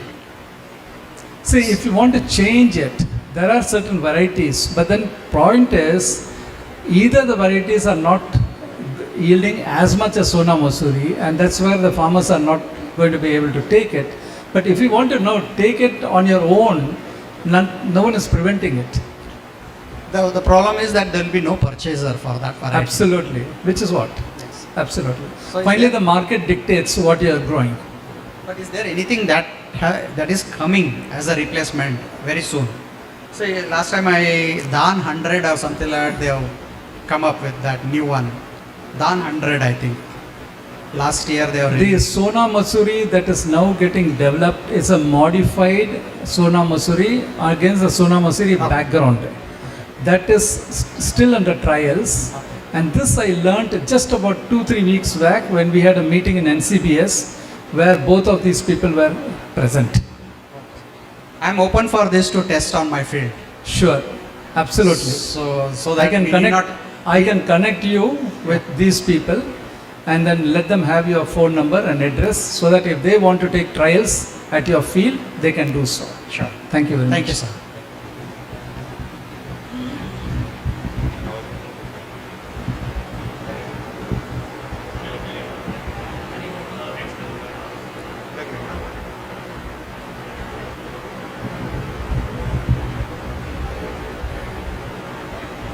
இப்போ கன்னியாகுமரி மாவட்டத்தில் எடுத்துக்கிட்டால் திருப்பதி சாரம் நெல் ஆராய்ச்சி நிலையத்தில் கண்டுபிடிக்கப்பட்ட DPS 5 என்ற variety Bedi வந்து நல்ல ஈல்டு தந்துட்டுருக்கு.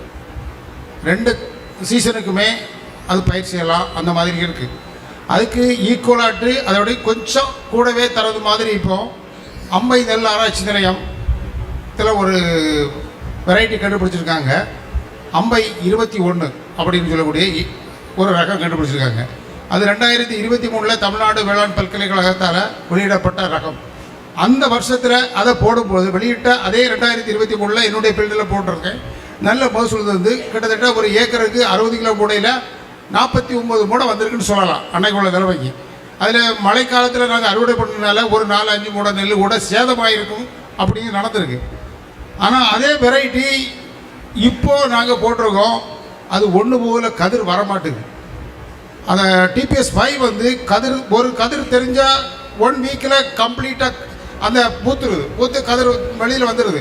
ஆனால் இது வந்து 1 மாதம் ஆகும், ஒரு கதிர் வந்து கடைசி கதிர் வர்றதுக்கு 1 மாதம் ஆகும். அந்த மாதிரி ஒரு டிஃபெக்ட் இருக்கிறதுல அது என்ன காரணம், அதுக்கு என்ன செய்யலாம்? His question is, usual variety they grow is from Tirupati Saram Research Station nearby Kanyakumari district. They have released TPS 5. That is the variety which is commonly grown over there.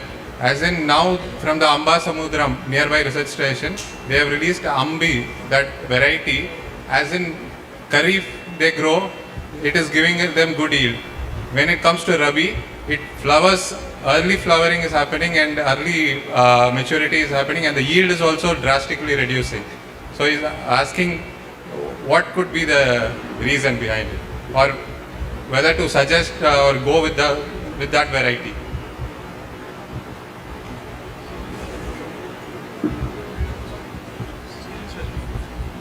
Good afternoon. I think in my opinion you should choose some season specific variety. Because for every season there is a different temperature range is there. There are different phenological stages. The temperature of prevailing that period, they should match the phenological stage. So the local university like Kerala Agriculture University, they might have developed some season specific variety for that particular season. So you should use those varieties. Okay, you are from Tamil Nadu, na? So you should contact Tamil Nadu Agriculture University or the university or KVK which is near to your station, and ask them to suggest some of the variety which are suitable for particular season. Okay, those variety you should plant during that season. அவர் என்ன சொல்றாருன்னா, உங்களுக்கு car சீசனில் ஒன்று நாவரையில் ஒன்றுன்னு அதுக்கு ஏற்ற மாதிரி variety நீங்கள் க்ரோ பண்ணணும். ஏன்னா நீங்கள் கார் சீசன் வெரைட்டி நாவரையில் இது பண்ணிங்கன்னா அது வந்து உங்களுக்கு விளைச்சல் கொடுக்காது. ஒரு பேடி கிராப் தான் போடுறோம் ஒரு ஃபீல்டு, அது திருப்பி நாங்கள் பேடி தான் அதில் போட முடியும், வேற கிராப் அதில் செய்ய முடியாமனா எப்பவுமே தண்ணி பாஞ்சிக்கிட்டு இருக்கோம் வெட்லேண்டு. அப்போ அதில் வந்து அப்படி நாங்கள் ப்ளோ பண்ணிகிட்டு இருக்கனால அது வந்து இவ்வளோ பூந்து போயிடுது. ஒரு 2 அடி 3 அடி டிராக்டர் கூட அதில் பூந்துக்கிடுது சில சமயங்களில். அந்த மாதிரி வருது. அதில் வேறு என்ன கிராப்பை போடலாம், இல்லைன்னா அதை குறைக்கிறதுக்கு என்ன செய்யலாம், அந்த படுவத்தை குறைக்கிறதுக்கு, இந்த பூந்து போகிறதுல அதை நிறுத்துறதுக்கு என்ன செய்யலாம்? Sir is asking sir, the field which he has, which we are taking data from as well, the field is continuously plowed out season after season, and then the soil has become so loose, and it is very like even the tiller cannot go inside the field. the depth is increased. Like he's asking whether how to tackle or what crop can be grown alternatively. After the harvest of the previous crop, if you go for dry ploughing, we can reduce the slushiness of the soil. It is actually Sinking of the heavy machinery can be avoided to some extent by dry ploughing after the harvest of the crop. It's a wetland region. It's a wetland, but at the time of harvest of the crop, we will be draining the field, and usually harvest is done using combine. So that machine is not sinking. That means the soil is dry. At that stage, if you go for dry ploughing, in Kerala condition also, in our below sea level farming system in Kuttanad, we have the same soil type.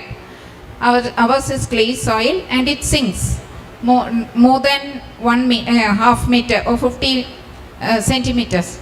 So in such soils, what we do is after the harvest of the crop, we go for dry ploughing. So this will reduce the sinking of heavy machinery during land preparation during the next crop season. So in Kerala also, to the previous question, in Kerala also we have the most popular rice variety, that is Uma MO16, Mangomba 16. So this variety also duration 120 days, 120 to 125 days. The same problem is there in Kerala also. This Uma variety, which is the most popular variety, during the Kharif season or the rainy season, it takes 140 days, 130 to 140. It varies. Bold rice. Whereas during the Punja season or the summer season, it takes only 120 days. The same thing is there, and we found that it's due to the photosensitive. It's not truly photosensitive, but it's thermophotosensitive, like it is performing. Maybe your variety, which is you have told, may be responding in the similar way. But we have varieties which have the same duration both during the Kharif and also during the Rabi season. Madam, quality changes or it's okay? Quality is the same. Even if it matures within 120 days and 140 days, the quality is same.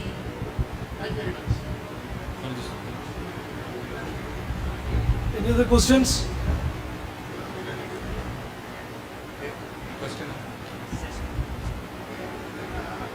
The students can also ask questions.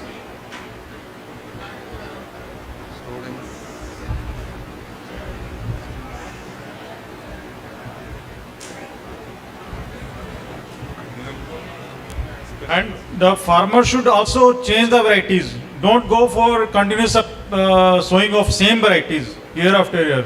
There is some incidence of pest disease. You should keep on changing the varieties after some years. Keep on changing, keep on rotations. Okay.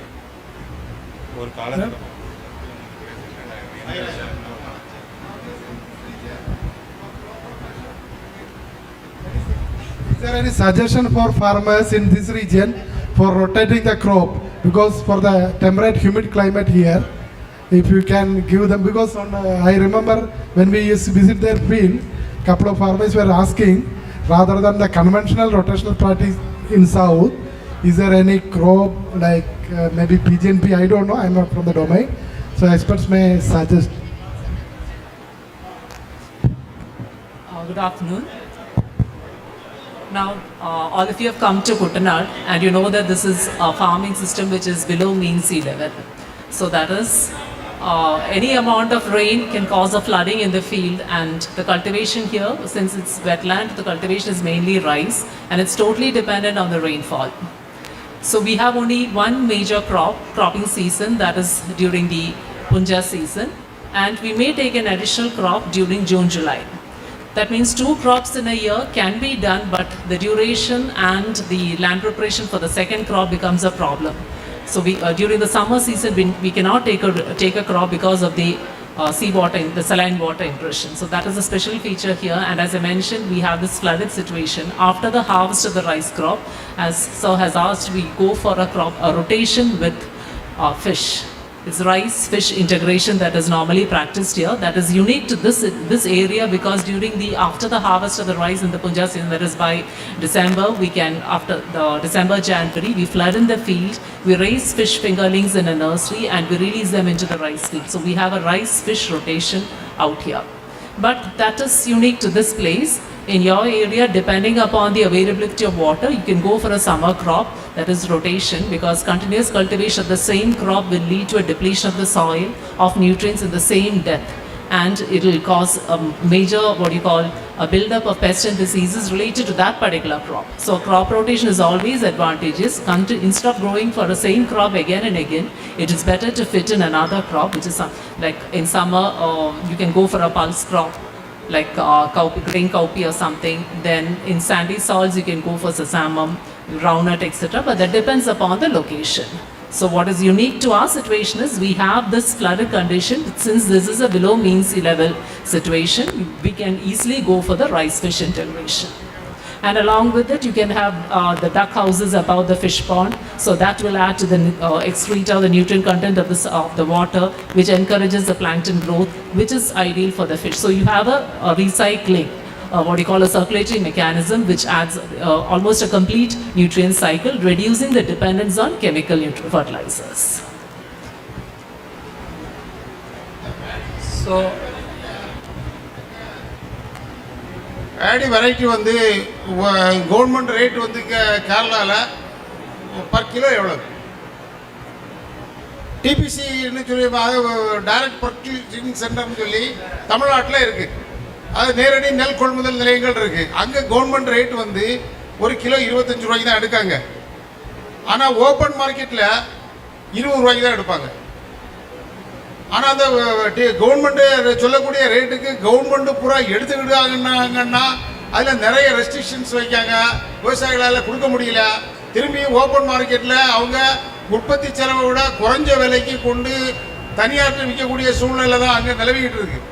இங்கே அந்த விலை எப்படி இருக்கு இந்த கேரளா ஸ்டேட்டில்? Ma'am is asking what is the certified seed rate as in from the government side? Paddy. As in produce. What is the produce rate?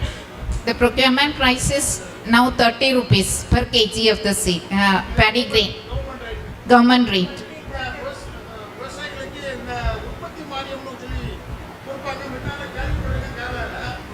Production subsidy. Production subsidy is 6,000 per hectare. Per hectare.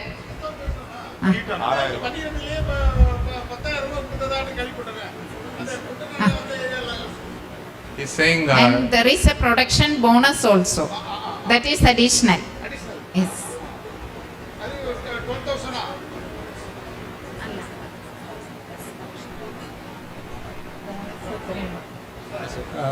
The production bonus is how much, ma'am?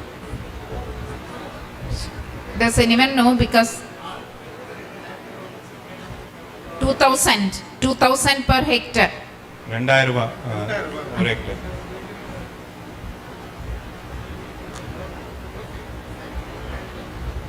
Earlier it was, last year it was only 28 rupees, 28.2. Now it has enhanced. Now it is rupees 30 per kg. Kerala Sarkar rate. Yeah, because Kerala Sarkar gives another subsidy also. Yes. That's why it's 30. Yes. Otherwise it's 20. But the thing is that the government is telling that we should not give the bonus. But here in Kerala the production is not excess.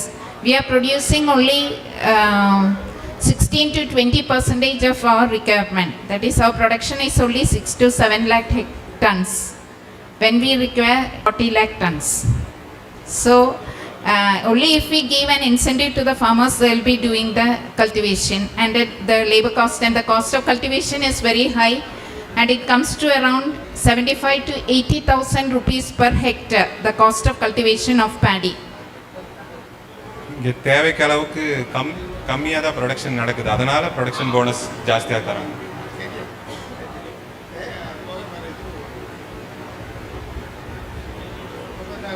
உமான்னு ஒரு variety சொன்னீங்களா, bolt rice Uma, அது வந்து ஒரு per ஏக்கரில் எவ்வளவு yield கிடைக்கும்?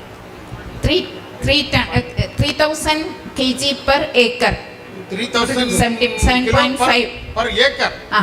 7.5 tons per hectare. Thank you. 7.8 tons we used to get like that. Depending upon the season. Depending upon the season and also the soil.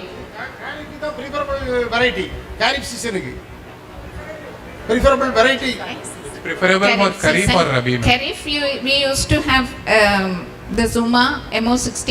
Now we have the latest variety MO25, which is 24. That is Adya. That is a flood tolerant rice variety having 125 days duration. This is white rice, long bold. Uma is short bold. This Adya is long bold. We named it as Adya because this is our first rice variety which is white. All our rice varieties from Mangomba are red rice. Red green rice varieties. So this Adya, this is a good variety, flood tolerant. உமாங்கிற variety வந்து Kharif சீசனுக்கு preferable-ஆ? Kharif season preferable. And we have a variety named Paurnami, which is a drought tolerant and also heat tolerant variety because the pollen sterility is found to be very less. It is heat tolerant. So during the Rabi season we can go for Paurnami, which is having 120 days duration. That is now farmers are shifting from Uma to Paurnami. வெயில் காலத்தும் போது நீங்கள் பௌர்ணமி variety use பண்ணுறீங்க. Any more questions from farmers or students? If not, I request the chairman to wind up the session. I'd like to thank first of all my panel members for having so well responded to the questions, and of course to the audience for having asked the questions were very pertinent. I just want to add a couple of points. When the question came about variety turnover. Now, varietal turnover for some reason in India has been quite recalcitrant. That is, if we find one variety, we stick on to it, even if there are other varieties available, and that is something to do with, I would say, the behavior of the farmers. And but it is really good if the turnover happens because it can dislodge the pest and diseases. So that's one natural way of sort of lessening the disease burden. The second point quickly I want to mention with the question that Dr. Rakesh asked about what can be done after paddy. I remember a colleague of mine from VC Farm Mandia, Regional Research Station Mandia, where after the rice was grown, between January and the next plowing season, that is May perhaps, so there is enough residual moisture in the field, and people either would like to irrigate the entire thing and take one more crop before the main Kharif crop. But what this gentleman did, that is, he's a breeder, one Dr. Swami, he suggested to replace, instead of using that water, using the residual water to grow vegetable soybean. And this became quite a big sort of cultivation practice in the command area of the Mysore place. So there are various things that one can work out, but I will urge the farmers here that if you have any such varietal problems to be discussed or to know about it, the questions that you asked panel members, it might be best for you to do the first thing is to go to the nearest KVK and find with them, because they probably are the best informed people to advise you on the local area. She mentioned rice and fish sort of intercropping. Now that might not be suitable everywhere. So in your place, you mentioned that you are from Kanyakumari. I mean, there the fish culture probably is not in vogue. So you may have to now look for something else. So the best place would be to go for is the nearest KVK that is responsible for your area. And thank you very much. Thank you, Dr. Umashankar and the panelists. Now I would like to request Dr. Parthasarathi Roy to felicitate our panelists. Dr. Roy, please.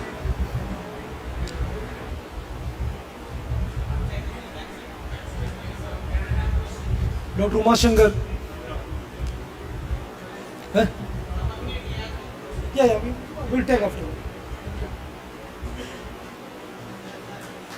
Dr. Shiba Rebecca Isaac.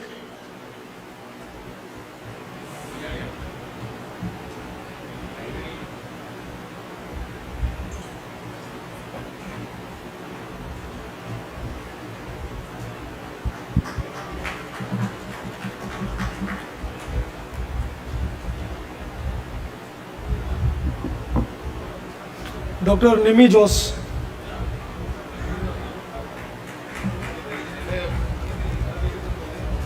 Dr. Rakesh Kumar.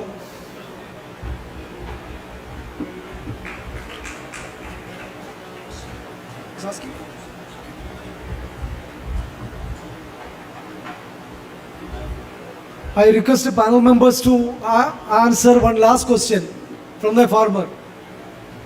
Yeah, please ask. Hi, good afternoon. I'm a farmer. If you could indulge me, I stay nearby. Which is convenient is Hindi or English?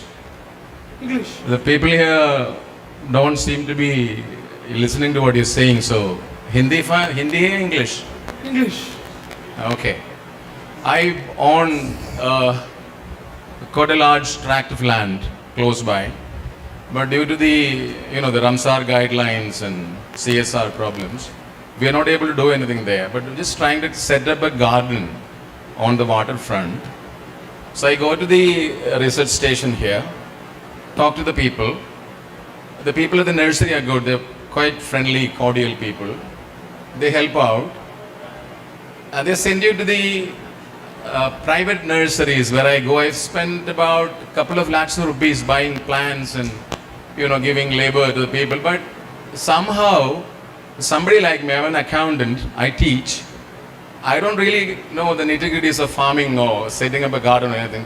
Where do we get the help, the basic guidance for somebody like me? I don't feel like I'm not comfortable going into this place because people are quite unfriendly. Is there any government program for somebody like me, an ordinary person who has no idea about plants and stuff? Is there any program? The money I spent last month buying the plants and setting them up, it's all gone waste. The plants are dried up. We really don't know. When you go to the nurseries, they're in a hurry to sell their products. They just want their labor. That's about it. So are there any schemes or any programs for somebody like us, who wants to set up something like a kitchen garden or terrace garden, something like a landscaping thing? Do these things come under your purview? That's my question. Maybe Dr. Shiba can answer. I can translate this to Hindi if people here are more Hindi. So you mentioned that you had approached some research station or something. Where is that? Did you approach any research station? The KVK or here at the station? As we pass down the road, we see this big building and stuff. So just go there and talk to them. Okay. I think The people at the nursery who are basically blue collar, they were good. They're very friendly. They're helpful. But they don't seem to be calling the shots. I would like to talk to somebody who understands this. Tell me how to go about it. I am willing to pay the money, spend the money. I got a waterfront property here. As you know, where are you from, ma'am? So myself? Yeah. I'm basically from Trivandrum, but right now I'm working here. You're a Malayali? Of course. Of course. So you know this place, Kumaran. It's a touristy place. You should know the plant should come up. If you see the coconut trees here, with the tops dried up, with no coconuts, nothing. So what is the research that's happening here?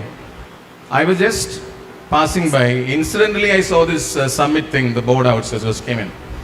So I think we'll not go into the details of why the coconut trees are like that here. I am worried about my plants and my place. That's what exactly. So I think you had contacted the sales counter. You had come to the nursery, meaning to the sales counter. I think if it will be better if you talk to a scientist. We have a Krishi Vignan Kendra on the left side, and we have scientists here. please come in and contact the scientists. That was my question. Do I have access? Yes, of course you have access. Unlimited, unbridled access to a scientist? Yes, sir, you have the access. I just walk in? Yeah, you can come in. Are you sure about it? Yeah, why do you have a doubt in that, sir? Because I think the attitudes are quite unfriendly here. It's the typical Kerala mindset. That's my question. Sorry. I think you should not use such language. I am talking from my experience. Please don't tell me what to say and what not. I'll tell you, be polite. I accept your seniority. Please be polite. No, I'm polite. We'll give you a polite answer. Madam has told. Sir, we Please can take it up. We can take it up. Please don't tell me how to talk. No. Madam has told that you are more than welcome. Sir, Okay. I teach senior managerial people. I'll quit this place if somebody tells me how to talk. Yeah, please sit. We can. Arrogance. We can take it up. Hello. Sir, there are some schemes of Government of India also. If you are interested, really interested in doing some farming, then you can come. There is a Startup India scheme where if you want to go for hydroponic, aeroponic, aquaculture, so you can contact us also. We are based in Himachal Pradesh. There is CSR Institute of Himalayan Bioresource Technology, Palampur. Otherwise, there are so many research institute of CSR around here. CMAP Lucknow have center in Bangalore also. You can come if you have any, if you want to pursue some new technologies around agriculture. You can take my address. Nowadays, we are giving training to some of the candidates from Hyderabad. They are pursuing training at CSR IHBD Palampur. She is there and she is taking training on medicinal aromatic plants. Okay, so if you have any doubt, you can contact us. We are every time approachable to you. You can contact through our WhatsApp number. You can contact us through mail or you can personally visit that institute. It is an institute in CSR Institute of Himalayan Bioresource Technology, Palampur, Himachal Pradesh. Thank you. Thank you, Dr. Nagesh. We are now breaking for a quick tea break of 15 to 20 minutes. You should be back by 4:50, 4:55. Just a minute. Before we break, I request our resource persons to collect the TA forms from the registration desk and submit by tomorrow morning. We can collect the registration TA forms from the registration desk and submit by tomorrow morning. Thank you.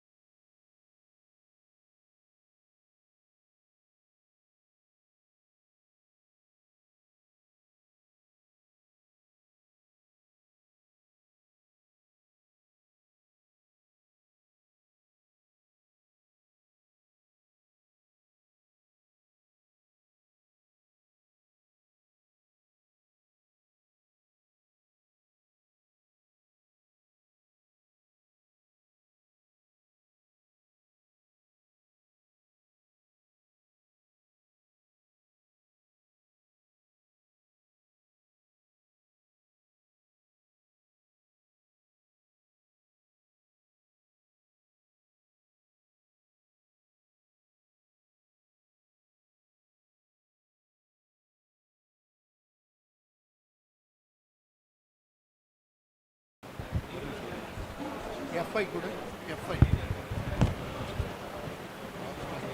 FI da. Okay da.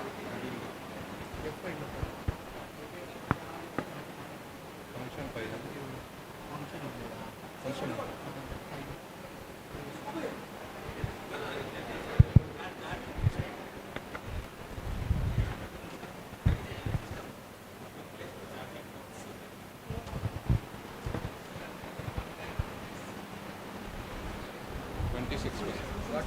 26.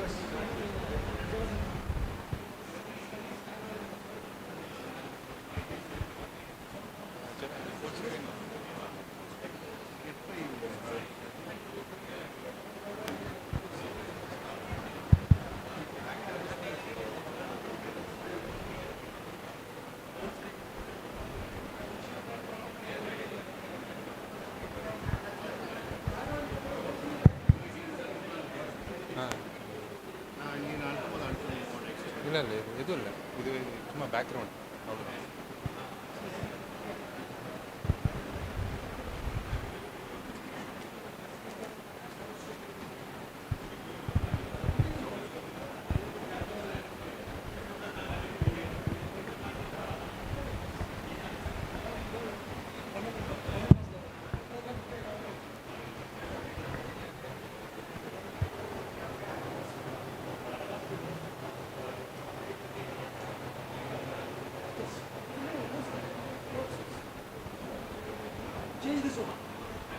ಅಣ್ಣ ಇದಿಲ್ಲ back on escape. I kindly request everyone, all the participants, to be present in the hall for the final 2 sessions. I kindly request all the farmers, participants and the project team to be present inside the hall. The final 2 technical sessions are about to commence.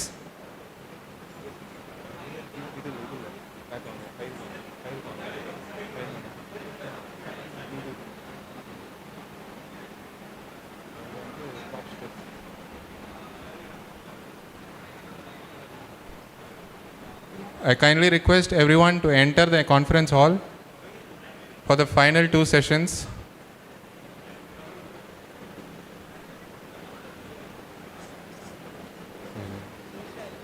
ಇಲ್ಲ ಇಲ್ಲ ಅದು ಮುಗಿಯಿದೆ, ಅದು variety.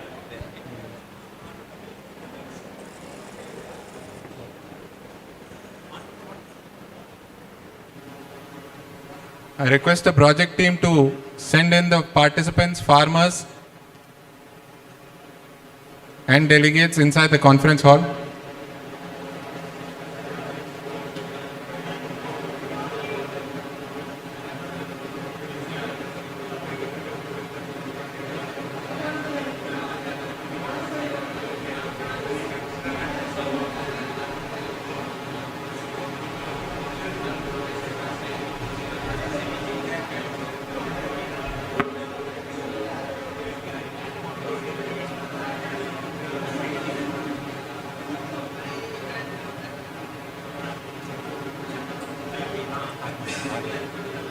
Farmers.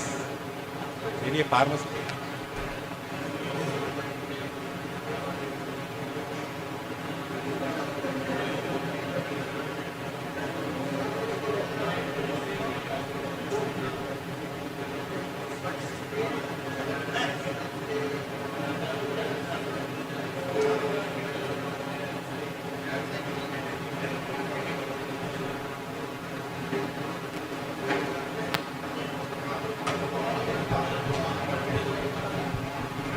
Good evening again.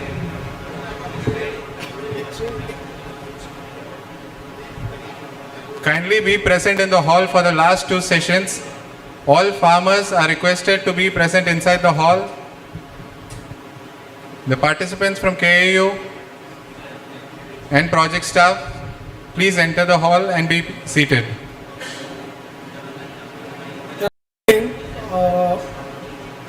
Now next session is crop stress and disease management. We have our chair, Professor Sudhish MB. He is the Dean and Principal of School of Agriculture Sciences, Amartha Vishwavidyapitham.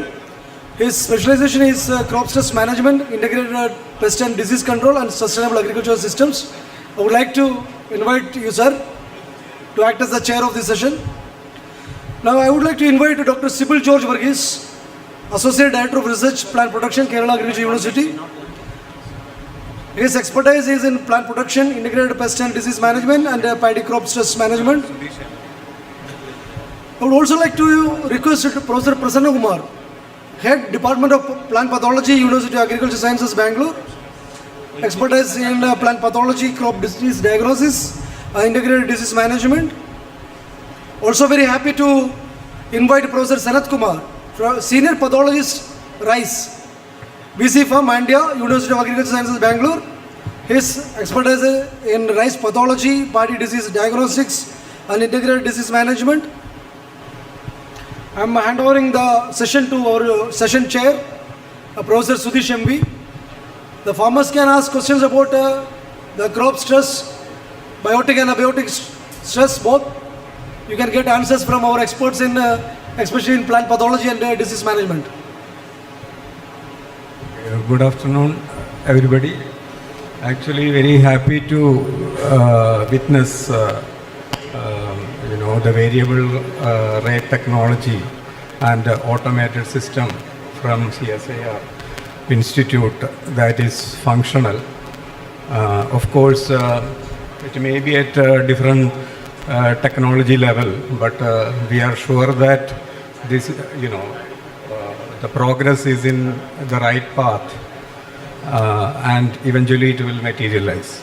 So regarding when it comes to pest and diseases, as well as stress, especially due to weeds, it is not far away, because we could witness that drones will be able to spray using the fed information, using the heat map.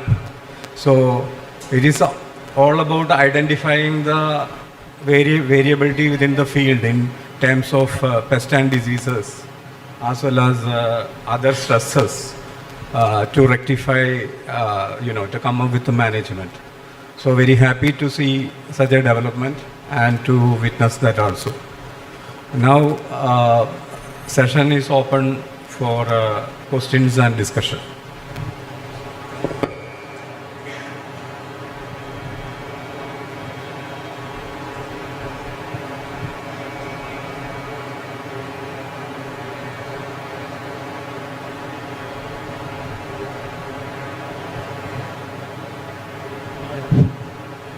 Sir, ನಾನು ಕರ್ನಾಟಕದಿಂದ ಬಂದಿದ್ದೀನಿ, ದಾವಣಗೆರೆ. ನಾವು ಅಡಿಕೆ ಹಾಕ್ತೀವಿ sir. ಅಡಿಕೆ ಇದರಲ್ಲಿ ಅದು ಒಂಥರ ಯೆಲ್ಲೋ ಕಲರ್ ಆಗಿ 1 ಮಂತ್ 2 ಮಂತಿಗೆ ಅದೆಲ್ಲ ಫುಲ್ಲು ಸಾಯ್ತಾ ಹೋಗುತ್ತೆ ಅಡಿಕೆ ಸಸಿ. ಅದರೊಳಗೆ ಇದು ಇರುತ್ತಲ್ಲ ಸರ್, ಅದು ಒಂಥರ ಸ್ಮೆಲ್ ಬರುತ್ತೆ, ಕೊಳ್ತರ ಸ್ಮೆಲ್ಲು. ಆ ಗಿಡ ಹಂಗೆ ಸಾಯ್ತಾ ಇದೆ ಸರ್. ಅದಕ್ಕೆ ಯಾವ ಥರ ಮೆಡಿಸಿನ್ ಇದು ಮಾಡಬೇಕು ಅಂತ. ಅಲ್ಲ, ಆಯಿತು. ಈಗ ಎಷ್ಟು ವರ್ಷ ಆಗಿದೆ ಗಿಡಕ್ಕೆ ಅದಕ್ಕೆ? ಸರ್, ಒಂದು 3 ಇಯರ್ಸ್ ಸರ್. 3 ಇಯರ್ಸ್ ಆಗಿದೆಯಾ? ಅಲ್ಲಿ ನೀವು ಅಲ್ಲಿ ಬುಡದಲ್ಲಿ ಏನಂತ ಹೇಳಿದ್ರೆ ಗೊಣ್ಣೆ ಹುಳು ಏನಾದ್ರು ಇದೆಯಾ ಅಂತದಂತ ಪರಿಶೀಲನೆ ಮಾಡಬೇಕಾಗತ್ತೆ. ಅದೇ ಗೊಣ್ಣೆ ಹುಳು ಬಂದಾಗ ಸ್ವಲ್ಪ ಸ್ಮೆಲ್ ಬರುತ್ತೆ, ಮತ್ತೆ ಕೊಳೆಯೋದು ಸುಳಿ ಕೊಳಿತದೆ. ಸೊ ಅದಕ್ಕೆ ನೀವು ಫಸ್ಟ್ ಅದನ್ನ ಗೊಣ್ಣೆ ಹುಳು ತೆಗೆದುಬಿಟ್ಟು ಆಮೇಲೆ ಇದು ಮಾಡಬೇಕಾಗತ್ತೆ. ಸೊ ಏನಾದ್ರು ಸುಳಿ ಸಾಯ್ತಾ ಇದ್ರೆ, ಸೊ ಆಗ ನಾವು ಏನಾದ್ರೆ ಬ್ಲೈಟಾಕ್ಸ್ ಏನಾದ್ರು ಇದೆಯಲ್ಲ ಅದನ್ನ ಸುಳಿಗೆ ಹಾಕಿದ್ರೆ ಸ್ವಲ್ಪ ಚೇತರಿಸ್ಕೊಳ್ಳುತ್ತೆ. ಸರ್, ವಾಟ್ರು ಎಷ್ಟು ದಿನಕ್ಕೆ ಒಂದು ಟೈಮ್ ಬಿಡಬೇಕು? ಅಲ್ಲ, ವಾಟರ್ ನೀವು ರೆಗ್ಯುಲರ್ ಆಗಿ ಡ್ರಿಪ್ಪಲ್ಲಿ ಕೊಡ್ತಾ ಇದ್ರೆ ರೆಗ್ಯುಲರ್ ಆಗಿ ಕೊಟ್ಟರೆ ಕೊಡ್ಬೋದು, ಏನು ತೊಂದರೆ ಏನಿಲ್ಲ. So the question that was asked by this particular farmer is that about the arecanut in the early stage where he is experiencing the yellowing. So that is because of several reasons. One is the root grub problem and also the crown rot region problem. So I think that's what his major issue was. ನಿಮ್ಮ ಸುತ್ತಮುತ್ತ ಏನು ಬೆಳೆ ಬೆಳೀತಾರೆ? What are all the other crops are growing around areca nut? Most all ಮೆಕ್ಕೆಜೋಳ, ಅಡಿಕೆ, ತೆಂಗು, ಈರುಳ್ಳಿ. ನೋಡಿ, ಅದು ಹಳದಿ ಆಗೋದು ಇಲ್ಲ ನೀರು ಜಾಸ್ತಿ ಆದರೆ ಆಗ್ತದೆ, ಇಲ್ಲ ನೀರು ಕಡಿಮೆ ಆದರೆ ಆಗ್ತದೆ. ಅವೆರಡು ಕಾರಣ ಇರ್ತದೆ. ಪ್ರಸನ್ನ ಅವ್ರು ಹೇಳಿದ್ದಕ್ಕಿಂತ ಇನ್ನೊಂದು 2 ಸೇರಿಸ್ತೀನಿ ನಾನು. ನೀರು ಜಾಸ್ತಿ ಆದರೆ ಹಳದಿ ಆಗ್ತದೆ, ನೀರು ಕಡಿಮೆ ಆದ್ರೂ ಆಗ್ತದೆ. ಈಗ ಹೇಳಿ, ಜಾಸ್ತಿ ಆಗಿದೆಯಾ ನೀರು? ಮೋಸ್ಟ್ಲಿ ಜಾಸ್ತಿ ಆಗಿದೆ. ಅದಕ್ಕೇ ನೀವು ಆದಷ್ಟು ನೀರು ಕಡಿಮೆ ಮಾಡಿ ಡ್ರೈನೇಜ್ ಕೊಡಿ. ಬುಡದ ಹತ್ರ ನೀರು ಹಾಯಿಸ್ಬೇಡಿ, ಓಕೆ ಸರ್. ಸ್ವಲ್ಪ ದೂರ ಹಾಯಿಸಿ, 2 ಅಡಿ 3 ಅಡಿ ದೂರದಲ್ಲಿ ನೀರು ಹಾಯಿಸಂಗೆ ಮಾಡಿ. ಡ್ರಿಪ್ ಹಾಕ್ಸಿದ್ದೀರಾ? ಹಾಂ ಸರ್. ಮತ್ತು ಹಂಗಿದ್ರೆ ಫ್ರೀಕ್ವೆನ್ಸಿ ಕಡಿಮೆ ಮಾಡಿ. ವಾರಕ್ಕೆ ಒಂದು ಸರಿ ಆನ್ ಮಾಡಿದರೆ ಸಾಕು, 1 ಗಂಟೆ ಸಾಕು. Okay, thank you. Okay, thank you. That another solution that was given by Dr. Sanath is that when there is an excessive moisture for the Aracanet, there will be a big issue, and the water should not be very close, given to the close to the stem. It should be at least having 1 or 2 feet away, so that there is no continuous stress on the plant.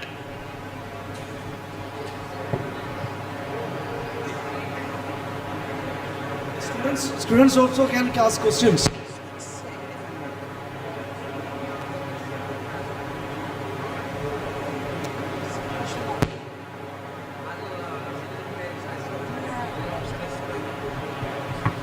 Disease diagnostic is not an easy subject. So you get insights from the experts. They will help in, developing AIML solutions. So we are expecting a lot of questions because of the pest and disease, because this is one of the burning problem, and many a times we don't find the solutions very easily, that as we get for in the other subject areas. So I would like to just connect a couple of things here. Sir. Please give the mic to Dr. Manish. He wants to ask. So have you ever tried an unconventional way of treating the disease? Like what I have heard is treating the plants. Suppose if it has a viral disease, so mostly it doesn't have any remedies. So what we found is we had developed a system which is a ozone based water, and if we spray on that, it kills the virus. So any such type of equivalent research has been done somewhere regarding that? Yeah, so now I think you might be knowing this natural farming system has been very aggressively moving across all the states in India. So there have been a lot of possibilities to use multiple botanicals that are being used as antiviral and antifungal properties. I would request Dr. Sanath, because he is conducting one experiment particularly on use of certain natural products for minimizing both the diseases as well as the insect pest. Already, as we are all know, most of the viruses transmit through vectors, insect vectors, most commonly aphids, whiteflies, many insects are there. So one natural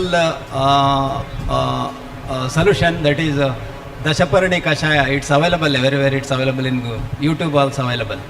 Dashaparni Kashaya means 10 different medicinal plants we are using. Each one is 2 kg. 2 kg leaf you collect. For example, Pangemia pinnata, Pangemia, neem, then that Sitapala. Okay. Custard apple.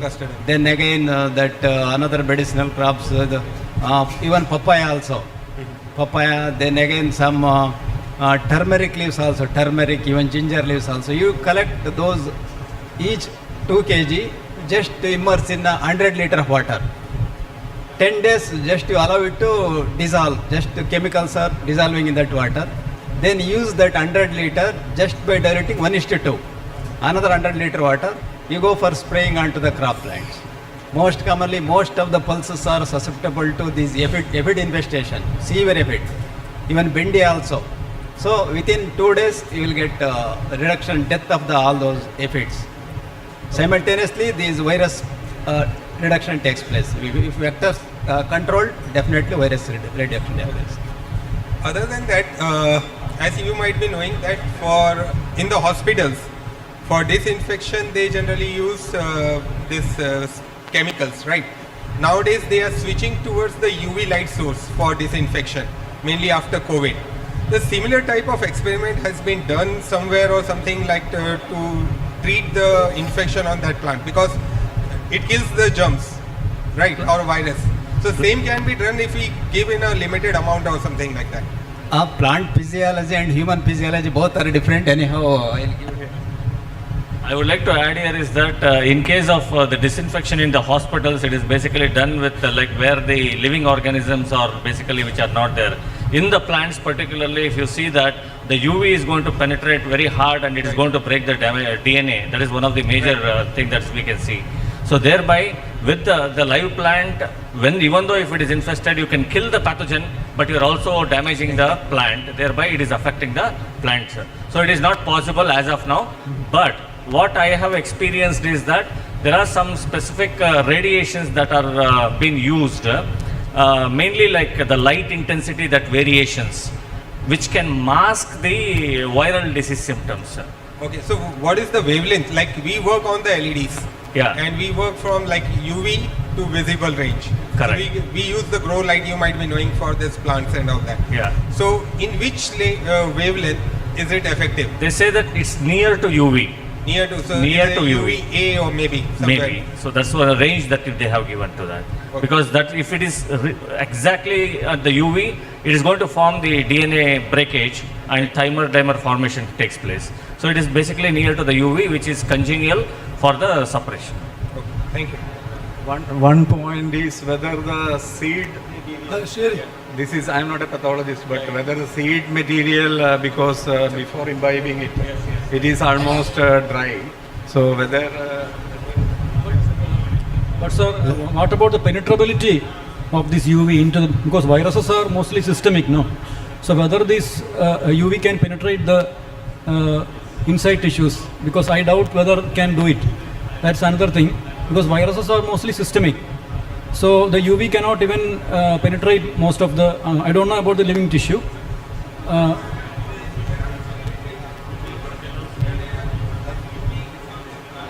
Okay, and one more thing I would like to add, that is thermotherapy is an age-old technique for virus, because some viruses can be inactivated at higher temperatures. Because some viruses it may be even 45 degree or 50 degree. Some viruses it may be more than 100 degree. So the temperature effect even for tissue culture plants or some other small plants at some stage of the crop, not in a living in a crop in the field, even in the laboratory, this thermotherapy is an age-old practice for eliminating the virus from a living source. That is, if the temperature crosses the thermal inactivation point of a virus, the virus gets killed. But the penetrability of the UV, I doubt, so it may be answered.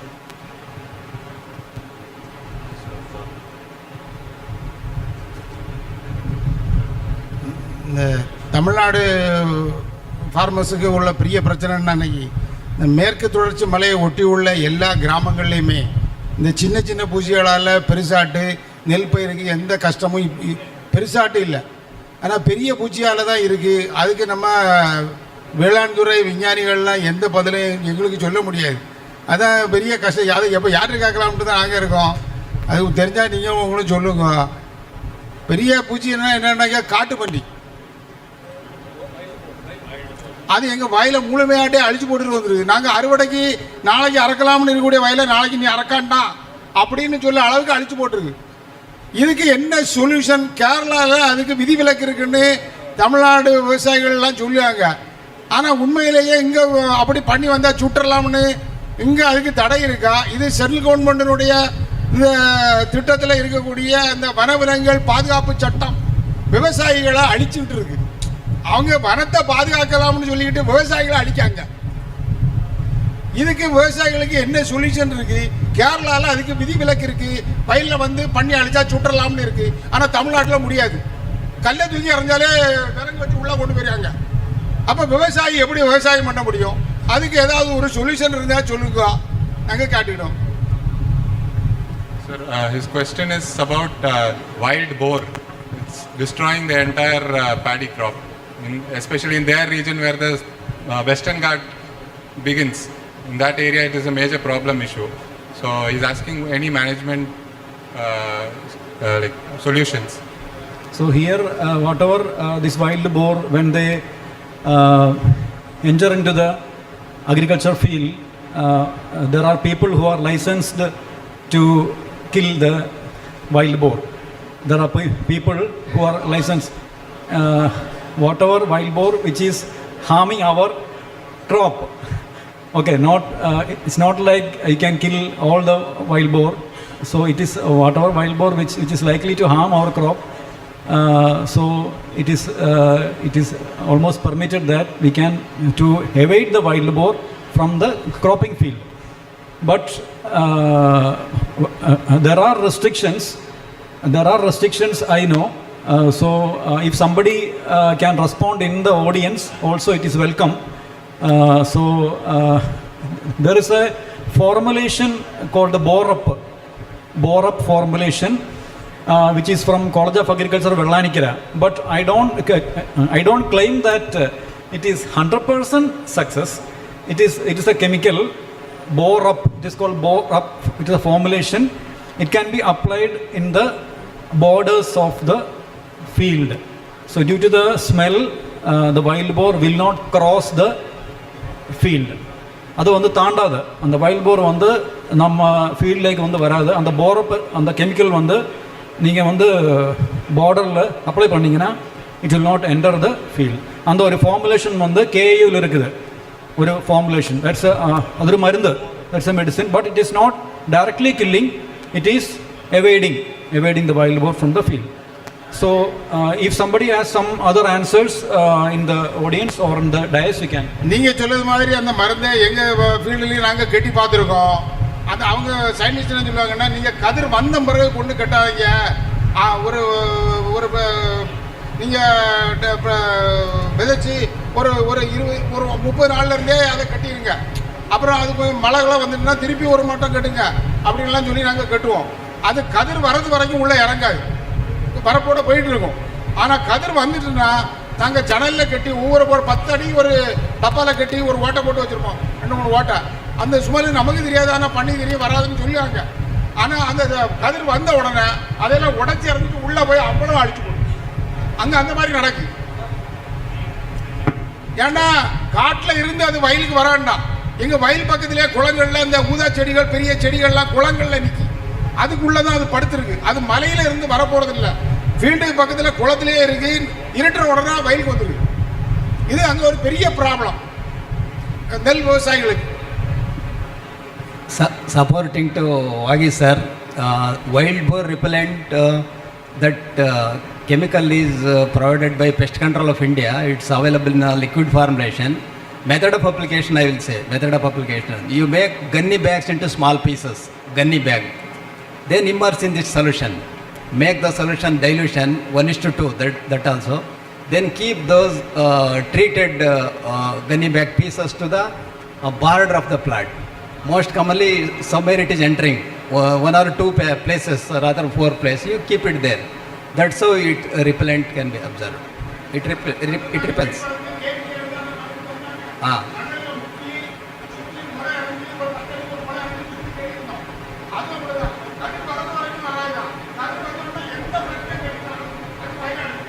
Final decision is You're saying major issue.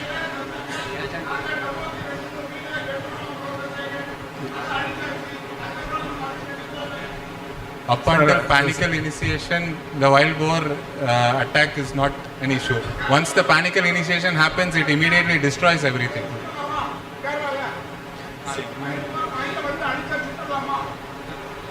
No. It is offense actually. Sir, yeah, there are some sustainable solutions as well, not overnight. One is there are some success stories planting bamboo, thorny bamboo, that is bamboos, close planting of bamboo. So it if there is if it is planted during rainy season, it will survive, and the growth is also very fast. Then another one practiced by Tamil Nadu growers is kiluvai. That will survive in dry areas. So Commifera caudata. So that if you plant it, I can give the details. I will meet you. If we plant it closely, that also fast growing, and it can be propagated through cuttings. So if it is closely planted, there will be less intrusion of wild boar. Another layer is agave with the thorny spines. So this can be the second layer, but it is not overnight solutions. It requires time, and these are some sustainable, but over the time it will prevent. And for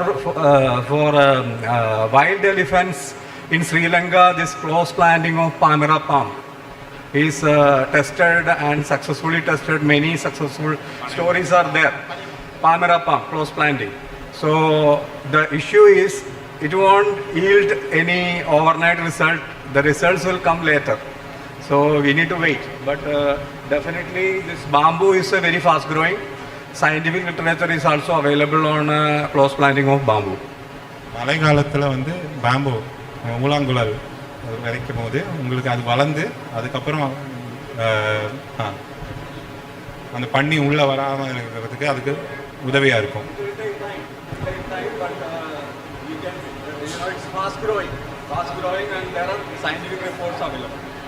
மழை காலத்தில் நீங்கள் அதை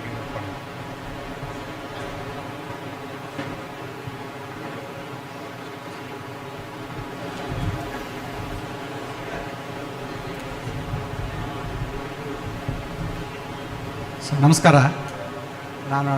ನಾನೊಬ್ಬ technology ಬ್ಯಾಕ್ಗ್ರೌಂಡಿಂದ ಒಕ್ಕಲ್ತನಕ್ಕೆ ಬಂದಿರೋದು. So ಈ 2 ವರ್ಷದಿಂದ ನಾನು ಕೇಳ್ತಾ ಇದ್ದೇನೆ, ಅಂದರೆ ಲಾಸ್ಟ್ ಇಯರಿಂದ ಕ್ರಾಪ್ ಸ್ಟ್ರೆಸ್ ಅಂತ exactly what it is in terms of agriculture. So the crop stress is particularly anything that is induced for a plant, either a biotic or abiotic. Biotic basically whatever that like organisms, pathogens like fungi, bacteria, virus, nematode, insects, all put together, it is basically a biotic factors. And abiotic factors can be your heat stress, salt stress, or the drought, shortage of water. Anything which is a non-living thing is basically called as the abiotic stress. Exactly what is stress? Stress, anything that is induced on the plant by an external agent. For growth, right? For growth. Indirectly, it is affecting the growth. Okay. So, okay, this time I have put that bio stress-free kind of powder or something like 30 grams per acre or something like that. So, how is it looks like a protein powder for me? Sorry, please come again. It looks like a milk powder actually. When I opened it and I'll see. So how is that 30 gram de-stresses the plant? Sorry, you're not audible, bro. How that 30 grams of powder de-stresses 1 acre of land? Of which chemical? That powder. Powder. Yeah.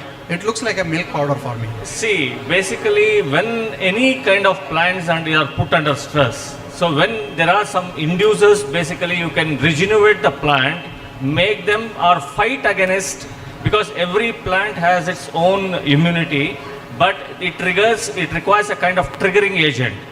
So that is basically boosted by either in different forms, either hormones or any other inducing chemicals.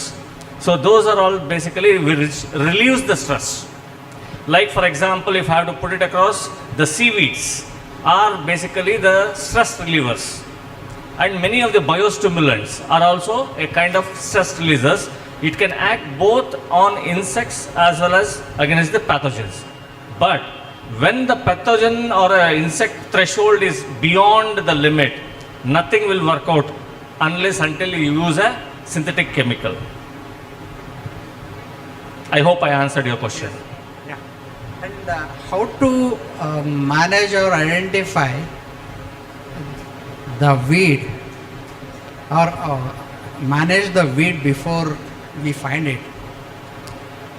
Every weed has its proper characteristics, but unfortunately in paddy, like for example if I take Echinoclova colon or Echinoclova another species, at the early vegetative stage it is very very difficult to identify them until unless it don't flower or it comes to the tillering or to the next level.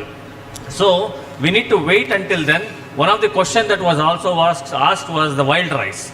So we cannot identify until it crosses this flowering or seed setting stage. So that is the stage where we need to remove or rogue out those plants or cut the panicle, and all other methods are, it is totally difficult. So we, in our Indian conditions, still we have the hand weeding mechanism.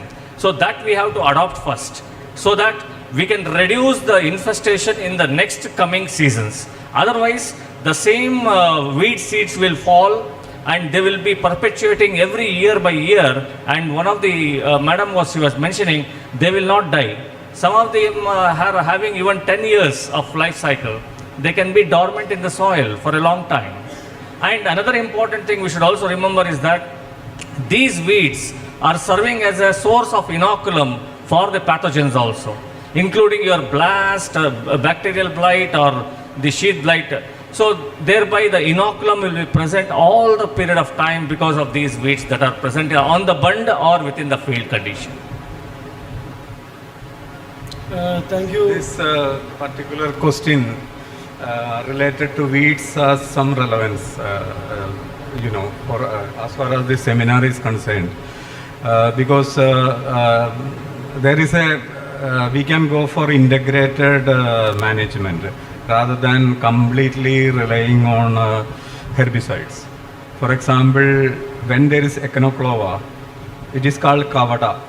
In Malayalam, there is a saying that kavadaye mukki kolluka ennu parayum. Adayathu flood it for substantial time so that kavada will emerge and it will be decayed.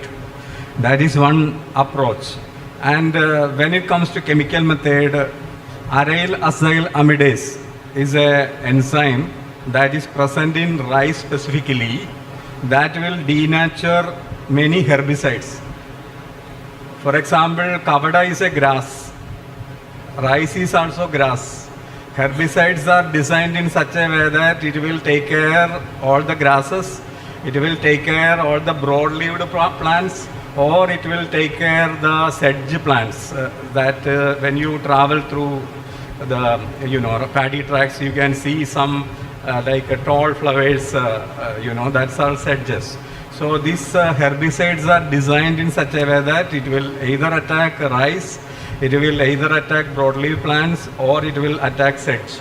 But rice being like our food source, there are like some peculiarity that some enzymes in rice will denature this herbicide. For example, butachlor.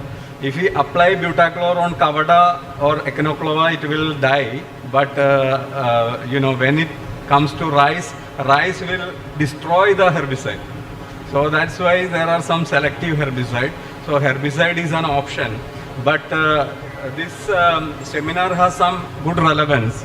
For example, if we can develop a heat map for a region where the weeds are maximum, we can have a variable rate technology of applying these herbicides and minimize the herbicide usage. So herbicide as a tool, it will be preserved, but because there won't be broad spectrum application and destroying the environment. So this seminar is highly relevant. Yeah. Yeah, thank you, Dr. Sudesh. Now I would like to request Dr. Patra. Okay. One more question from Mr. Prabhudeva. This is about the pest control or something like that. So is there any organic pest control spray other than neem oil? As such, there are very limited. Okay. So, but only thing is nowadays the trend is changing towards building the plant immunity by itself, by mainly inoculants. So the plant inoculants, like we are mainly emphasizing more on bio-inoculants, which can act as non-chemical based methods. So as an ISRs. So you can name anything like that? Like Pseudomonas fluorescens is one among them, which is having, well, with the seed treatment or the foliar application can be taken so that it will enhance the resistance as well as it is directly used as a biocontrol also against many of the diseases. It's a spray. Spray also is possible. And another thing which I wanted to connect a couple of things here is with regard to the previous sessions that we had, the soil health, the fertilizer management, and coming to the crop stress, what you asked. is that all these are interlinked.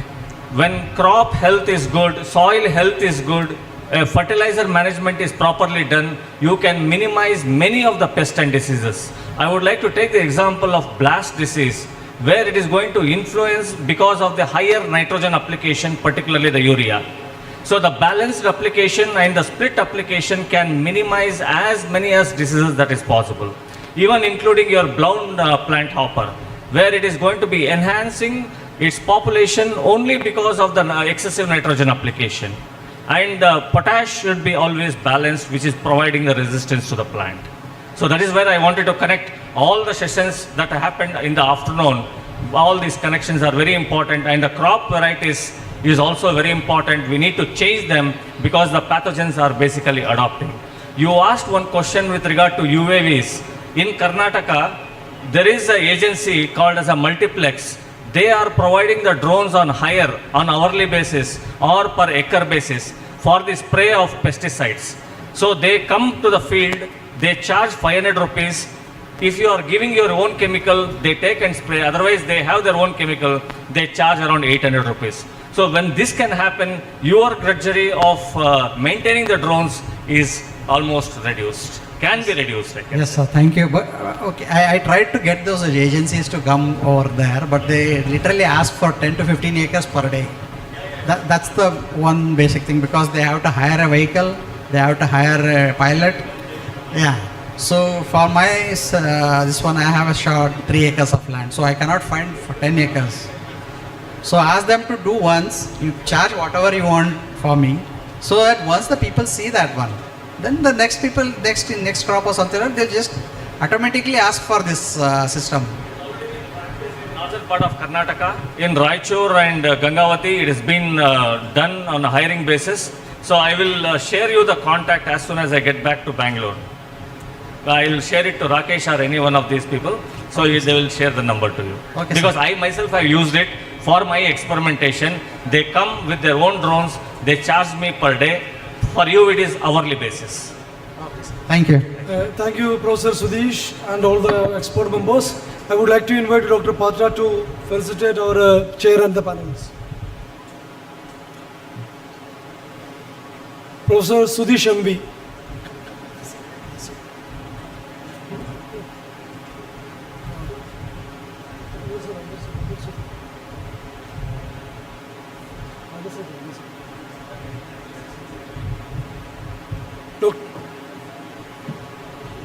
Dr. Sibyl George Varghese.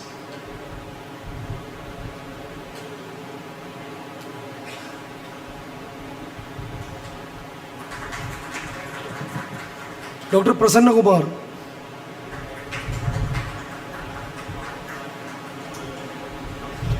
Professor Sanat Kumar. Professor Sanat Kumar.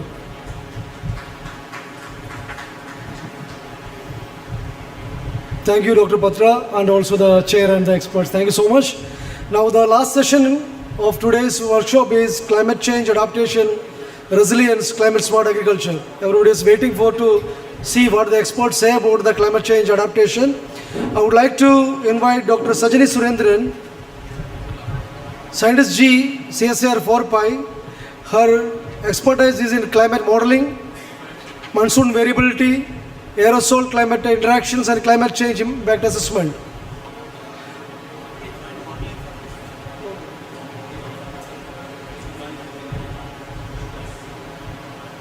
Sure. We have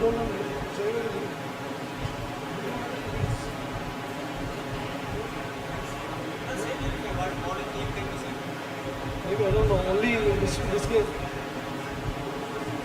Only Vivek knows, sir. Vivek. I would like to invite Professor B. Ajit Kumar. He is Associate Professor and Head Department of Agriculture Meteorology, Kerala Agriculture University, Vellanikara, Thrissur. His specialization is in crop weather modeling, climate change impact assessment, and agro meteorological advisory services. Welcome, Dr. Ajit Kumar. I would also like to welcome Dr. Manish Matthew, my colleague and the Senior Principal Scientist, Head Technology Business Development Group of CSIR, Siri Pilani. His expertise is in IoT, optoelectronic semiconductor devices, thin film technologies, and advanced electronic materials. Lastly, I would like to welcome Dr. Ajit K, Associate Professor, Regional Agriculture Research Station, Kumaragam. His expertise is in climate change adaptation, climate smart agriculture, IoT-enabled farm systems, and controlled environment agriculture. So we are deliberating on two aspects. One is climate resilience, climate adaptation, and also IoT and controlled environment agriculture. Because we have a panel, half in the climate expertise and half is IoT and controlled environment. I forgot to invite Dr. Rakesh V, our nodal PA of mission project and a senior principal scientist of CSIR 4Pi. His specialization is atmospheric modeling, data assimilation, agrometeorology, and climate informatics. Hope we can get a great insights from this large panel regarding climate adaptation and also IoT and CEA. Now its session is open to chair. Good evening, respected panelists, scientists, students and farmers. Welcome to the last but the best session on climate change adaptation, resilience and climate smart agriculture. So I welcome all of you to this session. You know that climate change is no longer a projected risk. It is rather a present reality, and we observe rising temperatures, more frequent extreme rainfall events, unusual dry spells and flood occurring in the same season and things like that. So for crops, any crop, especially for rice which are sensitive to the temperature and water stress, any small climatic shifts can impact, a significant impact can be done to the yield. So adaptation is not an option, it is essential. And smart agriculture, climate variability, the most advanced climate models project, they indicate that in future this kind of variability is going to increase much more. So for the plant ecosystem, it is more uncertainty in planting dates, more uncertainty in water availability, and more uncertainty in diseases and pest outbreaks.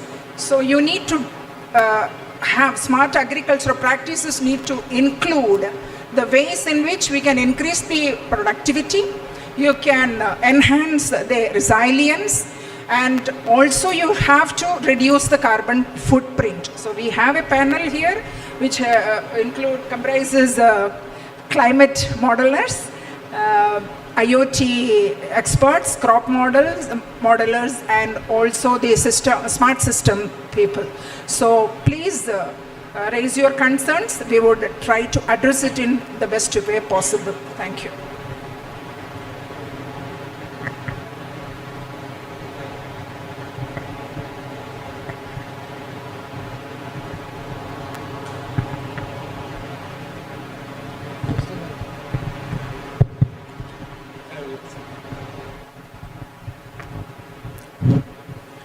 Good afternoon, sir.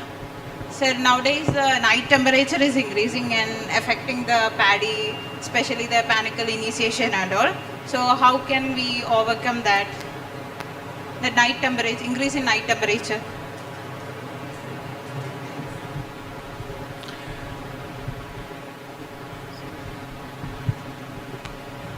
It's a very important question because we are observing this. In Komarangam, we have got several research findings regarding high temperature effect on rice.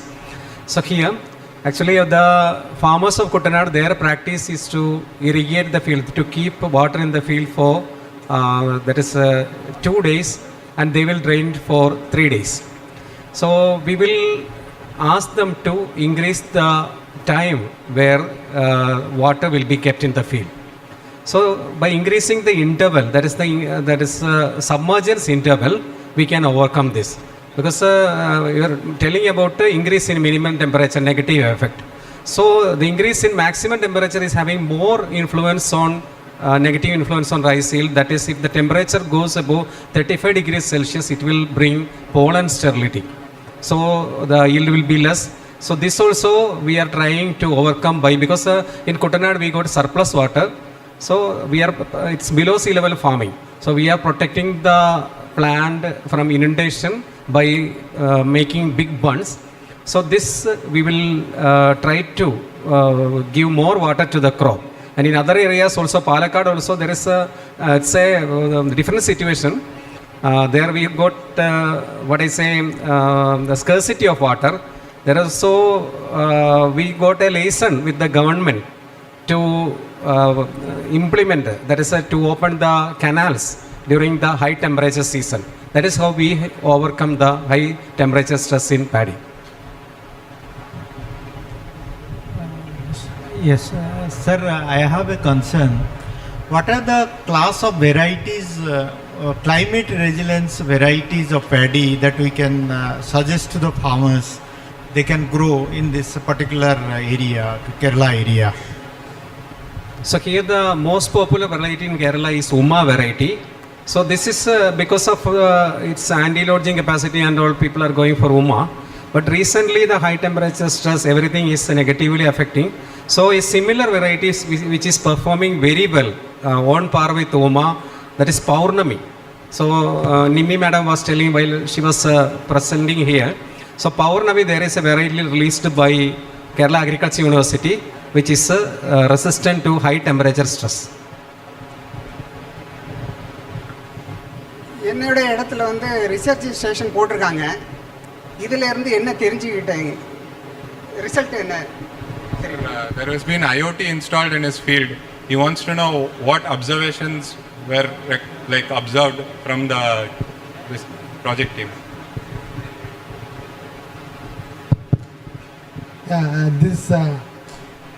As part of this project, we have installed an IoT network in the farmer like his field. So now we have collected one season data and the second season data collection is ongoing. Actually, this is the first time. So currently the practice where the crop model or even any other simulation or yield assessment, that like he told, the temperature is a very critical parameter determining the paddy crop yield. So currently what is the temperature data measurement is taken conventionally is above canopy. That means like you put an AWS station that is measuring the temperature at 2 meters. So actually what is the temperature under the canopy, that is what really matters to the crop. So we have put the network in such a way that during the initial phase, tillering stage, we have put the sensor set at 15 centimeter height, and during the crop growth stage, the sensor's height is adjusted automatically.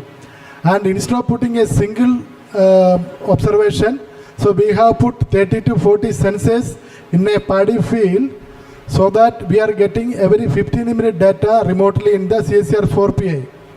Now, I will come to his question, what is the application or use of this data? The application or use of this data is, now, because now this is the first of such kind data, so now we know what is the under canopy, that means within the leaf, what is the leaf temperature, or like within the canopy, what is the temperature. Now, you know that many of the diseases, most more like fungus and other diseases in the paddy is triggered by temperature, humidity and heat stress in the crop field. So we are observing every 15 minutes dish data. Now we are trying to come out with a model, like a empirical model, multivariate model, to make a kind of a prediction model to identify the trigger point or trigger temperature, like or threshold humidity or threshold heat stress at which the disease initiate or trigger in this crop. So once the model is properly developed and validated, so this can be used to give some kind of a advisory to the farmer, like when is the probable like date or chance of initiation of these kind of diseases based on these microclimate parameters. அவர் சொன்னது என்னன்னா, இப்போ உங்களுக்கு எந்த ஸ்டேஷன்லேருந்து வெப்பநிலை இதெல்லாம் பார்த்தீங்கன்னா அது 2 மீட்டர் ஹைட்லேருந்து எடுத்தது. இப்போ வந்து உங்களுக்கு செடிக்கு இருக்கிற பக்கத்தில் இருக்கிற வெப்பநிலை என்ன இருக்குது, அது எந்த பாயிண்டில் வந்து நோய் தாக்கத்தை அதிகரிக்கிறது, அதிலிருந்து உங்களுக்கு ஒரு அட்வைசரி கொடுக்கலாம். இந்த மாதிரி டெம்பரேச்சர் உங்களுக்கு டிஃப்ரென்ஸ் தெரியும் போது அந்த மாடல் மூலியமாக உங்களுக்கு ப்ரெடிக்ட் பண்ணி உங்களுக்கு சொல்லலாம்.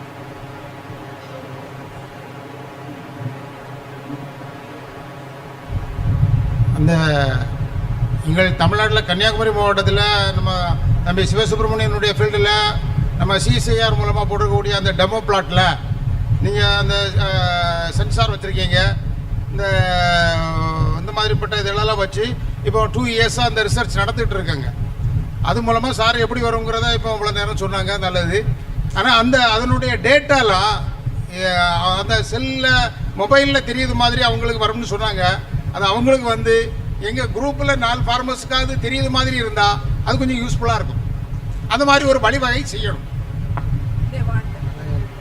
So I noted that. So what we will do now, so now this data we are receiving remotely. Now I think already we have discussed, Dr. Rajan and myself discussed, we has CSR CMERI already have a IoT cloud software, developed software. We will use that software to and we can even give that access to that cloud software to with a username or password or with restricted access to the farmer who are interested, so that they can also see the data which we receive in their mobile. So we will it is noted, we will work out at application development, mobile based application we will share so that you can see in your mobile. That will be done in next phase of the project.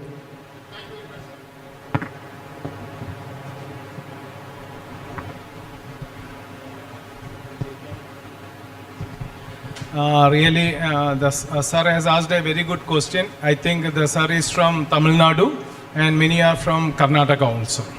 And actually within Kerala Agriculture University and almost all the agriculture universities having a collaboration in India Meteorological Department, they have a unit called Gramina Krishi Mausam Seva. So in Gramina Krishi Mausam Seva, most of the farmers have been, their mobile numbers has been fed into that Gramina Krishi Mausam Seva.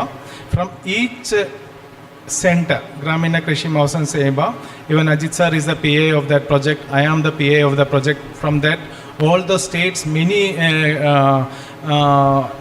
SAUs, they have a center called Gramina. Again, I am concentrating Gramina Krishi Mausam Seva because each farmer's number is fed in that Gramina Krishi Mausa. They have a direct contact with that unit, and whatever the forecast given by the India Meteorological Department, it is sent to that particular mobile, and based on that forecast, what should be planned in the next 5 days, that is also given in that advisories. These advisories are location specific. Just for example, in Kumaragam, Dr. Ajit is sending the agromet advisories for more than 100 farmers every Tuesdays from here. Based on the forecast, what will be the temperature, what will be the rainfall, what will be the dry condition. Based on that, the forecast advisories is sending to each farmers. Likewise, if you have a contact with the TNEU people, you will get the information about that thing. And even with Bangalore, US Dharwad, US Raichu, they have a unit. Please contact with those people. Please register your number. You will get the forecast every Tuesday. You will get the forecast, and even the advisories also you will get actually. Thank you. Srihari, please tell him. Please translate what he told to him. நீங்கள் Tamil Nadu agriculture யூனிவர்சிட்டியில் இந்த மாதிரி வாரம் உங்களுக்கு weather forecast, weather report அவங்களே தருவாங்க உங்களுக்கு. இந்த மாதிரி அட்வைசரி, அதாவது உங்களுக்கு என்ன பண்ணணும், அடுத்து என்ன பண்ணணும், இந்த மாதிரி ஏதாவது ஒரு நிலைமை வந்துச்சுன்னா அதுக்கு நீங்கள் என்ன பண்ணலாம் அப்படின்னு. இல்லைன்னா அடுத்த ஒரு வாரத்துக்கு வந்து வெயில் ஜாஸ்தி இருக்குன்னு சொன்னால் நீங்கள் அந்த டைமில் நீங்கள் தண்ணி கட்டுறதை விட்டுட்டு நீங்கள் அடுத்து அந்த டைமில் நீங்கள் தண்ணி கட்டலாம். அந்த மாதிரி உங்களுக்கு வந்து யூனிவர்சிட்டி சைட்லேருந்து ஒரு அட்வைசரி கிடைக்கும். அதே மாதிரி எல்லா ஸ்டேட் அக்ரிகல்ச்சர் யூனிவர்சிட்டியும் உங்களுக்கு கிடைக்கும். Any other questions from the audience?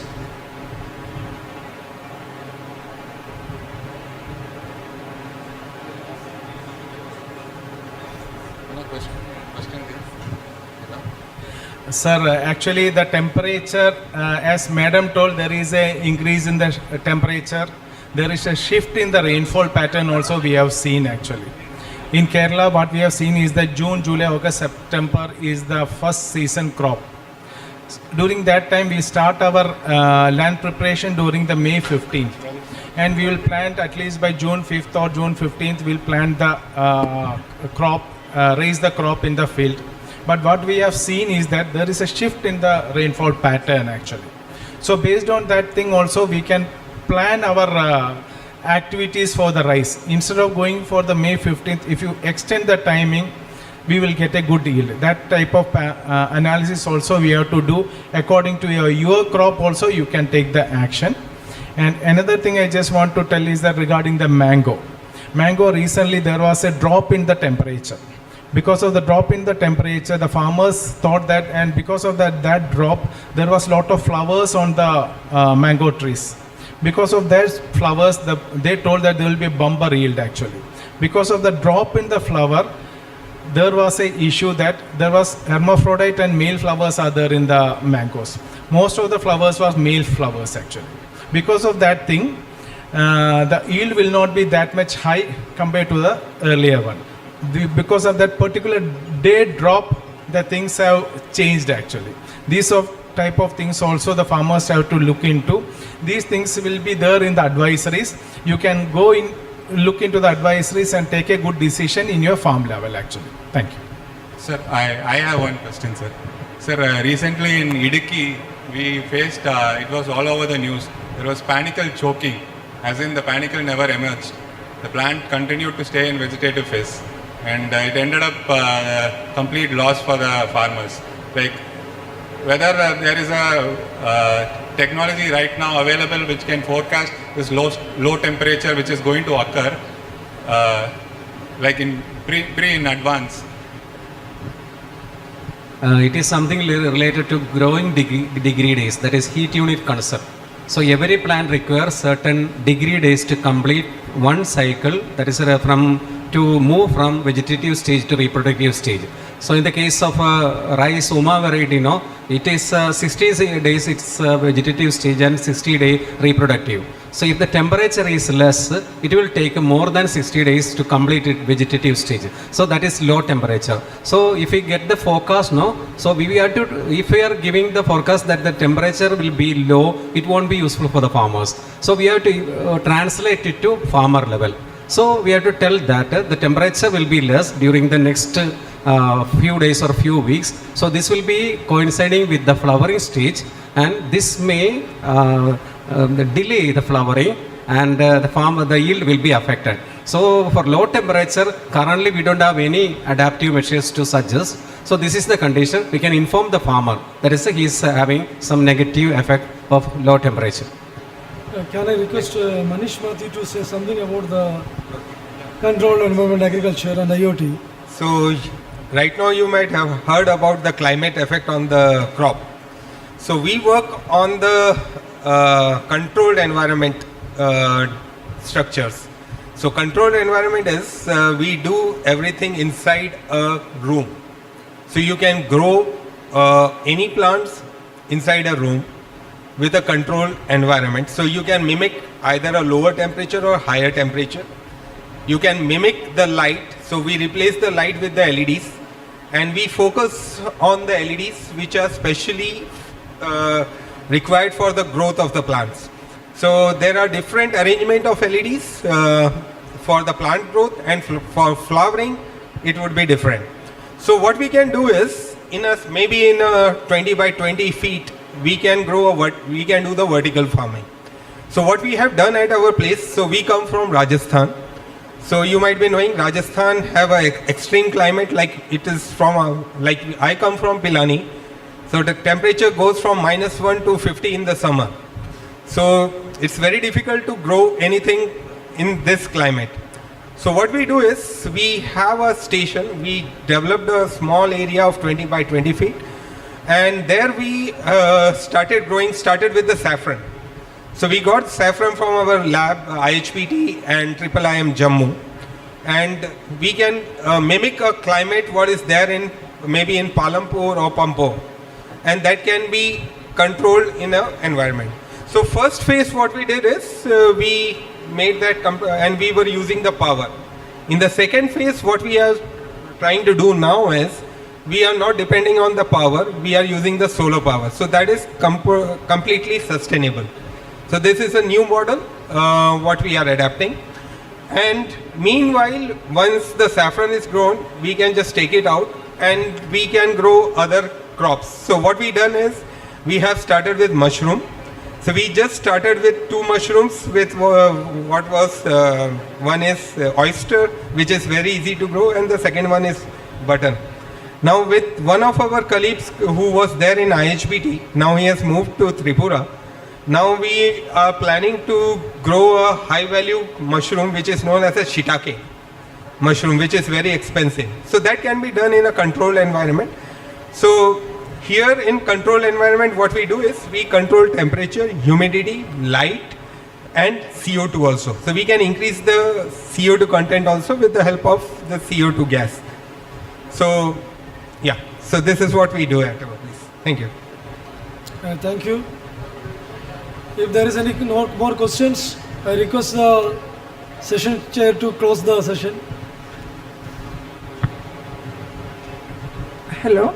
So if there are no more questions, I would like to close this session. Thank you everyone once again.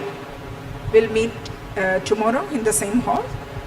Thank you, Dr. Sajani Surendran. I would request Dr. Arup Ghosh to felicitate the chair and the panel members.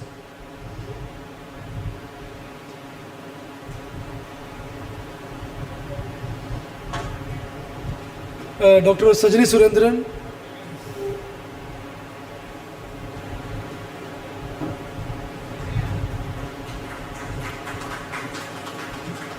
Professor Ajit Kumar B.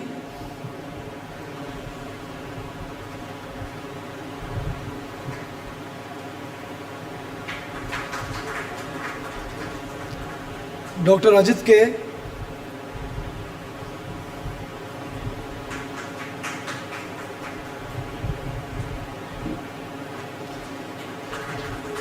Dr. Manish Matthew.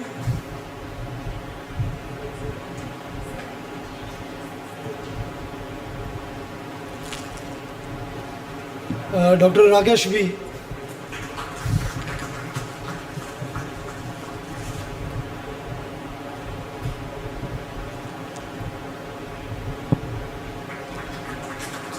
Thank you, Dr. Arup Ghosh, and also the chair and the experts for conducting a nice chair. I would like to thank everyone, farmers, experts and students, everyone for completing this. Can I just interrupt you 1 minute? Yeah.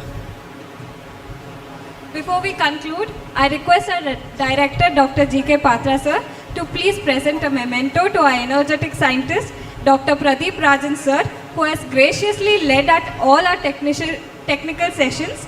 Thank you, sir, for your lead. Dr. Rajan, we need a big applause. The entire session he single-handedly handled.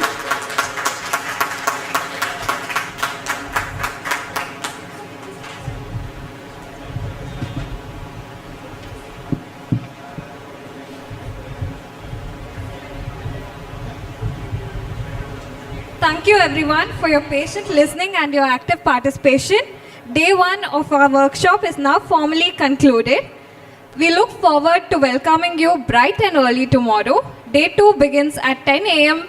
at the KAU Research Fields. Jai Hind, take care, thank you.